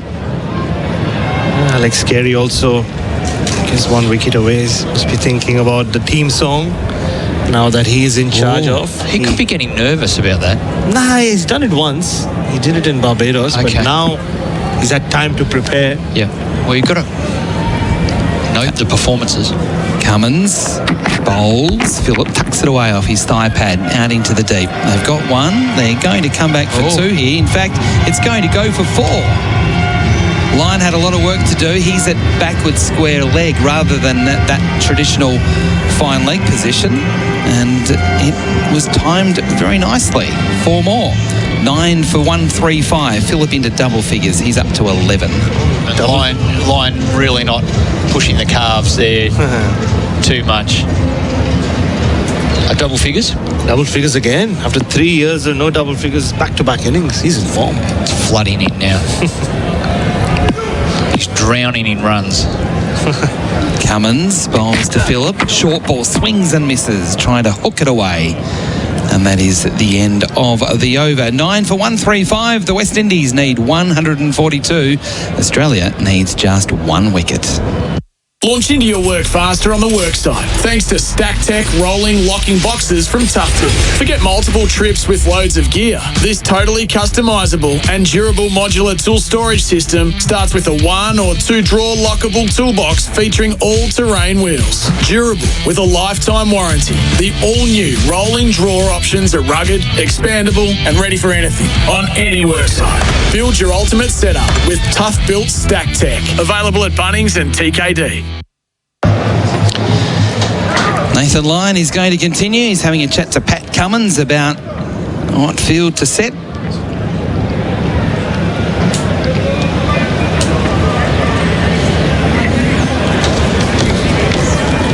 Left-handed Seals on strike to face his first ball.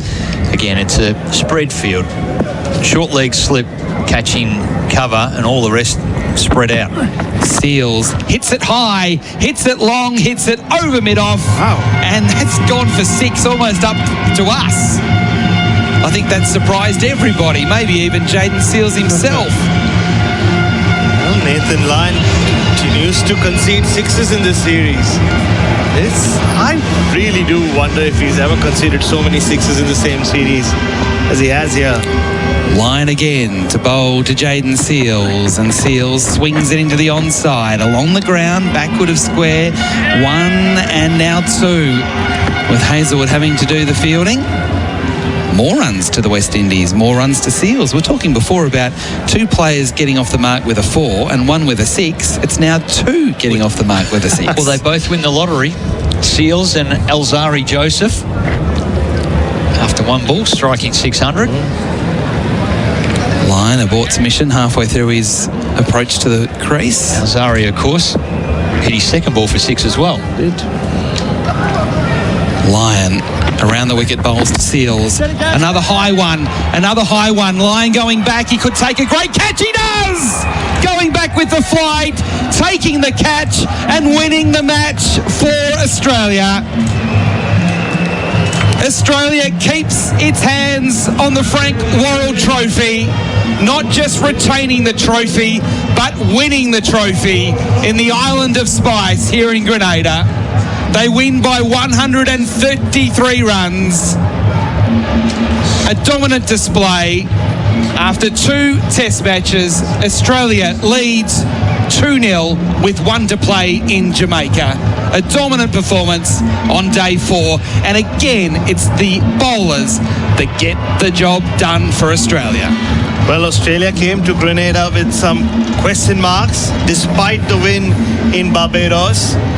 Maybe some of those questions have been answered, but what remains true, as it has for the last 10 years, is when you have Nathan Lyon, Josh Hazlewood, Pat Cummins and Mitchell Starc in your side, they'll bowl you to victories, and they've done it again. They did it last week. They've come to a different island, an island that none of these Australians had seen before, and they reign supreme, and now they do have an unassailable lead in this series. And the West Indies, well, that wasn't test quality at all. This batting performance was quite awful, to say the least. And this test match finishes in rather inevitable fashion with Australia victorious. It does indeed. In the first test, in their second innings, they were bowled out in 33.4 overs, this time 34.3. And it was downhill from the very start. Disappointing from a West Indies perspective, solid from Australia. As Whitey, you mentioned, it was quite even after the first innings, but then the gap came in between the 2 teams, the resilience to stretch out the performance over a longer period of time. Australia have shown their resilience to be able to do that. Shaking hands all round at the moment as all team squads and support staff get round the horseshoe and say farewell and congratulations. So Australia making 286 the first time after winning the toss and electing to bat. The West Indies 253 in reply. Australia out earlier today for 243. They lost 3 wickets really, really quickly.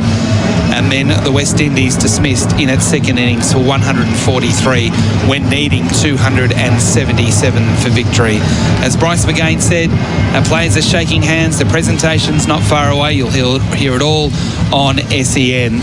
And while there's no doubt there are still many, many answers required when it comes to the Australian team for the upcoming Ashes, it cannot be denied the fact that Australia have been too good here. And after drawing their recent series in Australia 1-1, they're 2-0 up with 1 to play. Yeah, comprehensive by Australia in the end. It's not that they weren't challenged along the way, but they withstood the challenge and in the end were dominant and comfortable victors at the conclusion of it. I might step aside and you can debrief a little bit. Okay, so what we'll do is we're going to take a break and then come back with the presentations. Andrew Mason will join us, interviews downstairs, and the new ball to come as well for Cobram Estates. So still plenty of cricket left in the afternoon. Andrew, it was fairly inevitable after the West Indies lost a couple of early wickets that there wasn't going to be the same sort of fight they showed in the first innings. Yes, indeed. In fact, the West Indies performed poorly in terms of their batting, not only in Barbados, but here in Grenada. The bowlers holding their own, but you got to get that support. The construct of the team in the first instance did make sense by bringing the extra bowler in. Not that might have made a difference, but another got this performance by the West Indies side. Look at the way Shea Hope got out. I mean, he's supposed to be one of your top guns, and he really gave his hand away. The captain fought for a bit, but the other thing too is the experience and the strength of the Australian bowling. Look at the lengths that we had today, attacking the stumps. A couple of people being legged before on a pitch which was not the best, and I want to congratulate the Australian side. They have been by far the better side. There have been times when things have been just about even Stevens, but that experience is so vitally important. And going into the fourth day, the Australians already with a lead of over 200. Even the fact that they didn't make many more runs this morning, you felt that the runs that they had going into their 4 would have been enough. Yes, and it's very similar to the first test, as I mentioned, in the sense that in the first test it was 180 versus 190. The Windies just in front after first innings. And again, Australia didn't bat particularly well in the second innings, but the Windies just fell away. And then again here, the Australians batted okay in the first innings. Yeah. Maybe we're not giving enough credit because the pitches haven't been easy to bat on, but the West Indies were able to get very close to the Australians' first innings score, but batting a second time, they just can't stay in the contest for long enough. Yeah, that's true. And just let's get back to the first innings you spoke about, because at one stage it looks as if Australian lead would have been over 100. That didn't happen. The differential by the end of the first 2 innings, 33. So it's effectively a 1 innings game. And the West Indies were able to pick up a couple of wickets late on the second day. And then the Australians battled on a pitch that is not the best. But, you felt that anything over 160, 170 was going to be enough. And you've got to give credit to some of the Australian batsmen who really got them up to that 243. I thought that Green batted well. A lot of talk about him being in the side. Head got 39, Carey's 30.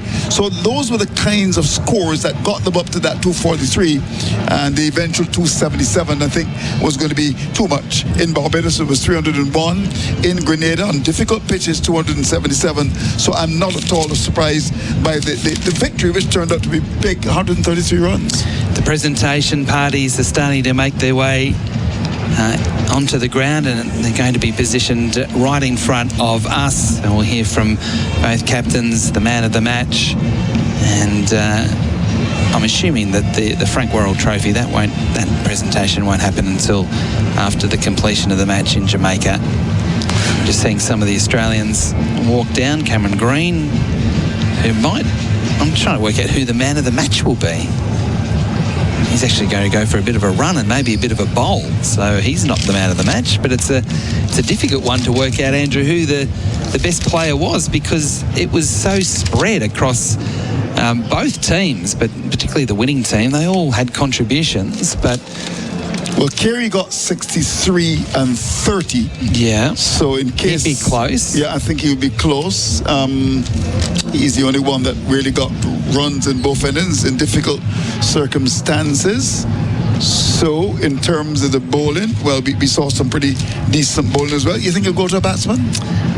I think so. I think Carey's a good choice. The way he batted in that first innings and even the 30 in the second just meant that the Australians kind of had too many, maybe. I don't know. It's not an easy one. I don't know who they will go with.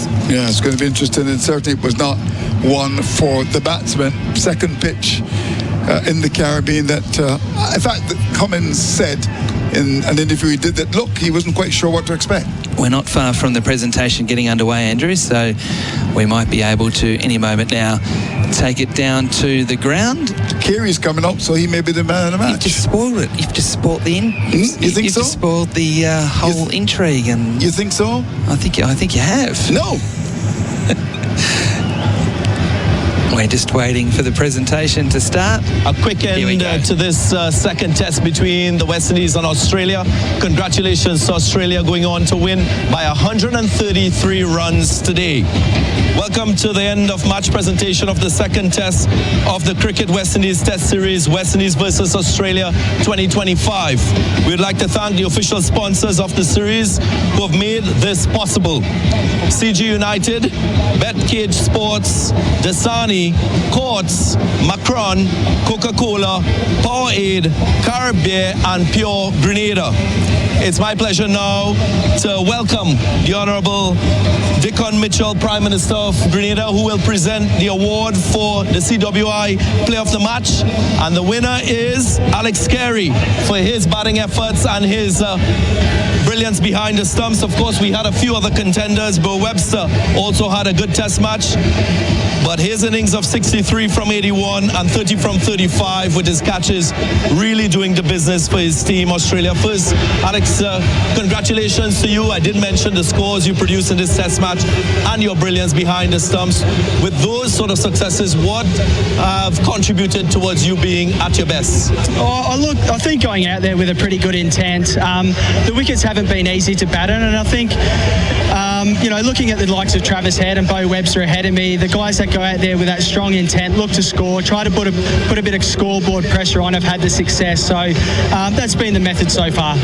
Batting has been the toughest part of this series so far. Both yourself, Travis Head, you've been amongst the runs in this series. Talk to me a little bit about your mindset as a batter coming from Barbados into Grenada and what worked for you. Yeah, look, the wickets have been challenging. They've been a lot of fun to play on, I will admit.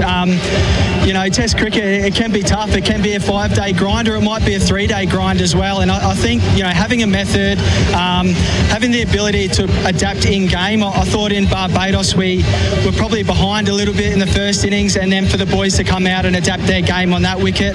Again, in this game, we probably thought conditions would deteriorate, so winning the toss was quite crucial. And the bowling attack did a fantastic job in putting the ball in the right area in that second innings. This award, where would you rank this in terms of your career in Test match cricket? Of course, you've been consistent in the last 12 to 18 months. Yeah, thank you. Look, I think contributing, to your team is always what you want to do, and however that looks. And to be able to contribute this game and to win a series for Australia is fantastic. West Indies come out to Australia, 2 years ago, and they challenged us. We weren't able to win that series, and they played really well. So for us to win this series outright, it's been a fantastic tour so far, and we're looking forward to the next game as well. Well, you've played a significant role in that success. Congratulations on your award. Thanks, Darren. Cheers. Alex Carey, our player of the match for this second test. I'd now like to invite Ruston Chase, the West Indies captain, to come forward.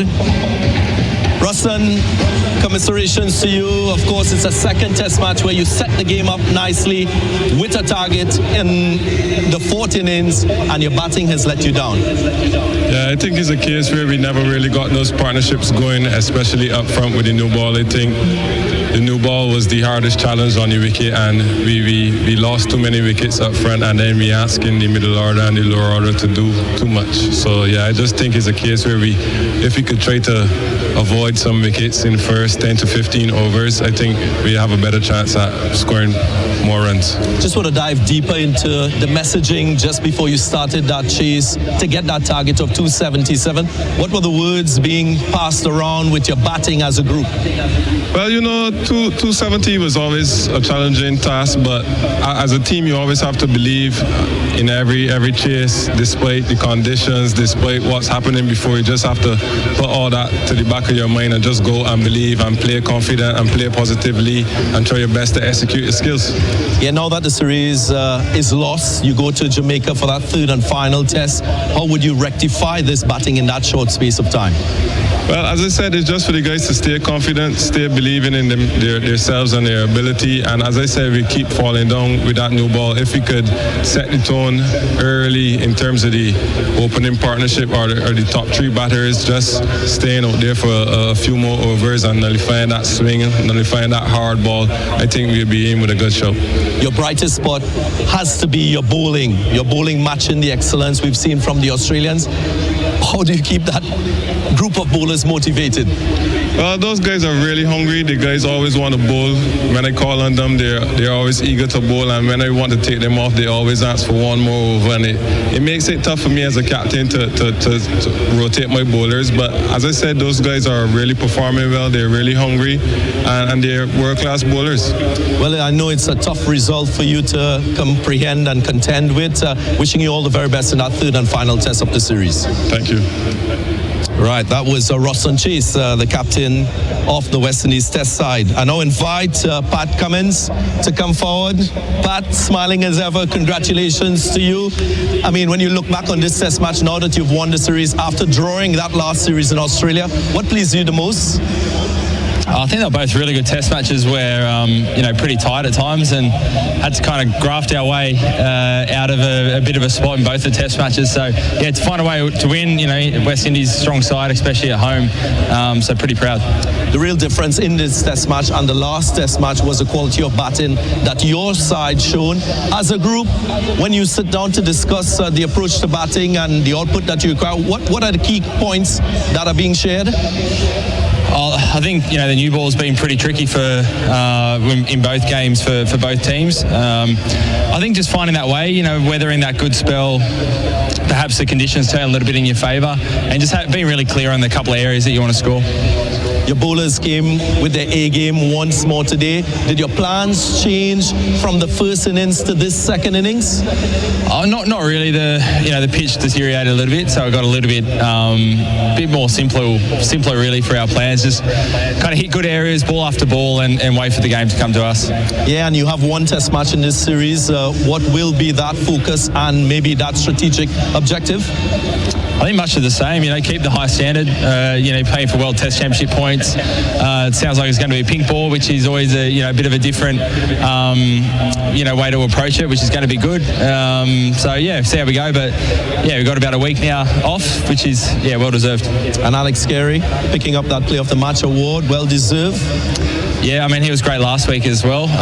But when he walks into bat, it's normally a pretty tricky period, and it seems like he's making a habit of building a little partnership, like a really important innings, and getting us to a total that's really defendable. Well, congratulations again. Congratulations on your win. Thanks very much. Ta. So there you go, Pat Cummins down there in the presentation area. The Australians winning the second test by 133 runs. They lead the three-match series 2-0 with one more in Jamaica. In a low-scoring match, the West Indies all out a short time ago for 143. Roston Chase made 34. There was 24 to Shamar Joseph.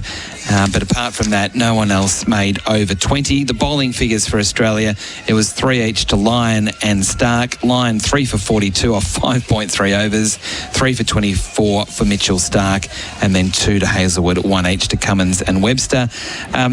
Things are done differently here in Grenada. At times it's quite cool. We've just had the Prime Minister come out in a West Indian One Day shirt and shorts, smacking sixes into the grandstand. Are you sure he hit sixes? Just one? He did. No, there was really? No, there's plenty. We only had to hit it about 25 metres with a few misses as well, I think. A few misses as well. So I'm going to ask both of you from an Australian point of view and a West Indian point of view. I'll start with you, Andrew. Right. Two matches that have been competitive for large portions. Yes. Is there encouraging signs for you from a West Indian point of view, or have you been disappointed with what they've served up in the first two bowling matches? is okay, no question about that. I think that quartet is good, supported by Justin Graves. The batting is disappointing, there's no doubt about that, but I know we just got a limited time. What also disappointed me was Roston Chase saying that had he won the toss, he would have bowled first. Can you imagine that? I was talking about that before. It's ridiculous. Yeah, and that's the kind of thing. And there was the captain of the Australian side saying, look, we've got to bat first. I mean, because it was all about not wanting to bat last. And that certainly surprised me. But congratulations to Australia. Again, my disappointment, the batting is not that. In fact, we've only had two batsmen getting over 100 runs in the two matches. Brandon King won 15 and Shamar Joseph just got over 100. Yeah. You got to do better than that if you're going to win test matches. What about you, Bryce, from an Australian point of view? Look, I think it was a pretty consistent performance. Obviously, the bowling is rock solid. It's incredibly world class. It's world leading, best all time. From a batting perspective, still a little vulnerability at the top. Some positive signs for Cameron Green, getting 50 and grinding his way in that second innings and finding a way. And it was the method in which he had to get through to stumps. Then he got through some rain challenges and things like that. So that's a positive.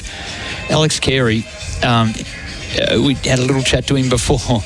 The way that he is keeping, yes, his batting's valuable, incredibly valuable, and middle order runs is incredibly valuable, but his keeping has been superb, and we did tap into a little bit of that with him. But look, I think Australia across the border, the longer the game goes on, the more you see the gap in the teams. Yep, that's true. But West Indies, they're batting last twice on wickets that are deteriorating. I wonder if something changes around and they decide to bat first next test, whether it has an outcome that might be a bit different. You'll hear the interview with Alex Carey on the new ball for Cobram Estate, and we'll whack it up on the socials as well, SEN_cricket. So in a minute, Bryce, will they change the team, Australia, for the final test? Now it's 1, or will they keep it the way it is? No, I think it's important to keep it. So your change might be at the top of the order with an opening bat. You're not going to do that. You don't want to lose faith in a young man and keep that going. And I think the bowlers, the workload hasn't been too taxing, and I think they'll continue through. Should it have been a real grind here, one of them might be a bit sore, and Scott Boland ready to go. He's bowled every day. We've seen him. Positive as well. Cameron Green out there bowling. Once the game is concluding, right now. Going through his bowling thing with bowling coach Griffiths and also Andrew McDonald standing there. They've got the video in, so positive for his further development as an all-rounder. Do we feel like we're perhaps being a bit harsh on the top order for Australia, considering both teams are talking about it being tough conditions with a new ball on these pitches, or is that an out? I think the method of dismissal is a little different than if you get a good one or you nick a good ball, okay, so be it. That can happen. But just sometimes, there are some errors being made that could be controlled. They're within the batsman's control. That's the downside. But I don't think there'll be a change. They won't be making a selection lever. They won't be pulling that. All right, that is it from us. That means we've got tomorrow off. So the chocolate factory's back on the back on the radar, I think. Nutmeg as well. Yeah, but not that oil down thing. Not for me, thank you. How do you feel about driving around the island for a bit? Yeah, we can do that. I would be in the back on this occasion. One thing finally, I think West Indies may in fact just make a change. I think Phillip was out to go out and Anderson comes in. All right, on behalf of the entire team, to Mitch and also to Matt back in the studios in Melbourne, and to Adam Collins, who's done a power of work with us behind the scenes. He should be front stage, but unfortunately his health hasn't been great. We hope you've enjoyed the test. I'm White and Bharat, Sundaresan with you from Grenada, wrapping up test number 2 that finished on day number 4 after the West Indies were skittled in their final innings. We kind of thought that it might have happened. We were hoping that it wouldn't happen because we did want a competitive finish to the test match, but the West Indies, having been set 277 for victory, could only manage 143 with only 2 players scoring over 20, with Roston Chase, the captain, making 34 and Shamar Joseph, the swashbuckling number 9, getting 24. Brad Sundaresan, before we go to the highlights, it finished pretty quick. It did. Bumped into West Indian head coach Darren Sammy just before the press conference. He was obviously very diplomatic in the press conference, but he was quite annoyed. But yeah, off air, he was not happy. He was He was. You could see him. There's fumes coming out of him as he was looking for the press conference room to start with. But just the fact that his team have lasted 33 and 34 overs each in their second innings, in the fourth innings, after having played 60% of both test matches, kept it on an even keel, found ways of fighting it out with bat, or more especially with ball. They've just been pretty atrocious and pretty awful with the bat in both second innings. Bit of cowboy cricket. Yeah, and doesn't help when the captain then goes to the presentation and says we need to see some calypso cricket. I don't know what will happen then. What is calypso cricket? I have no idea, and I don't think Sammy was chuffed with that expression being used, right, because that was asked to him in the press conference. He said, "Is that what he said in the post-match presentation?" Okay. All so right. Ruston Chase, he might have something to answer. Yes, there's plenty to get through, obviously, particularly at the end of a test match. But the state of play for Belgravia Apparel for quality New Balance cricket teamwear saw Australia win by 133 runs. Australians, Nathan Lyon taking the last catch. He got hit for a lot of sixes, did Nathan Lyon today, particularly by the Josephs, Elzari and also Shamar. So just going through the West Indian batting card, I won't go through the Australian card because it happened very early in the day and they sort of lost their final 3 wickets pretty quickly. But for the West Indies, Craig Brathwaite made 7, John Campbell was out without scoring, Carty made 10, King 14, Roston Chase made 34, Hope 17, Greaves 2, Elzari Joseph 13, Shamar Joseph hit 3 sixes in his 24. 2 enormous sixes like he did at Kensington Oval. Phillip made 11 and Seals made 8. The bowling figures, Mitch Stark took 3 for 24. Nathan Lyon 3 for 42 off 5.3 overs. Hazelwood took 2 wickets and then singles to Cummins and also Webster. So all 5 bowlers that were used got in on the wickets. 133 run victory. The Windies bowled out for 143. Earlier in the day, Australia got bowled out for 243. So 277 was the target. They go to Jamaica next for the final test, but the series is wrapped up with a 2-0 lead already to Australia. So that was the state of play for Belgravia Apparel in partnership with New Balance, delivering high-performance teamwear to the BBL and the WBBL this year. It is the new ball for Copper Estate Premium Australian Extra Virgin Olive Oil. We'll take a break. What does it all mean? We'll discuss that next. Sync up SEN's commentary with your TV for footy this season. Hit the SEN Sync button on the SEN app. Game 1 was the Blues. New South Wales off to a flyer. Game 2, the Maroons. Puts it over, Hammer gets the try, and it's all Queensland. Now it all comes down to the decider. Game on. Tune in to Origin Live on SEN as we bring you all the live action of Game 3. Too good. Came down and got it. Origin, the decider, live this Wednesday on Origin Live. SEN, your home of sport. Midday Madness with Dwayne Russell. You call, you get on. That's the Midday Madness guarantee. Every day from 12, right here on your home of sport, SEN. SEN's listeners' love for their team is unbreakable. Toyota's driving around again to help find the Toyota Hilux Unbreakable Fan of the Year. Call or text in to Gary and Tim on SEN Breakfast or visit iCanWin.com.au and prove your unbreakable spirit. Each week, 3 winners enter the draw to be the Toyota Hilux Unbreakable Fan of the Year. Driving away, what about this, in a brand new Unbreakable Toyota Hilux GRS. Oh, what a feeling. Toyota. T&C's fine. Voted one of the world's top 10 iconic wine stores, here's Miles from Prince Wine Store with a wine update. Cheers to 21 years. Prince Wine Store South Melbourne is turning 21, and to celebrate, we're offering 21% discount store-wide on still wines with 10% off sparkling and fortifieds. The offer runs this week only, so jump online or visit one of our stores to discover a host of some of the world's greatest wines from Australia and around the world. Prince Wine Store, Bank Street, South Melbourne, delivering Australia-wide. princewinestore.com.au. Installery.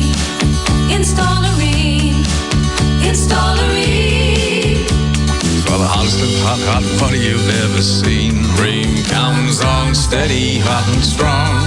It just keeps on and on. Ream's been proudly manufacturing here in Australia for over 80 years. Install a Ream.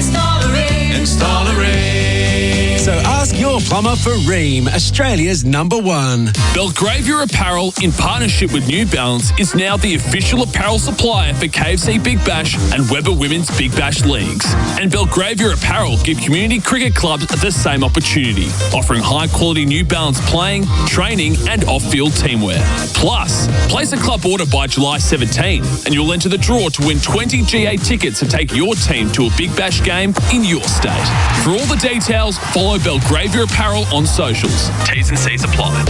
Looking for the ultimate weekend escape in Melbourne? At Pullman Melbourne on the Park, enjoy inviting rooms and suites offering breathtaking views, perfectly positioned next to the MCG and Rod Laver Arena. With on-site parking, you're only a short stroll from the city's top shopping, sports and concert venues. Upgrade your experience with executive lounge access on level 18 for evening drinks and canapes. Or kickstart your night at the Cliveden Bar and Dining, your perfect pre-event destination. Book now at pullmanonthepark.com.au. Did you know that Cobram Estate Extra Virgin Olive Oil supports heart health when consuming 2 or more 15ml serves per day as part of a balanced diet? Cobram Estate is made from olives grown in northern Victoria, which are harvested and first cold pressed within 4 to 6 hours to create a premium quality oil. This is why every bottle is fresh and full of flavour, making your food taste even better. Cobram Estate, premium quality, great tasting, and the most awarded Australian extra virgin olive oil. It's another great week at 40 Winks. Right now you can get any size mattress for the price of a single. That's right. Get a queen, king or even a super king mattress for the price of a single, plus earn double Qantas points on your purchase. But be quick, the any size plus double Qantas points offer is on for a limited time only. Exclusions and T's and C's apply. So come and find a bed matched perfectly to you. Go to better sleep at 40 Winks. Serious about sleep. If you love a country pub, you'll love the Ultima Hotel in the heart of the Mallee. This classic country pub is located in the town of Ultima, just down the road from Swan Hill. Grab a cold beer, meet some of the friendly locals, or join in on a Sunday session with meat off the famous smoker. So come say good day to Shane and the team at the mighty Ultima Hotel in the heart of the Mallee. They're also proud supporters of the Ultima Roos, Lara Cats, Hay Lions and Tooleybuck Manangatang Football Netball Clubs, as well as the Bannockburn Cricket Club. Round 18 on AFL Nation. Matt Rowell and the Suns host Nick Dacos and the Pies live this Friday night on your home of sport, SEN. Cobram Estate, Australia's most awarded extra virgin olive oil. Grown, harvested and first cold pressed in northern Victoria. On SEN Cricket, this is the new ball.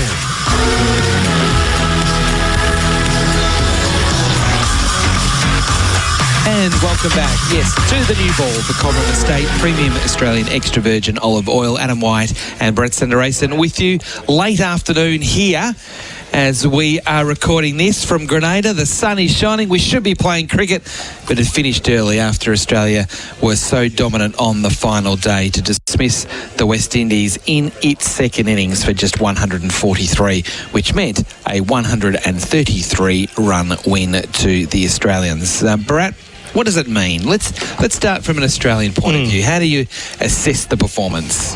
Well, when Australia landed in the Caribbean, 2 or 3 weeks ago now, from London on the 18th to be precise. This is what they would have expected, to wrap the series up in Grenada 2-0 and then head to Jamaica for the pink ball test. I mean, we've been told it's a pink ball test. We're still not entirely sure. And Darren Sammy just said they're traveling with pink balls. They'll get there and they'll start training with the pink balls and hope that the lights come on. So we'll have to wait and watch what happens there in Jamaica. So in terms of the result that they wanted to achieve at this stage of the tour, they've done that. The way they've gone about it, I think, is vastly different to what they would have expected, or how they would have expected things to play out. The pitches have clearly not what they expected the pitches to be. And batting has been very difficult.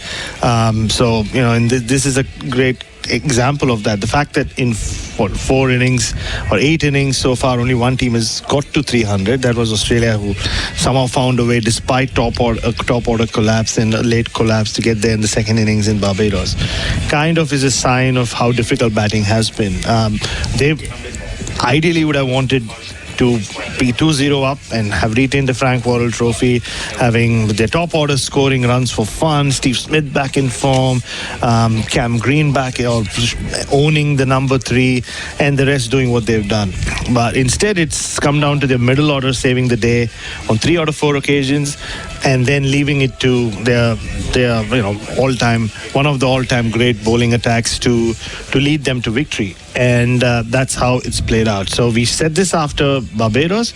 Have the Australians learnt anything about their team that they didn't know going into the second test? Back then the answer was no. Here I think they've learned a little more about some of their players, and it goes back to the not top 4, forget about Steve Smith, but the top 3 in this case. And the Constance Khawaja thing, which I'm sure we'll discuss not just today, but over the next few days and leading into Jamaica and during that test as well, still remains. Cam Green, he's progressing nicely. 50, the half century made yesterday, and to see him bowl, I don't think he's expected to bowl anytime soon a test match, but he's been working towards it ever since he joined the team in London before the World Test Championship final. So it's good to see that he was right there in the mix within minutes of Australia having wrapped up the test. So still a lot of questions to be answered, you would think, or at least with regards to that top order. But yeah, I mean, they've just been reminded of how great Stark, Cummins, Hazelwood and Lyon are. We're in this unusual situation that Australia has won the first test in 3 days, on the second test in 4 days, but not being overly convincing, particularly with the batting. And when they're looking ahead to the Ashes, they probably haven't got any answers that they wanted definitively. They got a better result from Cam Green here. They still don't know about Constance.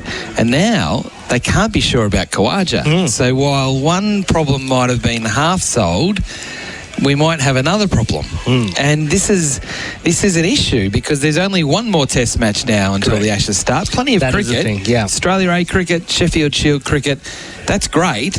But to have the team together, to try and get that dynamic, to try and get that synergy inside the group at the moment, there are still unanswered questions despite being 2-0 up. It's quite an unusual situation. Very unusual, which goes back to our original point of they would have expected to have ticked all those boxes by the time they finished up in Grenada and boarded the flight for Kingston, but they haven't. So they have one more test match. The pro to that is they still have one more test match to find out more about Constance and Khawaja. In a way, it doesn't help that it's a pink ball test, but there will be one pink ball test during the Ashes, which will be at the Gabba as the second test. But still, I think at this point, it doesn't matter what the color of the ball is. What they want from Constance is, regardless of how he plays, they want to leave the Caribbean with Constance having got at least one decent score. Khawaja got the 47 in the first innings in Barbados, but they would ideally want him to get a score as well. So at least they breathe a little easier. They obviously are breathing much easier after what Cam Green did. But that would be the last box to take on this tour, because the rest, Head, you know what Head does, and he's the leading run getter at this point in this series. Bo Webster has been phenomenal ever since he came into Test cricket. He failed yesterday with the bat and dropped a catch today, which is unusual, but well, you feel like the law of averages have caught up, so he'll go back to doing what he's been doing. Carey has been in sensational form with the bat and with the gloves. We'll talk about Carey shortly. Yeah, and well, you don't have to say much about the 4 bowlers. We've said enough about them over the last 10 years. So yeah, I mean, that's the one thing remaining. But I think it also is a question of West Indies and how frustrating they have been, because they've given you hope, right? They've given you hope that maybe they could compete with a team like Australia and push Australia to a position where they really have to bring out the A game. But Australia will feel they won these 2 test matches having barely even scratched the surface of what would be their A game. It's so hard to assess, because going into day 3 at Kensington Oval, you thought the Windies were a genuine chance. And then even today, when they took those 3 wickets really quickly to wrap up the tail, Cummins in the first over, they got Carey out and they were able to knock the rest over. You thought, 277, maybe. But then it was like categorically no after about 15 minutes. Well, yeah, not even 15 minutes. After John Campbell was, even in the first over, the way Craig Brathwaite faced up to Stark, flashed at a couple of deliveries, you're like, okay, fine. Because we did talk up Craig Brathwaite in his 100th test, how he had to be the anchor and everybody else placed their shots. John Campbell survived 2 balls. Craig Brathwaite didn't survive for too long after that. And then after that point, it was just pretty shambolic batting from the rest. And we said it at the time, this won't last tea. And it didn't. And there was some big hits and all that sort of thing, but not a lot of resistance. Okay, this is the new ball for Cobram Estate Premium Australian Extra Virgin Olive Oil. We'll talk about Alex Carey. We'll also hear from Alex Carey, who was named man of the match as well. He spoke to Bharat and also Bryce. We'll talk about the West Indies and all the other issues in the build-up to Jamaica, where we'll be heading next. Back with more shortly. Sync up SEN's commentary with your TV for footy this season. Hit the SEN Sync button on the SEN app. SEN is always your #1 home for everything in sport. From expert analysis, including the latest news, and of course all your favourite live sporting action, there's no better place. But if you're looking for even more of SEN's expert analysis to help you stay up to date, why not subscribe to SEN YouTube? Watch all the latest videos from your favourite SEN shows that'll keep you informed on what's happening in sport. Visit youtube.com, search for SEN and subscribe today. Round 18 on AFL Nation. Paddy Cripps and the Blues host Lachie Neale and the Lions. Live this Thursday on your home of sport, SEN. Experience luxury and performance at Audi Barry Berg. Family owned and operated, they're committed to delivering exceptional service and premium Audi vehicles. Discover the range at Audi Barry Berg. Visit them in Berwick or online at audibarryberg.com.au. LXCT 7522. Out on the footy field, we all want our players to be safe. And the same goes for your workplace. Marta Australia are your go-to for Australia's safest knives, blades and accessories for the workplace. Marta's winning game plan is to reduce cutting accidents and keeping Aussie workers in safe hands. From cutting to slicing, keep your team safe on their playing field and visit martaaustralia.com.au. Marta Australia, the safer way to cut. Hi there, business owners. Coach Nick here. Many of my new clients from SEN tell me, I've been hearing you for a while, and I finally decided to call you so that we can get to work on my business. Well, business owners, why wait? Time is money. The longer you wait, the longer it takes to grow and transform your business. Your first consultation is free, and it might just change your business forever. Visit coachnick.com.au. coachnick.com.au. Belgravia Apparel, in partnership with New Balance, is now the official apparel supplier for KFC Big Bash and Weber Women's Big Bash Leagues. And Belgravia Apparel give community cricket clubs the same opportunity, offering high-quality New Balance playing, training and off-field teamwear. Plus, place a club order by July 17 and you'll enter the draw to win 20 GA tickets to take your team to a Big Bash game in your state. For all the details, follow Belgravia Apparel on socials. T's and C's apply. Got a Mack, Volvo or Hino truck or anything in between and need parts? Get into Truckline with over 70,000 parts ready to go. We've got Japanese, North American and European trucks and trailers covered. And that means our expert team will have you back on the road in no time. So, whether it's a new rig or an old Warrior, Truckline has all the parts you need. Visit truckline.com.au for your nearest store. If I asked you to go outside now, grab a shovel and hack through your internet or water connection, would you do it? Of course not. It'd cost you a fortune to fix, plus being without internet or water for hours or days would drive you mad. Yet digging without searching before you dig online first is a gamble. Or worse, if you strike a gas or electricity main. Before every job, search before you dig online every time. And never dig blind. For over 90 years, GMHBA Health Insurance has been built on care and the belief in giving back to community. That's why you'll pay no excess on same-day hospital procedures with all eligible hospital covers. So, if you're in and out on the same day, you won't pay the hospital excess. Make the switch today. GMHBA Health Insurance. Caring since 1934. Doesn't apply to closed hospital products. All hospital waiting periods apply, including the standard 2-month waiting periods and 12-month waiting periods for pre-existing conditions. Everything grows better with Nutrient Water. Everything grows better with Nutrient Water. From irrigation and filtration to pumping and lawn care essentials, Nutrient Water has you covered. For the best water management solutions, your local Nutrient Water store has the solutions to help everything grow better. Order online at nutrientwaterstore.com.au or find a store near you. Everything grows better with Nutrient Water. Everything grows better with Nutrient Water. The new Squishmallows Happy Meal has arrived at Macca's with 14 adorable toys to collect, including Cam the Cat and all your favourites. Available 10 a.m. to midnight for a limited time in participating restaurants. The all-new SEN app. Download it today and never miss a moment of your favourite show. Streaming live anywhere, anytime. Cobram Estate, Australia's most awarded extra virgin olive oil. Grown, harvested and first cold pressed in northern Victoria. On SEN Cricket, this is the new ball.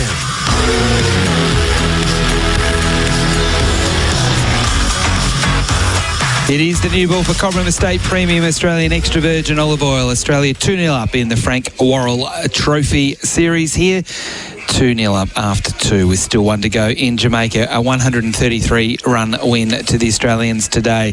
They wrap things up very, very quickly indeed after the West Indies.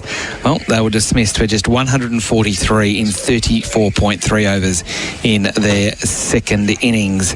Alex Carey was named the man of the match. Now, we'll hear from Alex a little bit later on because you chatted to him along with Bryce McGain. We know how well he's batting because the numbers are there for all to see. He's averaged 50 pretty much for the last 18 months. That's the way he gets his runs, and we've talked a lot about that, even just in this series.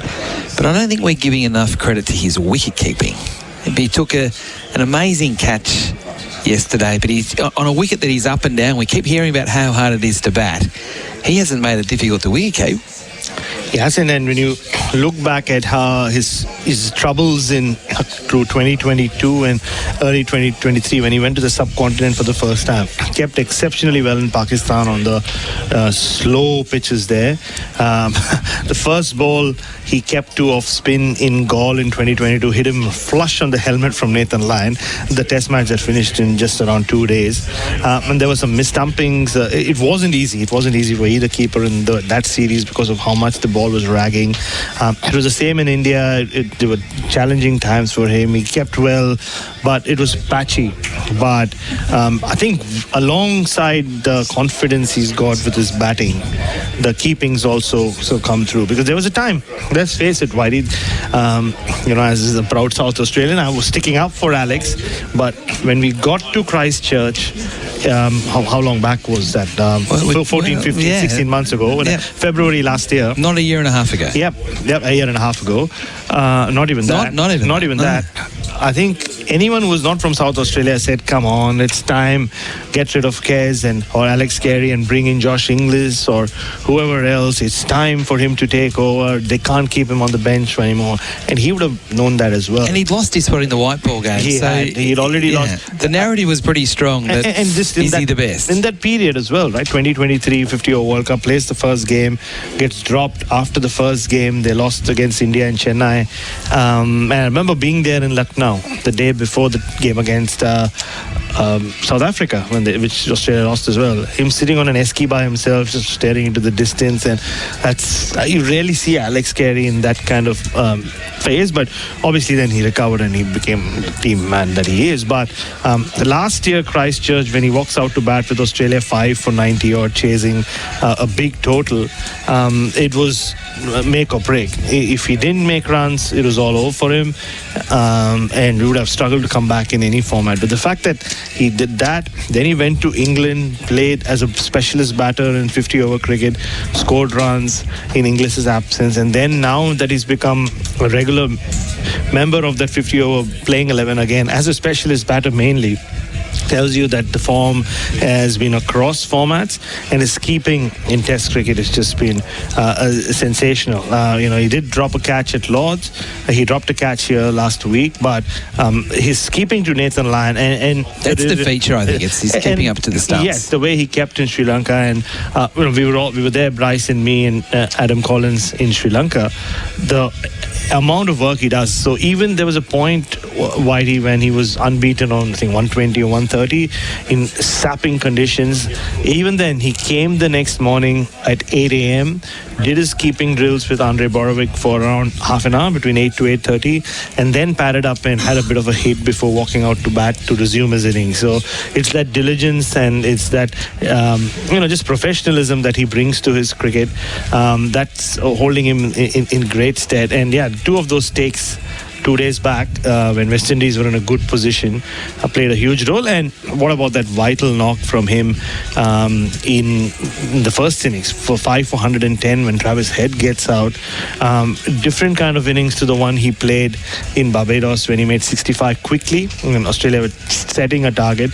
Here he had to kind of set the game Tough up. runs. And he's been player of the match now twice in the last 4 or 5 test matches. So that's quite something for a wicketkeeper. Doesn't happen very often. He's going well. This is the new ball for Cobram Estate Premium Australian Extra Virgin Olive Oil.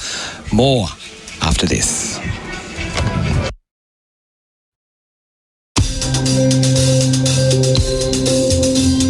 You're listening to SEN, your home of sport.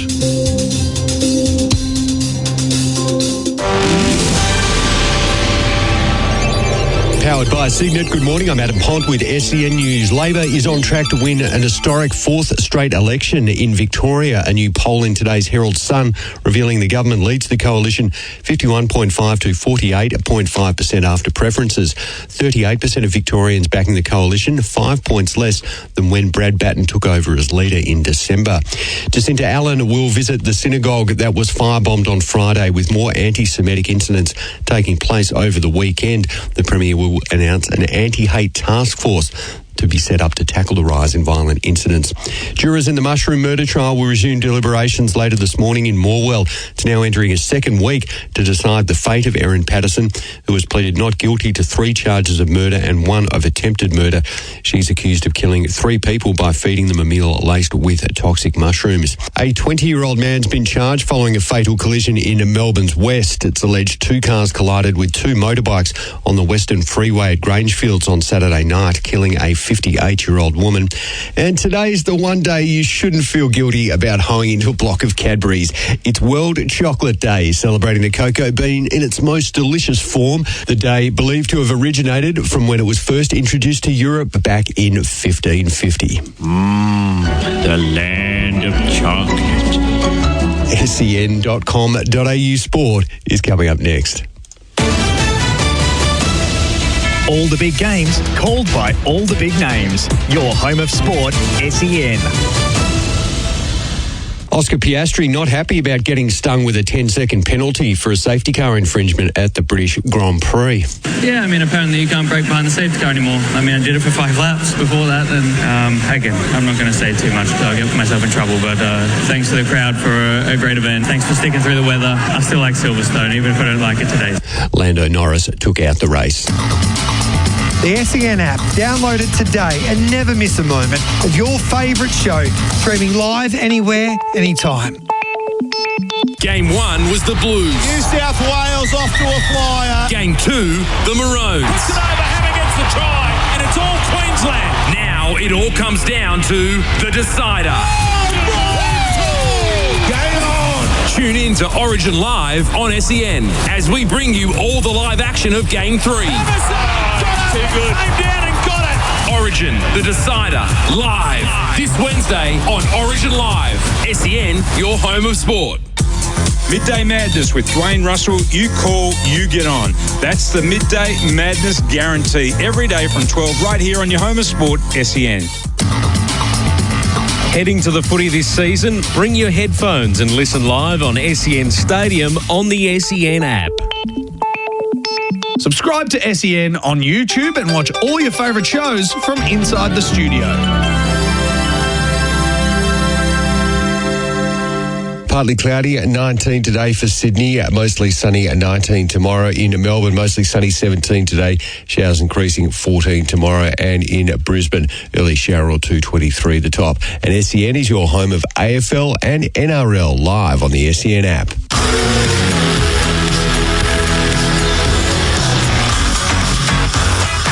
It is the new ball for Cobram Estate Premium Australian Extra Virgin Olive Oil. The test is over in Grenada, but there is still plenty to talk about on the new ball. We've had the first couple of balls, but ball number 3. Now, we touched on this, but I just want to ask you again to make sure. We are now 2-0 up in the series, the Australians. No change to the batting lineup? Nah. Do we do anything to give someone else a chance or make a statement on anybody? Just keep the wide lens and keep it playing out the way it is? Very much so. Where you start from the bottom of the batting lineup, I again can't see any of the fast bowlers being rested. Big game for Mitchell Starc as well as 100 tests, so you think he'll definitely play. And because West Indies have been so hapless in their second innings and Australia have not bowled too many overs. Yes, they were dragged. Almost bowled, 70 odd overs in the first innings, but that was 2 days ago. So I can't see any of those two, Starc or Hazelwood, wanting a rest or getting a rest. So. Now, putting my Victorian hat on, I do want Scott Boland to play a test here. And I know how well he's going at the moment. But the problem is when the West Indies don't last 100 overs across 2 innings in Barbados, and here, doing my maths very quickly, I think it's about 107 overs here with a 7-day break now. Or 6-day break going into next Saturday. Ball test as well. I mean, the record that both Starc and Hazelwood that's right. It's just impossible to see. Yeah, and the last test for a while now. So I'll flip it around then. So the batters here, it's all about seeing who we've got that might be able to play for the Ashes. So some of them are getting an opportunity that maybe they wouldn't get in other circumstances. So is there a temptation to play Scott Boland just to give him a game? Not at all. To see, to give him an opportunity, considering what they're doing with the batting? If there's one guy they know everything they need to know about Scott Boland, in a way, he's too good for his own liking. In that, because they know what they've got. They know what they've got on the shelf. Because you just have to kind of give the ball to him, the crowd will go crazy in Australia and he'll start taking wickets for fun.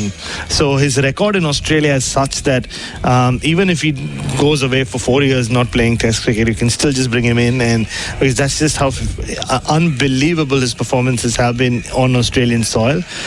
So it would have been a conversation if they had a Lance Morris or even a Jai Richardson or whoever else, Marley Beardman, Callum Bidler, someone like a young fast bowler just waiting in the wings.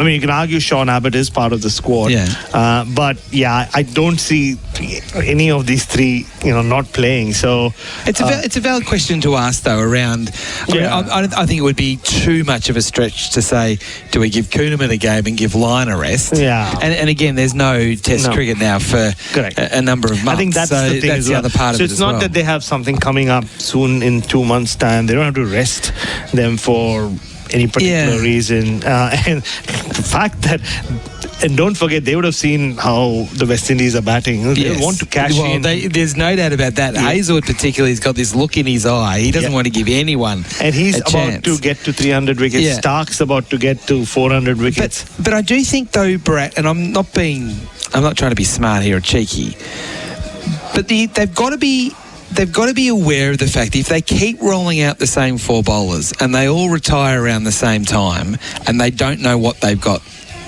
behind them, you don't know unless you play them. So I still think there comes a time where they go, as good as these 4 are, sometimes it's not bad for one of them to have a break to give another guy an opportunity, because as I said, they've been happy to drop Labuschagne on performance, understand, and give Constas a chance and give Green a chance and give Inglis a chance, knowing what they've also got in the sheds in Sheffield Shield cricket. But I just think the worry for me is that the bowlers, they all fall off the cliff at the same time, and then it's like, oh, who have we got?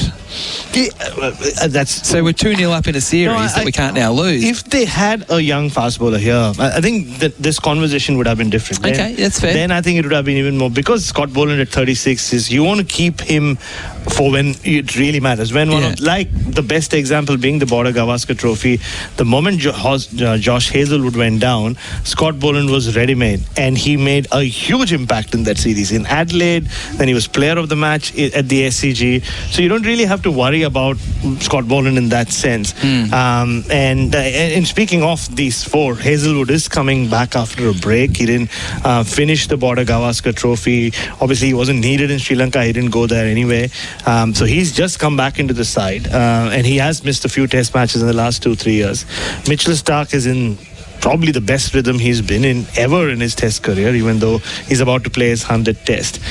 And then it's Pat Cummins, the captain. So again, maybe it's more a question of, should they have had a couple of younger fast bowlers in the squad more than should Scott Boland get a game just for no, that's fair. That's fair. I've got to press my case. I've got to try. I've got to try. You did a good job. But I do think there is an interesting dilemma for them coming up, and it might hit them sooner than they expect. So we're sort of rolling balls 3, 4, and 5 all in together here. Now we're having these discussions in real time, so we aren't having the broader discussion at the end of the series. But as it stands at the moment, are you confident one of Khawaja and Constas will be there for the first Ashes test in Perth? It stands at the moment. I was a lot more confident before the series began. I think just knowing, or just having seen these selectors or this selection committee go about things and the decisions that they've taken about certain players and the way they do seem to value incumbency and seniority, the fact that Manas Labuschagne got such a long rope before they finally decided to give him a break after he was dislodged from his original batting position, which he had owned for 6 years, kind of tells me that I can see Usman Khawaja definitely being there. If Sam Constas can get a glimpses, very brief glimpses in the first innings here. I just watched the highlights yesterday of his first innings, the pull shot and the punch that he played just before, or 2 overs before he got out, and the singles he was taking, rotating strike, were good signs. The second innings he got out in the first over. So, obviously we're reading a lot into it because of what's happened in the previous 3 innings. And we are commenting on after each innings. That's just the nature of. That's just how it is. Of how it is. Yeah, so do you think he needs a score in the next test? I think he needs a score. So it doesn't matter what he then do in Shield cricket after, he needs a score with an Australian helmet on? It'll help him a lot if he does get a score here. Take a bit of pressure off him when he plays Shield cricket, because the bowlers will be gunning for him as well. They'll know in the opposition whoever he plays against. And if he doesn't get the score, then think it's the door is open for whoever you are, whether you've been opening for 10 years, whether you opened for 2 years, whether you've never thought of opening, whether you suddenly wake up tomorrow and say I want to become an opener, and you are obviously playing Shield cricket. This doesn't mean whoever is waking up to us, listening to us and saying, oh, I can become a test opener for Australia. But whoever you are in the Shield system or the first class system right now, then it will come down to who scores runs in those games, Australia A game, and so on and so forth. So the other question is, I don't know whether it's part of our conversation. Now that we have said that they'll stick with the same batting 11 or playing 11 for Jamaica, the question comes back to Manas Labuschagne. Like, what do they do with him? We spoke about him going back and playing for Australia A. That didn't happen. But it doesn't have to happen yet, because the Australia A series starts against Sri Lanka A. It's already started as 1-day games. The 4-day games that come. So he could go at the end of this match. He could. And still play in those 4-day games, and he must do that. Yeah, and that's what we were told as well, because of concussion subs, and Pat Cummins was asked this question, so they hadn't taken a call. But now that they won the series, and they're not going to fiddle around with the top 3, and the fact that they have Josh Inglis as a concussion sub, maybe the time might be right for Manas to go back and get some action, and maybe he wants to tried out as an opener. I mean, if that's... But this is the thing. They can't afford, the Australian selectors, to waste any opportunity from here. So I was watching in the lunch break as we're eating our chicken and noodles. And I'm watching out there, he was batting to Sean Abbott, a bit of Kuhneman and a bit of throwdowns. I'm thinking, that's great, Marnus, and no one works harder on their game than Marnus, but that's not going to help his situation at the moment. For him to get back into the Australian team, he needs to be out there playing in the middle, either playing for Australia A or playing for Glamorgan. It's one of the two. Opening the batting and giving himself the best chance to force himself back into the Test team for the Ashes. Fielding, doing a great job of it, running out drinks, running out helmets, eating toasted sandwiches. That isn't going to help his chance of getting back into the Test team for the Ashes, where I think now the only spot for him is to open the batting. It is. And with Cam Green having made a half century now as well and established himself as, or even before he played at number 3, they were looking at him as a long-term number 3 till the time Smith is around at number 4. So he's lost his number 3 position. Yep. That's just, I think just he how has. it is. Yep. So you're absolutely right about the fact that he has to go and find himself a spot. It can't be 6. Travis said is in at 5. So it has, the only position left is to open. So he goes back, and that's where I think his relationship with Tim Payne will come in handy. You can argue, well, what about the... we're going back to a makeshift opener, and what about the openers that they already picked in the Australia A team? But the fact of the matter is, the Australian team is better off with Marnus Labuschagne. And I agree with that. And we talked about that after the last Test match. But where the goalposts have slightly shifted is I think Cameron Green has done enough to think that, Marnus, you're not going ahead of Cameron Green while Steve Smith's still playing for Australia. In that number 3 slot. So Green might get pushed down to 4 and Marnus might go back to 3, but if you want to play in the Ashes, it's almost like a sit down tonight to say, right, okay, these are our options. These are our options. What do you think? We'll tell you what we think is best to give you the best chance to get back in the team, but what do you think? And they work it out, make a decision. Yeah, and series is one here. Series is one, yeah. So I think that's what they'll do. So we spoke about it a lot last week. Because the series wasn't won yet, they didn't want to take any decision. And like you said, the schedule is such that Australia, the longer format game hasn't started yet.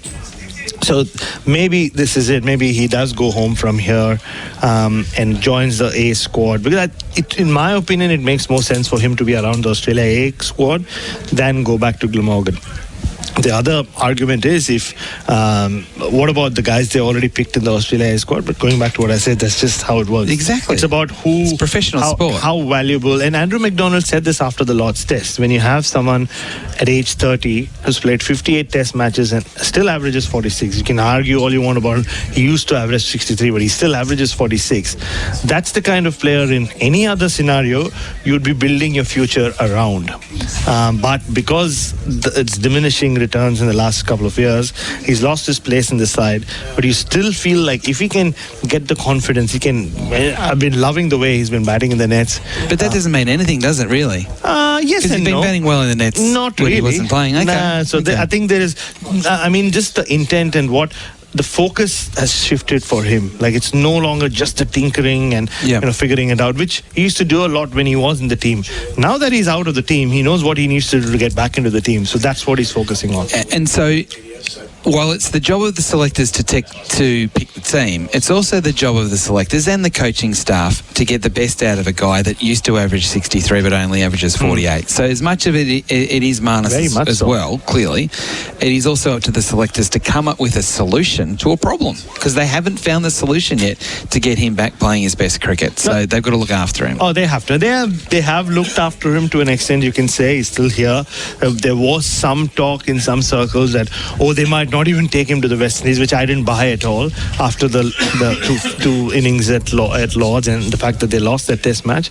But no, I think this is a good call. Send him back, let him make some runs, and then he has a bit of a break, and then he can start the Shield. As Queensland captain, probably he can take a call on where he wants to bat. Maybe probably open the bowling as well, and maybe stay away from all of that and just focus on. I think that will be a huge difference. Now that he's out of the team, I think he'll focus so much on his batting and captaining Queensland. But totally different. It's a total mental shift now from trying to hold on onto your spot to try and win it back when he goes back and plays Shield cricket. All right, we'll take a break on the Cobram Estate new ball for premium Australian extra virgin olive oil. It always has to be Cobram Estate. Alex Carey next, and we'll just touch on the West Indies before we wrap things up here from Grenada. Sync up SEN's commentary with your TV for footy this season. Hit the SEN Sync button on the SEN app.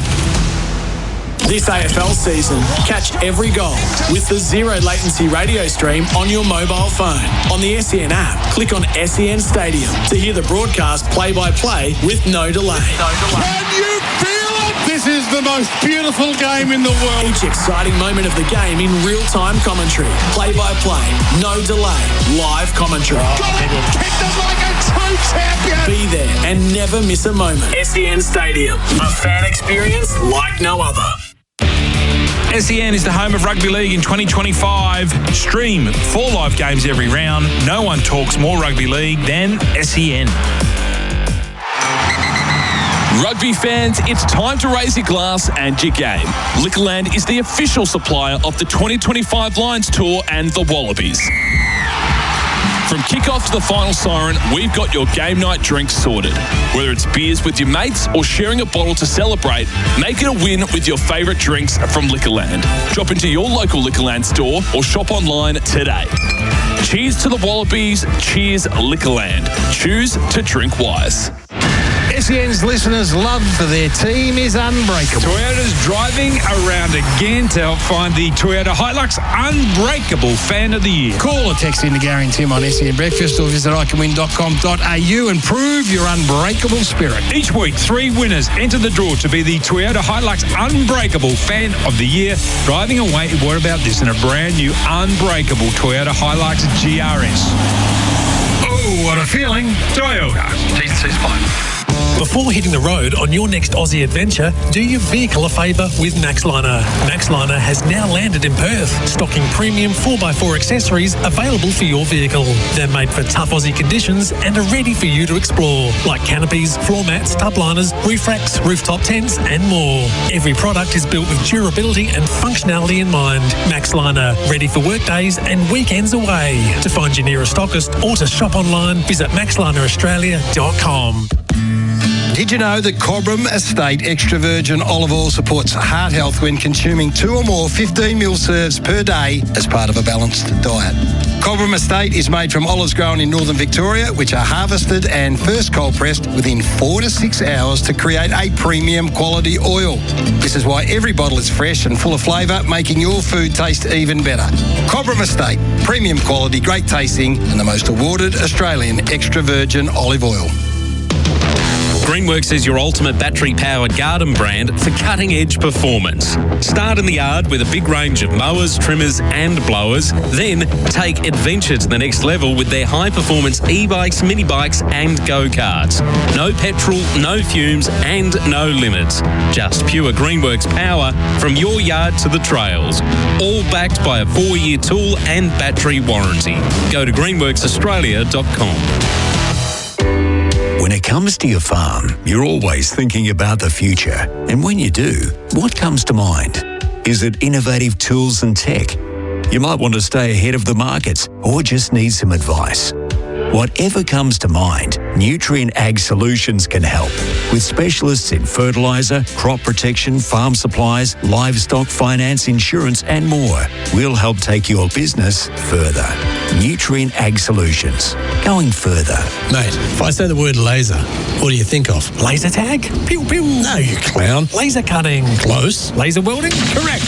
Roofing and Sheet Metal Centre can laser weld stainless steel in gauges down to 1.2 mil. Stainless steel roofing and rainwater products have a longer lifespan, are more resistant to corrosion, plus they look great. And with a lighter gauge stainless steel, you can get these benefits for less. Visit rscentre.com.au/stainless steel. Game 1 was the Blues. New South Wales off to a flyer. Game 2, the Maroons. It's an overhand against the try, and it's all Queensland. Now it all comes down to the decider. Game on. Tune in to Origin Live on SEN as we bring you all the live action of Game 3. Too good. Came down and got it. Origin, the decider, live this Wednesday on Origin Live. SEN, your home of sport. Belgravia Apparel, in partnership with New Balance, is now the official apparel supplier for KFC Big Bash and Weber Women's Big Bash leagues. And Belgravia Apparel give community cricket clubs the same opportunity, offering high-quality New Balance playing, training and off-field teamwear. Plus, place a club order by July 17 and you'll enter the draw to win 20 GA tickets to take your team to a Big Bash game in your state. For all the details, follow Belgravia Apparel on socials. T's and C's apply. Miss your favourite show? Want to catch up on an interview? Download and listen to every SEN podcast when you want it. Or on the SEN app. Cobram Estate, Australia's most awarded extra virgin olive oil. Grown, harvested and first cold pressed in northern Victoria. On SEN Cricket, this is the new ball.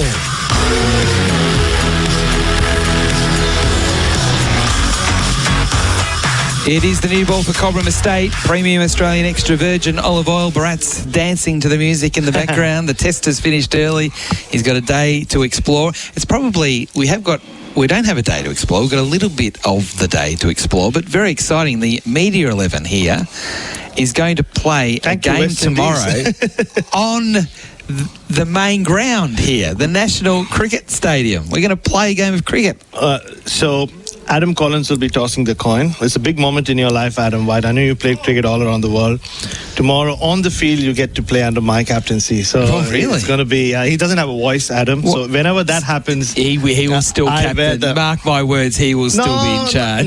No, he won't. He's good that way. Good luck standing up to Colo out on the field when you tell him he's off, you're not bowling well enough. Well, I've done that before. Yeah. I've also given him the last over in the game and finished the game off for him. No, he's good that way. He'll go for the toss though. Yeah, and that's fine. It's important. Okay. He'll wear the blazer basically. I'm sure he will. The Media 11. Sure he will. It'll be fun. Looking forward to it. When we know what to do, just target the stumps. I've already asked Bryce McGain which end he wants to bowl from. Right, okay. We've just got to play forward, remember that. All right, Alex Carey, he was the man of the match and he joined the team after play. He's pretty happy. Alex Carey, congratulations. Thank you so much for speaking to SEN Test Cricket. That finished in a hurry in the end. Yeah, it did. We probably thought the conditions would deteriorate. I think going into day one, winning the toss, obviously pretty happy to have a bat first, and we did think it would start to break up a bit and be quite variable. And to the bowlers' credit, they put the ball in the right area. They have to do that. But for the batters, I think to grind out to a total that was good enough is also full credit. So I think a pretty all-round performance, which was fantastic. And like you said, it just felt like you guys maybe even had enough last evening. And this morning we saw with the rain interruption, the bowlers were going through their routines. So was it just a case of getting as much as you can today in the morning when you're out there? Yeah, it was. It wasn't going to be easy again this morning, up and down conditions.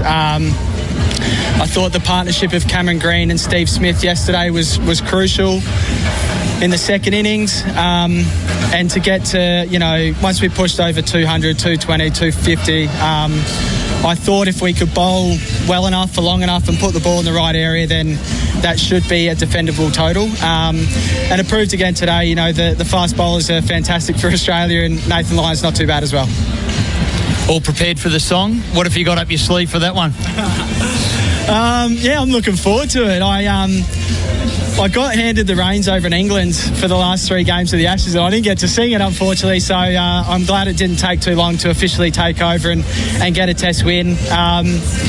I think the boys are pretty keen. We'll sing it quite early and maybe venture back to the hotel and have a beer or two. Did you start thinking about it before that last wicket case? I had a feeling you did. I was thinking about singing it out on the Oval, going old school, going a bit of AFL. I think having a few little gags prepared, probably the way to go, and we'll see how we go. I might build into it as we go. Alex, do you feel you're absolutely at the top of your game, your best form ever? The batting is one thing, and you've been superb with that, but your wicket keeping at the moment, and it's no surprise, we see how hard you work and prepare every single morning, but your keeping was sublime. Nathan Lyon, a catch down leg side, it hit the glove, it hit the thigh pad, you took it, and an inside edge as well on a turning, bouncing ball. You must feel really, really confident because it looks like you're in your absolute best. How do you feel? I try to stay pretty level and focused on my job. And my job, first and foremost, is to wicket keep for Australia. And, it's a really amazing bowling attack we've got. And, sometimes it's hard to keep to as well. So you've got to put in the work. These conditions deteriorate a lot. So, anyway, I think we got to wrap up. Yeah, go. Thanks, guys. Appreciate it. Enjoy the Thanks. beach. Cheers. There you go, Alex Carey. He was whipped off to the presentation after being named man of the match. So that was the sixth ball and the final ball for the new ball for Cobram Estate Premium Australian Extra Virgin Olive Oil. We are doing a new ball tomorrow, and we are going to do it very differently. Bharat is going to take us on a tour of Grenada. That is going to be the new ball tomorrow for Cobram Estate. Enjoy the rest of your day, and we'll catch you again soon.